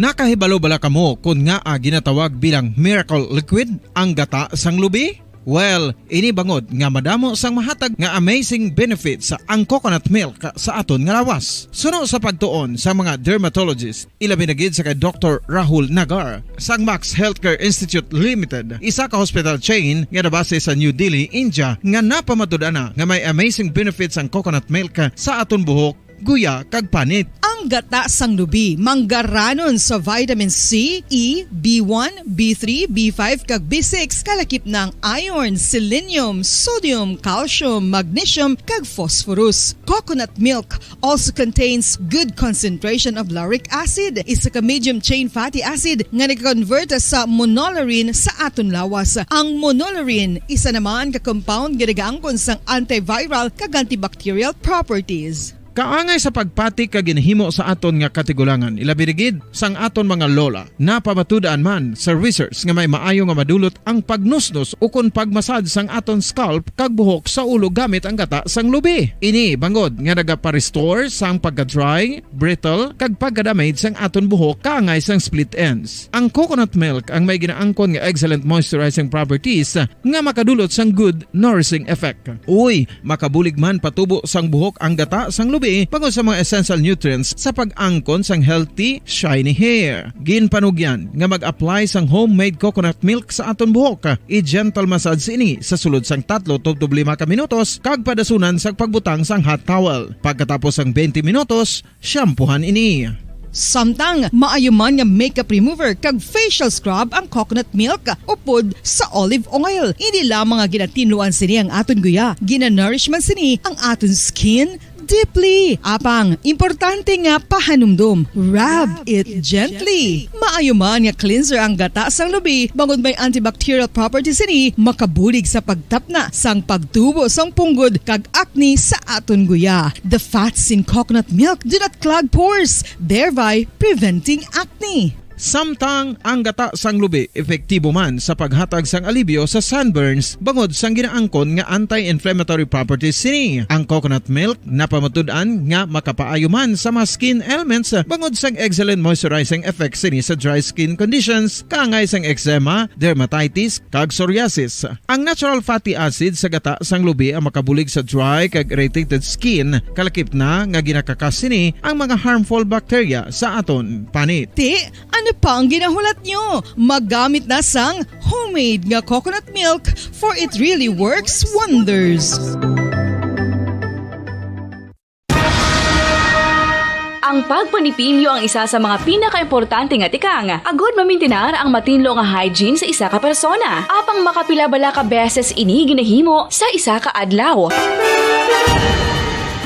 Suno sa American Dental Association, ginarekomendar ang pagpanipilyo sang makaduha ka beses sa isa ka adlaw. Sunod diri, maayo ang pagpanipilyo sa aga kag sa gabi gamit ang isa ka soft brittle brush. Para sa optimum dental health, ginapahayag sang ADA ang pagpanipilyo sang 2 ka minutos kag siguraduhon nga matinloan gid ang kada ngipon. Importante man nga tinluan ang tunga sang ngipon, isa ka bes kada adlaw. Importante man nga tinluan ang gum line, bangod posible ini nga tiniran sang bakterya. Friendly advice from Bombo Radio Bacolod.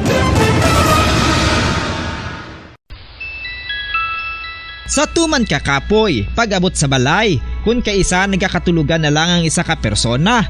Apang sa babayi antes magdulog, may mga ritual pa nga dapat himuon kaya isang paghukas sang makeup. Ano ini ka importante? Ang pagkakas sang makeup kag pagpanghilam o sang guya antes magtulog ang maayo para sa panit bangod ginakakas sini ang mga cosmetics, impurities kag higko sa surface ng skin nga makatugas sang iritasyon o kung pagpadasig sang pagtigulang sini kung hindi mahimo. Ginabuhinan man sini ang risgo sa pagdevelop sang pimples, pagpulas sang guya, blackheads kay iban pa nga say sang blemishes. Naga-promote man ini sang cellular renewal paagi sa paghukas sang dead skin. Importante ang paghukas ang makeup bangod ginapahanugutan sini ang panit nga makaginhawa.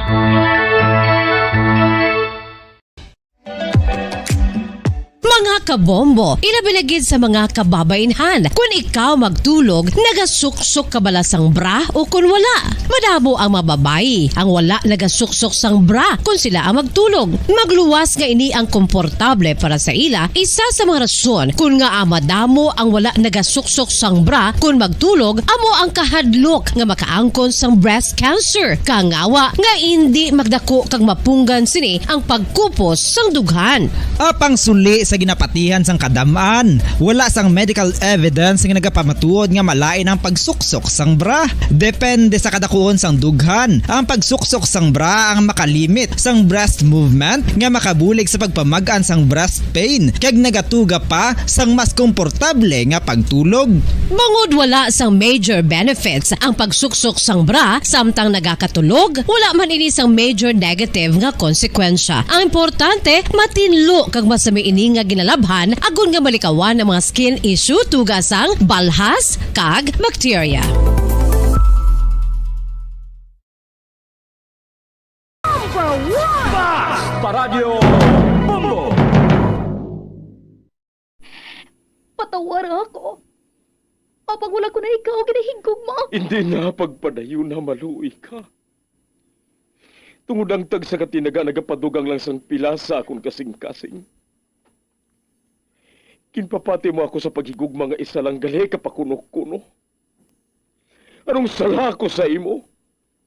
Ngagin silutan mo ako sa amos sini.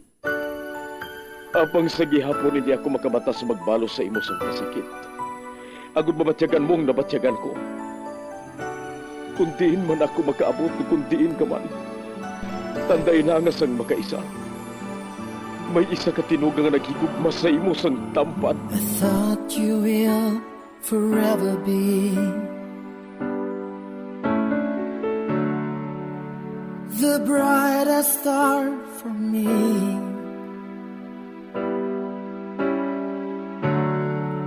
And I promise I will stay in love with you till the end. Once, there was a love. Sa tag sa kakabuhi sang tawo, kag sa tag sa kabahin sa iya kasing-kasing, may isa kahandumanan nga matahong. Masadya, masakit, kag makahalamot nga durot sang paghigugma. Kung kamo may handumanan sa paghigugma nga hindi malipatan, ipadala lang diri sa aton palatuntunan. Once, there was a love. Kay ina paghahatagan namon sang kabuhi para sa inyo kalingawan. Once, there was a love. Love someone new someday.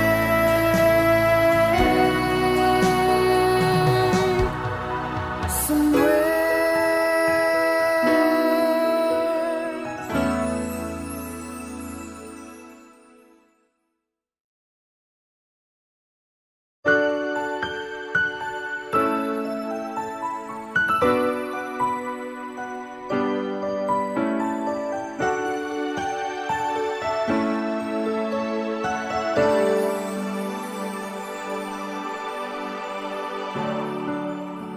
I thought you will forever be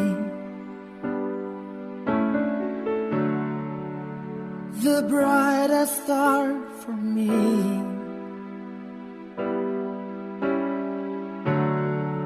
And I promise I will stay in love with you till the end. Kagkaron sa kasugpon sang kasaysayan ni Verna, nga iya man ginpasakop, kagaton man ginhatagan sang kabuhi, diri sa atong palatuntunan. Once, there was a love sa kasaysayan. May duha, kakasing-kasing. Is this goodbye? I hate to say. Be back in his arms. Forget me. As my life goes on. Ari na ako. Wow! Pareho sa ginapaminsar ko. You are fantastic. Ano? Okay ka lang? Kasimple man ang malasang attire ko. Wala ko nagsala sa pagpili sa imo, Verna. O Teno, dali na.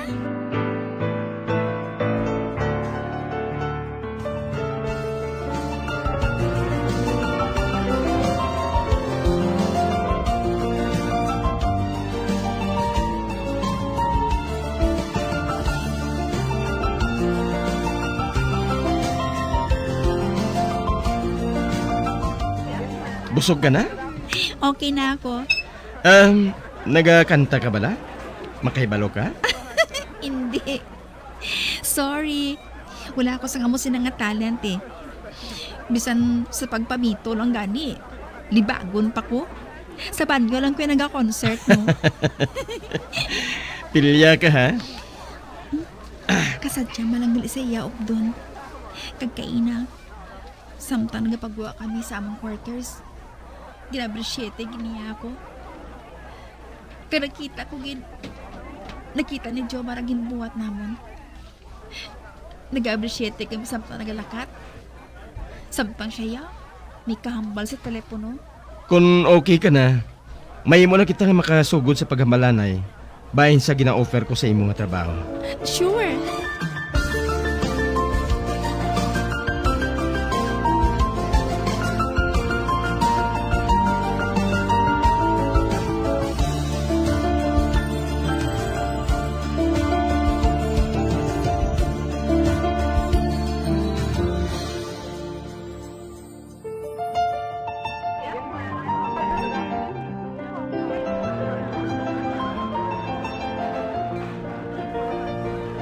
Kung dito ka na sa syudad, hindi ka magproblema sa imo ilistaran. Tungod may bachelor's pad ako nga wala ginagamit. Gani dito ka lang anay maestar sang temporaryo. Kagaw gali. Hambalan naton ang talent fee mo. Magpamati ka.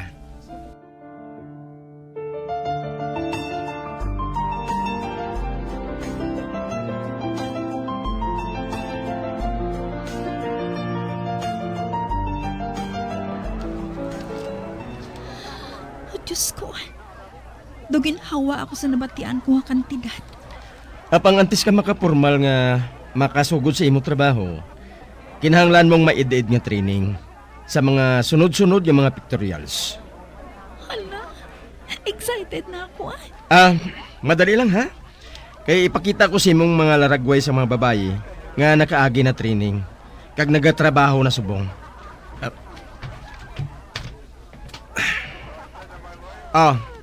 Ari oh, tulo ka mga laragway nga ini.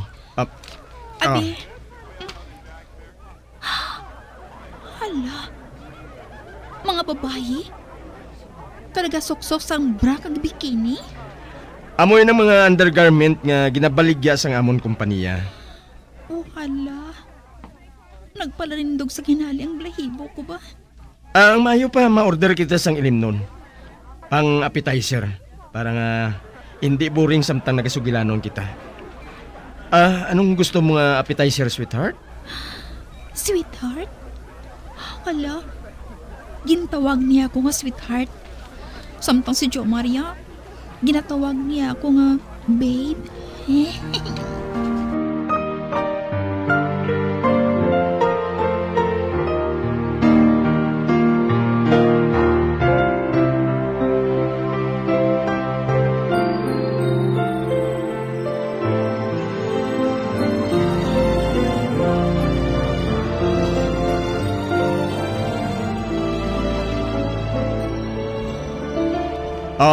Okay ka lang? Nga daw hinali ka lang naghipos. Yes. Okay lang ako. Come on. Makita gid sa nawong mo nga hindi manami ang ara sa una-una mo. Daw tensyonada ka? No. I'm okay. No worries. Verna, hindi lang diri sa resort matapos ang aton pagsugilanon. Sooner or later, mangin mag-abyan kita. Kag sinong makapakot? Kasi kung pangaluyagan ko pa ikaw.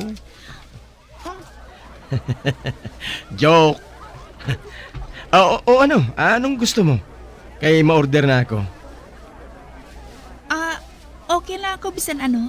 Okay. Waiter!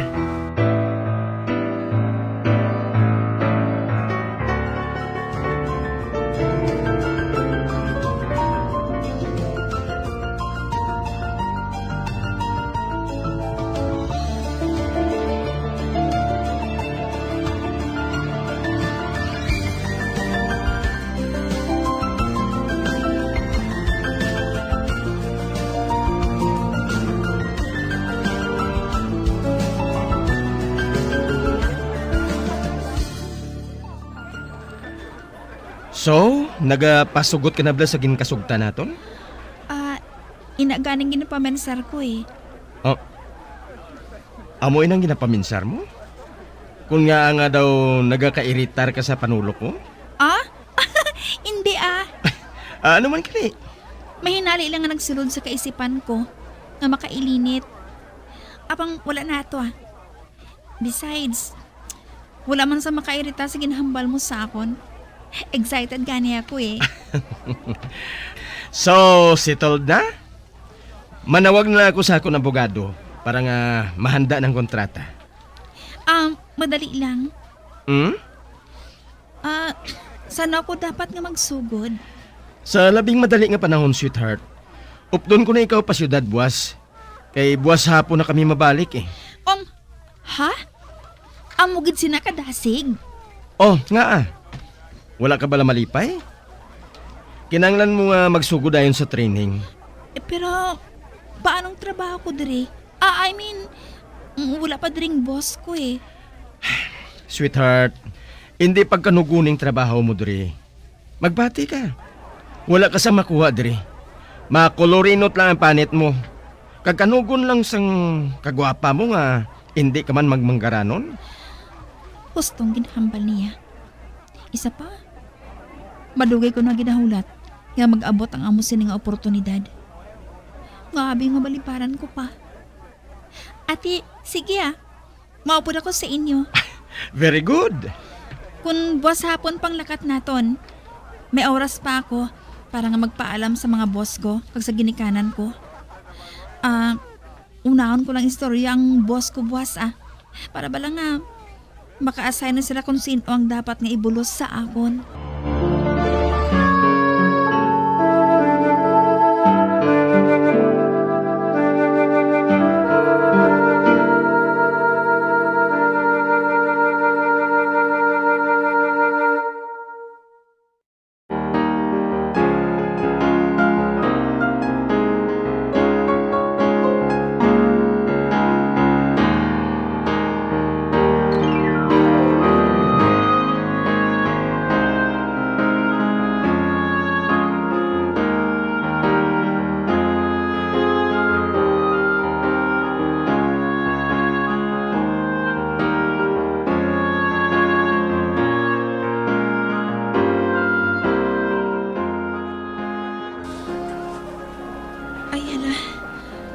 Matapos kami nga nag-toast sa ganito ni Clint, doon naganahan ako nga mag-inom. Pero sa naglingin ang ulo ko, dumasuka ako.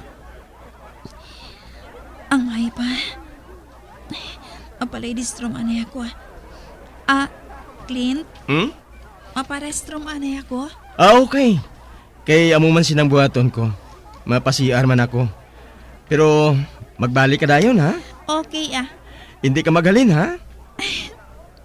Kag nga mahalin ako. I'll be back, sweetheart. Dasigon mo ha. Okay. Pero mas mayo siguro kung ako na lang anay ang mauna. Okay.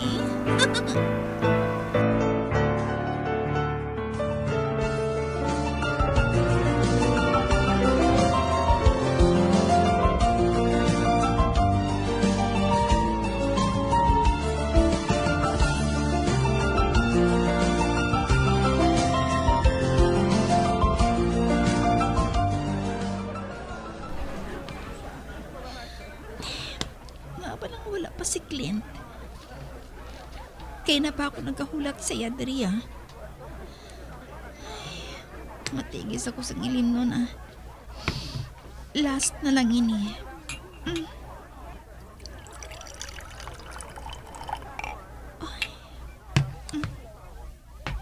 Abi na. Hey! Bastos ka That's enough, Verna. Hubog ka na. Anong labot mo? Ibalik ang baso sa akon. Kang pwede pala. Maghalin ka na dire. Halin sa tubang ko. Kag kung hindi ako. Hoy, may nagapungko dira ha? Gani, sili! Layas! Kari ka na. Idulong ko ikaw sa quarters mo. Dali. Hindi ako paguyat Buwi ako! Gusto mo siguro nga matawag ko sang guard para dakpon ka? Ha? Nagapangga mo kasama ni Mr. Romano? Wala ka makaibalos ang ginabuhat mo. Ako pa? Ako pa subong Wala man kay balos ang ginabuhat ko? Ang ikaw, anong panawag mo sa nabuhat mo? Nangapailabot ka nga wala ka man sang labot. Wala ka sang matarong nga magpanggamo. Nagapakalinong ko diri. Kani maghalin ka na, ha? Halin! Ibasi kung maabtan ka pa sang kaupod ko. Ang animal nga ato? Hoy! Hindi pagtawga nga animal si Clint, ha? May malain nga handom si mong lalaki nga to. Manhid ka bala, Verna? Oh! Ote, ano? Nga nahisa ka kay Clint. Pwede ko siya nga komplasihan. Damit. Tilawi nga buhato nina. Tilawi. Tilawan ko, Gidman. Ano? Bisan ihatag ko pang kagalingon ko siya. Mangin maayo naman ang akon pala abuton sa iya. Ano? Puy ako. Ano ka bala? Hey! Waiter! Buligi ako! Waiter! Verna nga Kapag waanin yung lalaking ini. Oh! Nga nagatulog ka lang dira, ha? Wala mo pala makita ko nung ginabuhat niya sa akon? Ginagamo niya ako! Wala pa kita makatapos. Buisit! Verna, hubog ka na katama ho. Isa ka ba? Bayay ko dere. Halin! Ate, Nakaulugot ka, Jomar. I hate you!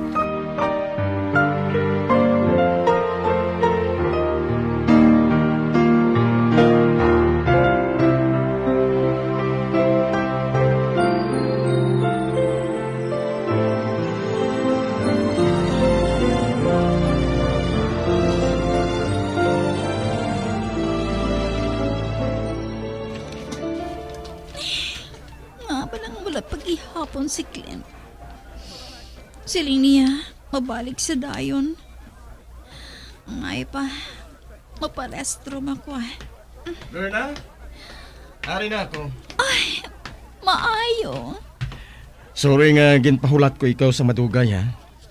Nagwaabi ako kay may nagtawag sa cellphone ko. Kaya nayabis ang signal sa restroom Gani nga nagwa ako. Ay, makadwa na ako dito, ha? Sure.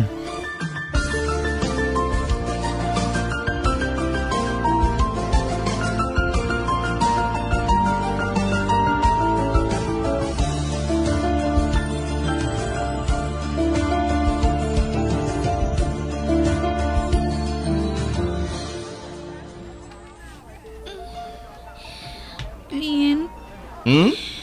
Nagalingin ang ulo ko. Kuna mo, magwa na kita dire. Matawag ako sang waiter para nga maalalayan kita pagwa. Waiter!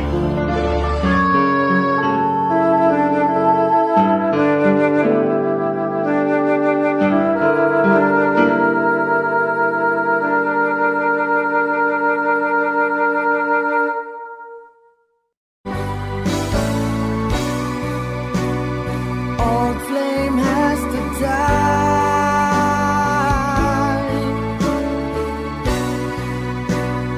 No more tears to cry. Never cry. Just these broken hearts goodbye. Goodbye. Is this goodbye? Mga biyan, sundagin ninyo sa pagpamati ang mga kasugpon sang kasaysayan ni Verna nga iya man ginpasakop kagaton man ginhatagan sang kabuhi diri sa atong pratuntunan. Once there was a love sa kasaysayan. May duha, kakasing-kasing. Direksyon Marnie Mungkal. Someday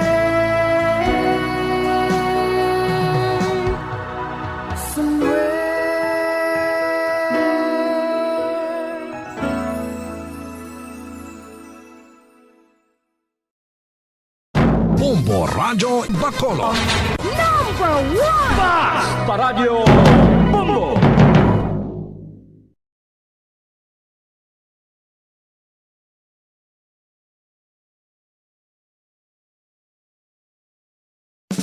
Ano ang masami nga rason sang pagsakit sang aton tiyan? Ang pagsakit sang aton tiyan, ang bangod sa sahi sang pagkaon nga aton masami ginakaon. Suno sa oncologist nga si Dr. Isaac David Ampil II, ang masami nga pagsakit sang tiyan ang bangod sa hyperacidity. Suno diri, ang pagsaka sang acid ang nagatuga sang pagsakit sang tiyan.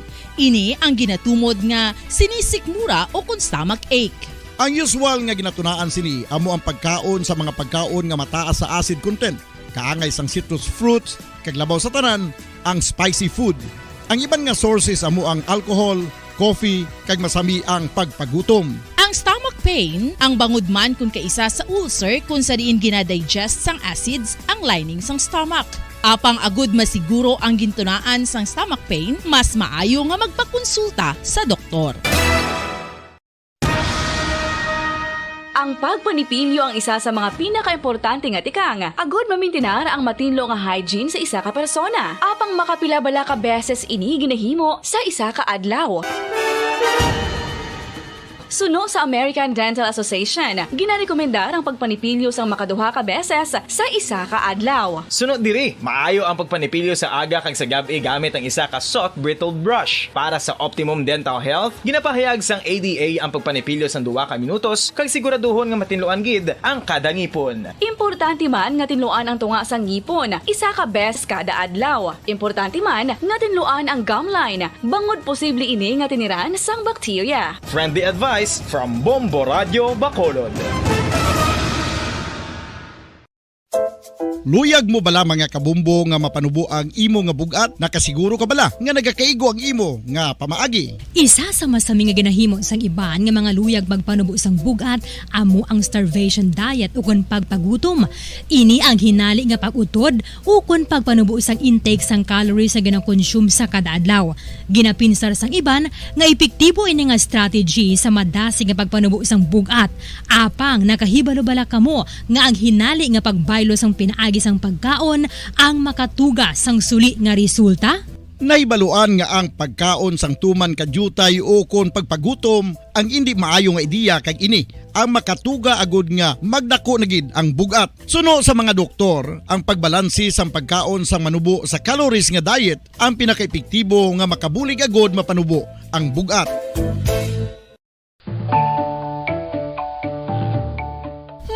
Kabumbo, paborito mo man bala ang tambo? Aton hibaluon kung paano ang nutrisyon nga aton makuha sa paborito naton nga tambo. Ang tambo o kon ang bamboo shoot ang manggaranon sa dietary fiber, manubo ang calories kag puno sang essential nutrients. Suno sa pagtuon sang comprehensive reviews in food science and food safety, ang tambo ang bugana sa protina, carbohydrates, amino acids, minerals, fats, sugars, fibers kag inorganic salts. Santo sa pila ka research, ang phytosterols kag phytonutrients sa tambo ang ideal sa pagtunaw sang harmful LDL cholesterol sa lawas. Ang vitamins kag minerals sa tambo ang ideal man para sa pag-improve sang immune system. Ang antioxidants sa tambo ang importante man para sa pagpabaskog sa sulod kag gwa sang lawas. Santo naman sa research ng Journal of Ethnopharmacology, ang tambo ang mayara sang anti-inflammatory kag analgesic o kon pain-killing properties.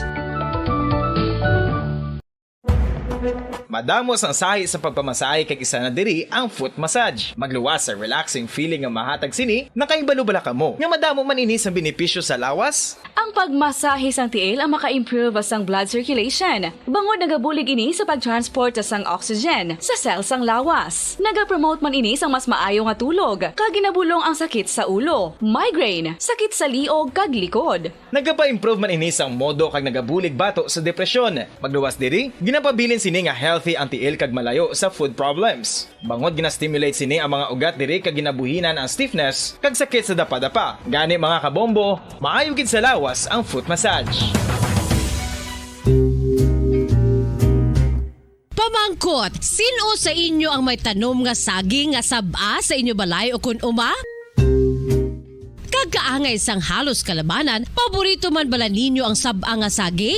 Nga wala labot pwede makaon kon fresh, luto o kon bisan hilaw, pinaagi sa pagtanok sini. Paborito ini naton nga snacks kun himuon nga banana Q, banana chips, crisp banana fritters o kun turon, namit man ini prituhon, plus ginahimo man ini bilang ketchup, banana ketchup. Kag ang luto nga sab-a, ginalunod ini sa mga potahe kaangay sang pochero.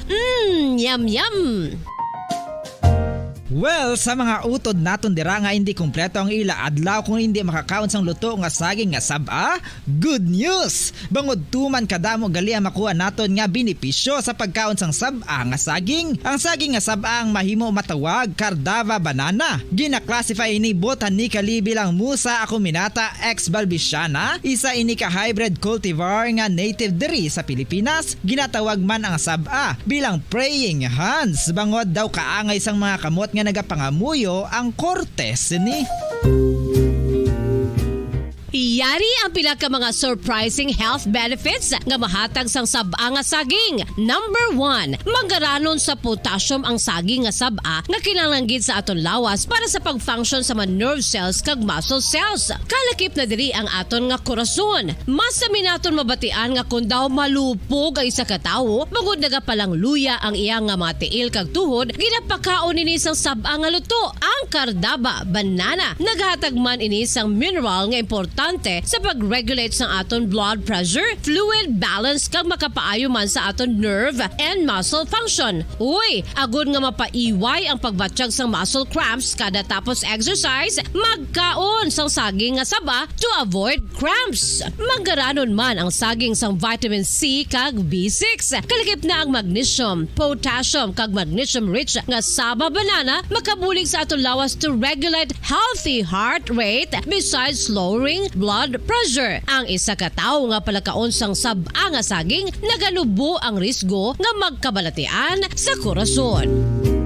Sa karon nga may pandemic, mapuslanon gid ang pagkaon sang sab-a nga saging bangod napamatud-an nga makapaboost ini sang immunity bangod sang ginaangkon nga high concentration sang vitamin C. Sa pagpamahaw kun aga upod ang pagkaon sang saging, makapa-kickstart ini sa aton nga immune system kag makaamlig sa aton nga lawas batok sa mga infections, dala na ang pagpabakod sang antioxidant sa aton nga lawas. Gani wala labot sang apple, mahimo man mahambal. A banana a day keeps the doctor away and does your best. Number 1! Box Paradyo Bumbo! When I'm dead, my dearest, sing no sad songs for me. Plant down no roses at my head, nor shady cypress tree. Be the green grass above me when flowers and dewdrops wet. And if you will remember, and if you will forget. Recuerdos, mga handumanan, nga ginkalimtan apang nagapanagilot sa kaisipan. Agud buhion ang mga hitabo, agud liwat, nga magpatyag sang kamingaw. Ukon kalipay. Recuerdos, sa kasaysayan. Si Marigold kag si Tristan. Kung mangyari man aking mahal na ikaw at ako'y magkatuluyan, mundo ko'y parang langit na, mundo ko'y parang langit na, kapag ikaw ay laging kasama. Ang pag-ibig ko sa'yo'y di magbabago.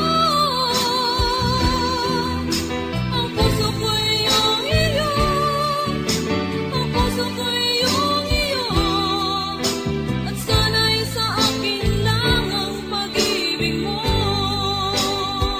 Kagkaron sa kasugpon sang aton sugilanon diri sa Recuerdos sa kasaysayan. Si Marigold kag si Tristan.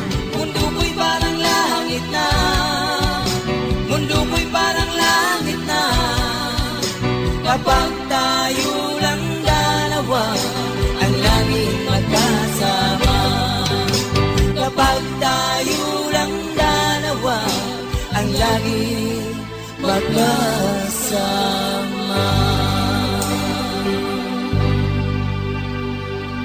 Marigold, mayong adlaw. Mayong adlaw man, Kapitan. Ari ka man? Ako nagaplano ako nga mamunit. Kagdalon ko si Cardo. Si Cardo? Ay, basi kung masabaran ka lang sa iya, Kapitan. Nakaibalo ka naman nga do sa bata ang pabensaro niya. Wala kaso Mayo na lang ina nga kaupod ko siya. Hindi na siya makasinabad dire. Sa diin siya. Ato sa idalom. Nagapanakop sang tumbak-tumbak. Ate, sige, katuan ko siya ha. Kaghagaron. Oo, Kap. Ato siya sa likod.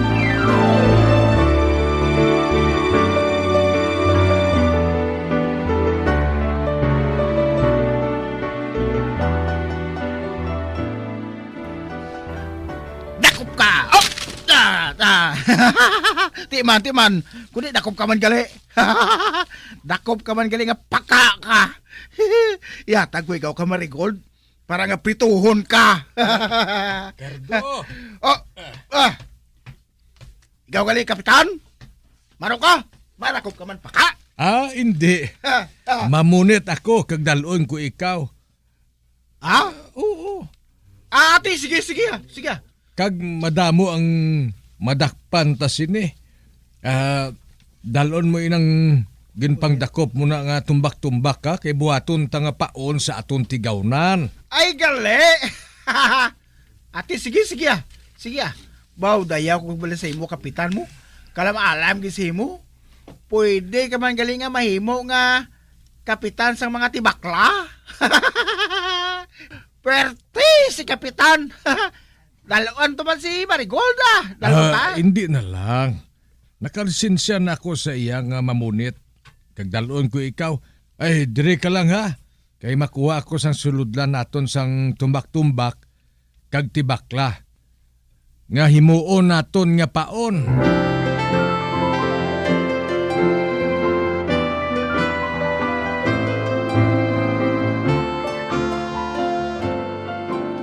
Ay, salamat. Makapaninlo na ako sa balay. Nga wala si Cardo nga masinabad sa akon. Ay, mahipid ko ng pagkabutang naging lapta niya. Ay, wala siya makahibalo.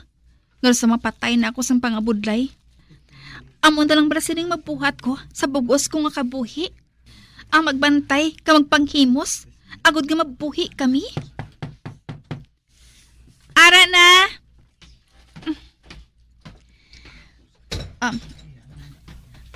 Ba? Carmen? Hala, ikaw po siya ng lalaki. Maambong. Hala, naurungan si Marigold sa pagtulog kay Owen, no? Kag-amo man si Owen. Kay nga matahom kaayo si Marigold. Kay ginabunghay niyang yabuhok. Kwan Marigold, amo ini si Owen Vargas. Owen, si Marigold. Kamusta ka, Marigold? Ay, kwan, maayo man. Si Owen, parientes ang akon abyan. Kag nagbakasyon sa diri. O galing, hindi ako pwede nga magbaton sang border. Kay may laktan ako sa madason nga adlaw. Di, nadumduman ko. Nga basi kon ikaw balahaw, basi kon mabaton ka border, Marigold. Ate, oo. Ay, tikon amo. Tunon mo na si Owen nga border? Pwede man. Ay, magpungkuan ay ka mo. Ay, salamat kita. Sige ha. Magambalanay ka mo kung pila ang ibayad ni Owen. Kag kung maluyagan man ni Owen nga mag-istad dire sa imo. Ako makadto ko sa kusina kay makuha ko sang mabugnaw nga mainom naton. Sige. Salamat kid Carmen. Sige. Dira na ka mo. Ay, salamat. Malipay gid si Crystal sa ibalita ko sa iya mo. Nakita ko, wala nagalin ang panulok ni Marigold sa kay Owen. Kag si Owen, amo man. Hindi mabulag ang panulok nila nga duha sa isa kag isa. Siguro, amo na inang ginatawag nga love at first sight ay. Wala gid ako makaagis na mo. Bangod nga, suya kuya sa mga lalaki. Pero ang nasaksihan ko, hindi ko gid malimtan niya. Para sila sa isa kag isa. Pero, paano na lang niya si Cardo yaman? Yogs! Ara pagali si Cardo. Ano abi kay si Kapitan Aurelio mo? Nga gindala pa niya si Cardo pa uli diri man.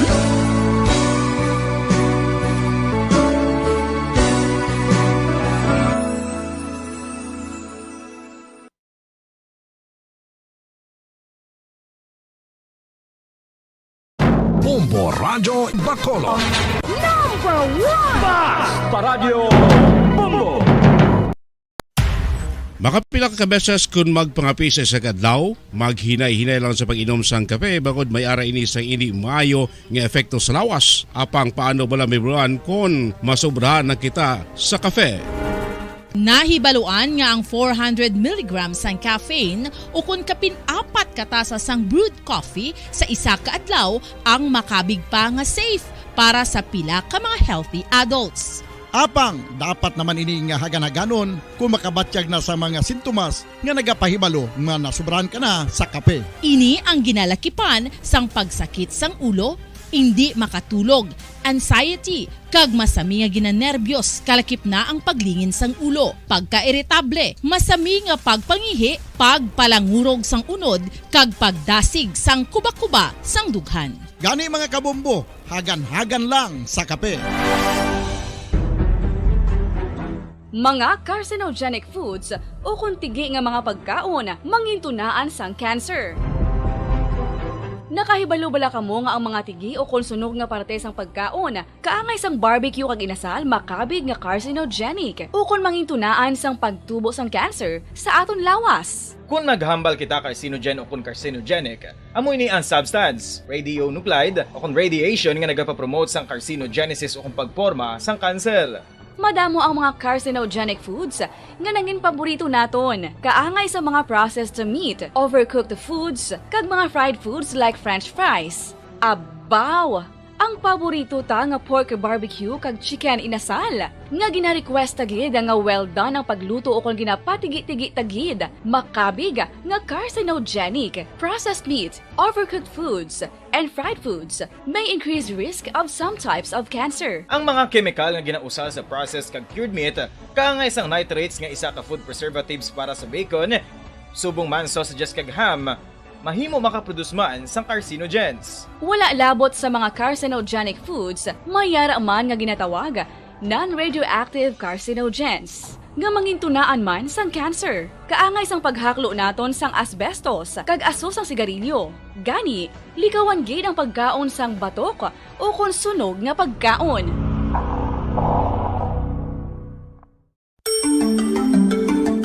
Matapos nga nagbalatian ang bugos sa kalibutan dulot sang coronavirus disease, isa naman sa karon kabalatian ang bulos sa ginakahadlukan worldwide, ang monkeypox. Ano ang ginatawag na monkeypox?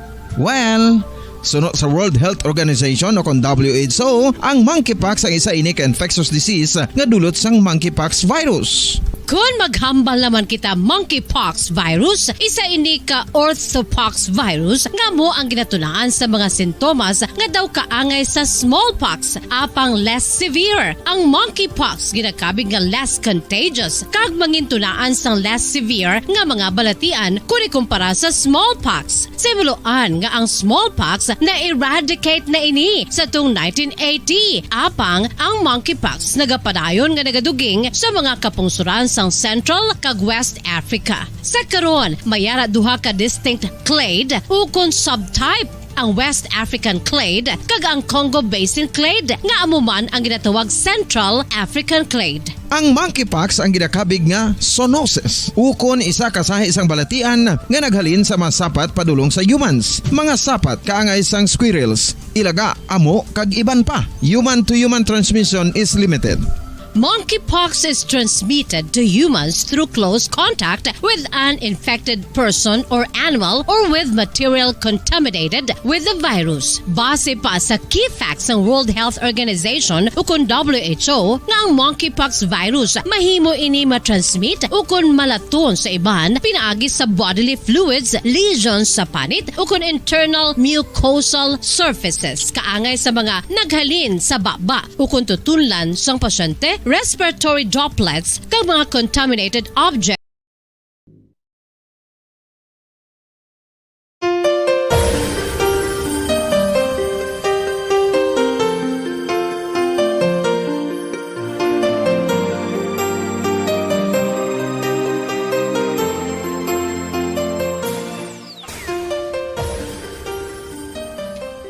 Siguro mga 3 na ako kabulan diri. Depende kung matapos ko na ako ng mga buluhaton.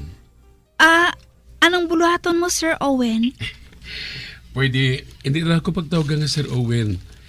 Tawagan na lang ako kay Owen. Kagtawagan ko man ikaw kay Marigold. Sige. Ikaw ang masunod, Owen. Writer ako. Kag nagapangita ako sa lugar nga makaangkon ako sang kaninong. Kaginsugiran ako sang tiya ko parte sa lugar nga ini. Naka-star ko nun sila dire sa una eh. Kilala niya si Kapitan Aurelio, kagamo man si Tita Cordelia. Kag si Tita Cordelia, ang napatigayon sa akong diri sa imo. Kag salamat man kay ginbaton mo ako bilang border mo. Nagabaton gid man ako sang border. Bangod nga, yari pa sa ako ng ginahatag nga arkila eh. Amo pala. Ano galing patakaran sa pag-border eh? Madaon ba ako nga daan sang bayan? Hindi na kinahanglan. Mabayad ka lang kung maghalin ka na. Kagkabay pa nga, mawili ka diri. Kung gusto mo nga, ang mabatian mo lang, among dapyas sang balod, kag siniyak sang pispis. Pwede ka man nga makapaliga dito sa imution. Salamat gid sa imo, Marigold. Sa banta ko, magustuhan kong doogay ni. Oh, ginatulok niya ako sa mata. Diyos ko, ito sa matunaw ako. Arin ako. Buto nga cold ang dala ko. Kag may nakita ako nga buko pa'y Marigold. Ano? Ginhatag na sa ako ni Kristal. Mamawaan kita ha. Nakahibalo ako nga ginauhaw kagid Owen.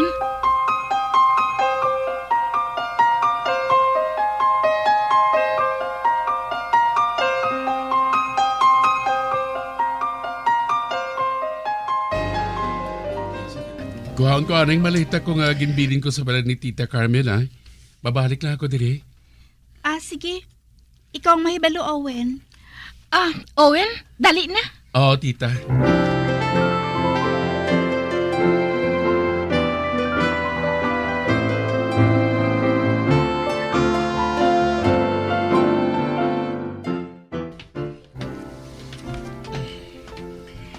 Katahom gid sa lugar nga ni Tita, no? May dagat ako nga makita, halin diri. Makita ko man ang nagakubay nga mga sakayan. Ang balay nga ina, Tita Carmen, kay sino ba ang balay nga ina nga may pinta nga puti? Amoy na ang balay ni Kristal kasang iyabana nga doktor. Abyan namon siya ni Marigold. Kagusto ko, makilala mo siya, Owen. Tita Carmen. Gusto ko man nga maging abyan ng mga abyan ni Marigold.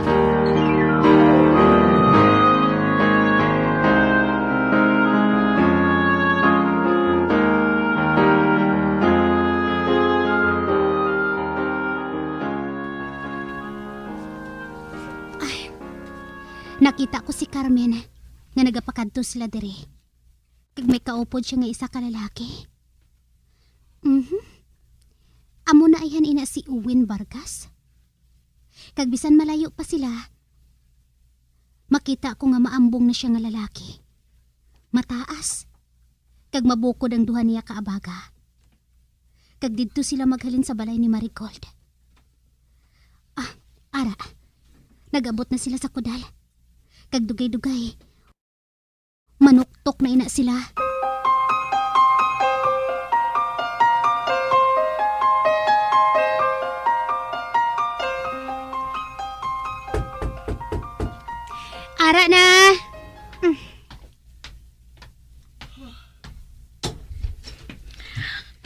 May adlaw. Oh, mayong adlaw man. Siya si Crystal Owen. Crystal? Siya si Owen. Dito na kami magalin sa kay Marigold. Ginbato na niya si Owen nga border dito. Amo matuod, Crystal. Kaayo sa iya, no? Magpungko ka mo, anay. Owen, Carmen, si Gilbert, basi kung magabihan pa siya pagpauli. Sige, Owen. Magpungko ka. Salamat, Gid. Halin diri sa inyo lang tawon man ang balay ni Marigold. Oo. Siya ang malapit namon nga kasilingan dire. Gali. May boyfriend na ba si Marigold? Boyfriend? Ay, wala Wala. Bana, may ara. Ay, oo, gali, Crystal. Nadumduman mong isda nga ginhatag sa aton ni Kapitan Aurelio? Katambok, no? Oo. Katambok matuod. Owen, abi mo, kung hindi masako si Dr. Gilbert, kag masanag ang bulan, nagakadto kami sa baybay. Kag nagahimo kami sang bonfire dito. Kag sa higad sang baybay, makasugba kami sang madamong isda. Kag may dala pa kami nga beer kag soft drink. Wow! Gusto ko man ina. Kag si Marigold, amo man balay? Aba, oo. Kaupod siya Upod si namon. Kay natural, abya namon siya ni Crystal. Wow! Kabay pa nga sa pila ka adlaw, makaupod man ako sa inyo sa pag-bonfire ninyo. Aba, oo. Kag makabati kagit sa mga matahom, mga istorya ni Kapitan Aurelio. Man, madamo sa sang adventure.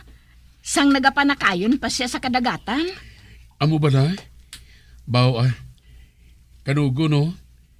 Subong ko pala madumduman nga magbakasyon dire. Kanugon sang tinion nga ginusikan ko.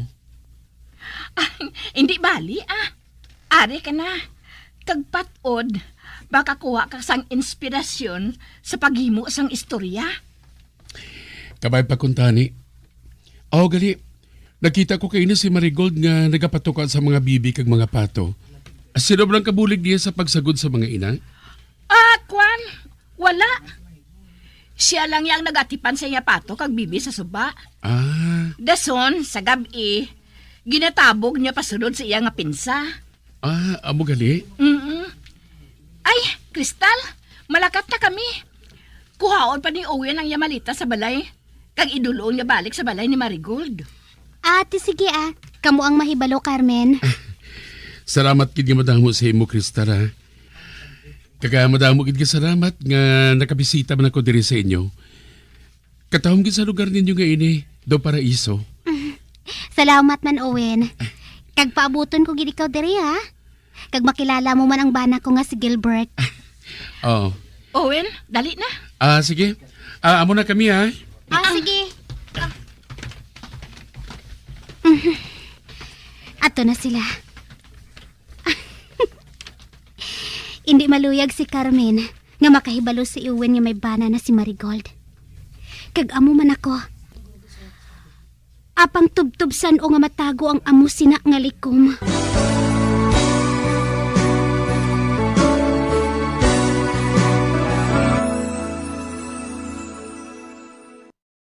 Kung mangyari man aking mahal na ikaw at ako'y magkatuluyan, mundo ko'y parang langit na, mundo ko'y parang langit na, kapag ikaw ay laging kasama. Ang pag-ibig ko sa'yo'y di magbabago. Ang puso ko'y iyong iyo, ang puso ko'y iyong iyo, at sana'y sa akin lang ang pag-ibig mo. Mga abyan, sundan ninyo sa pagpamati ang kasugpon sang aton sugilanon diri sa Recuerdos sa kasaysayan. Si Marigold kag si Crystal. Ginsulat kag sa direksyon ni Elizabeth Batiduan Navarro. Kapag tayo lang dalawa ang lagi magkasama. Bombo Radio Philippines. Patuloy na #1 sa drama. Mas Paradyo Bombo! Bombo Radio Bacolod. Number 1!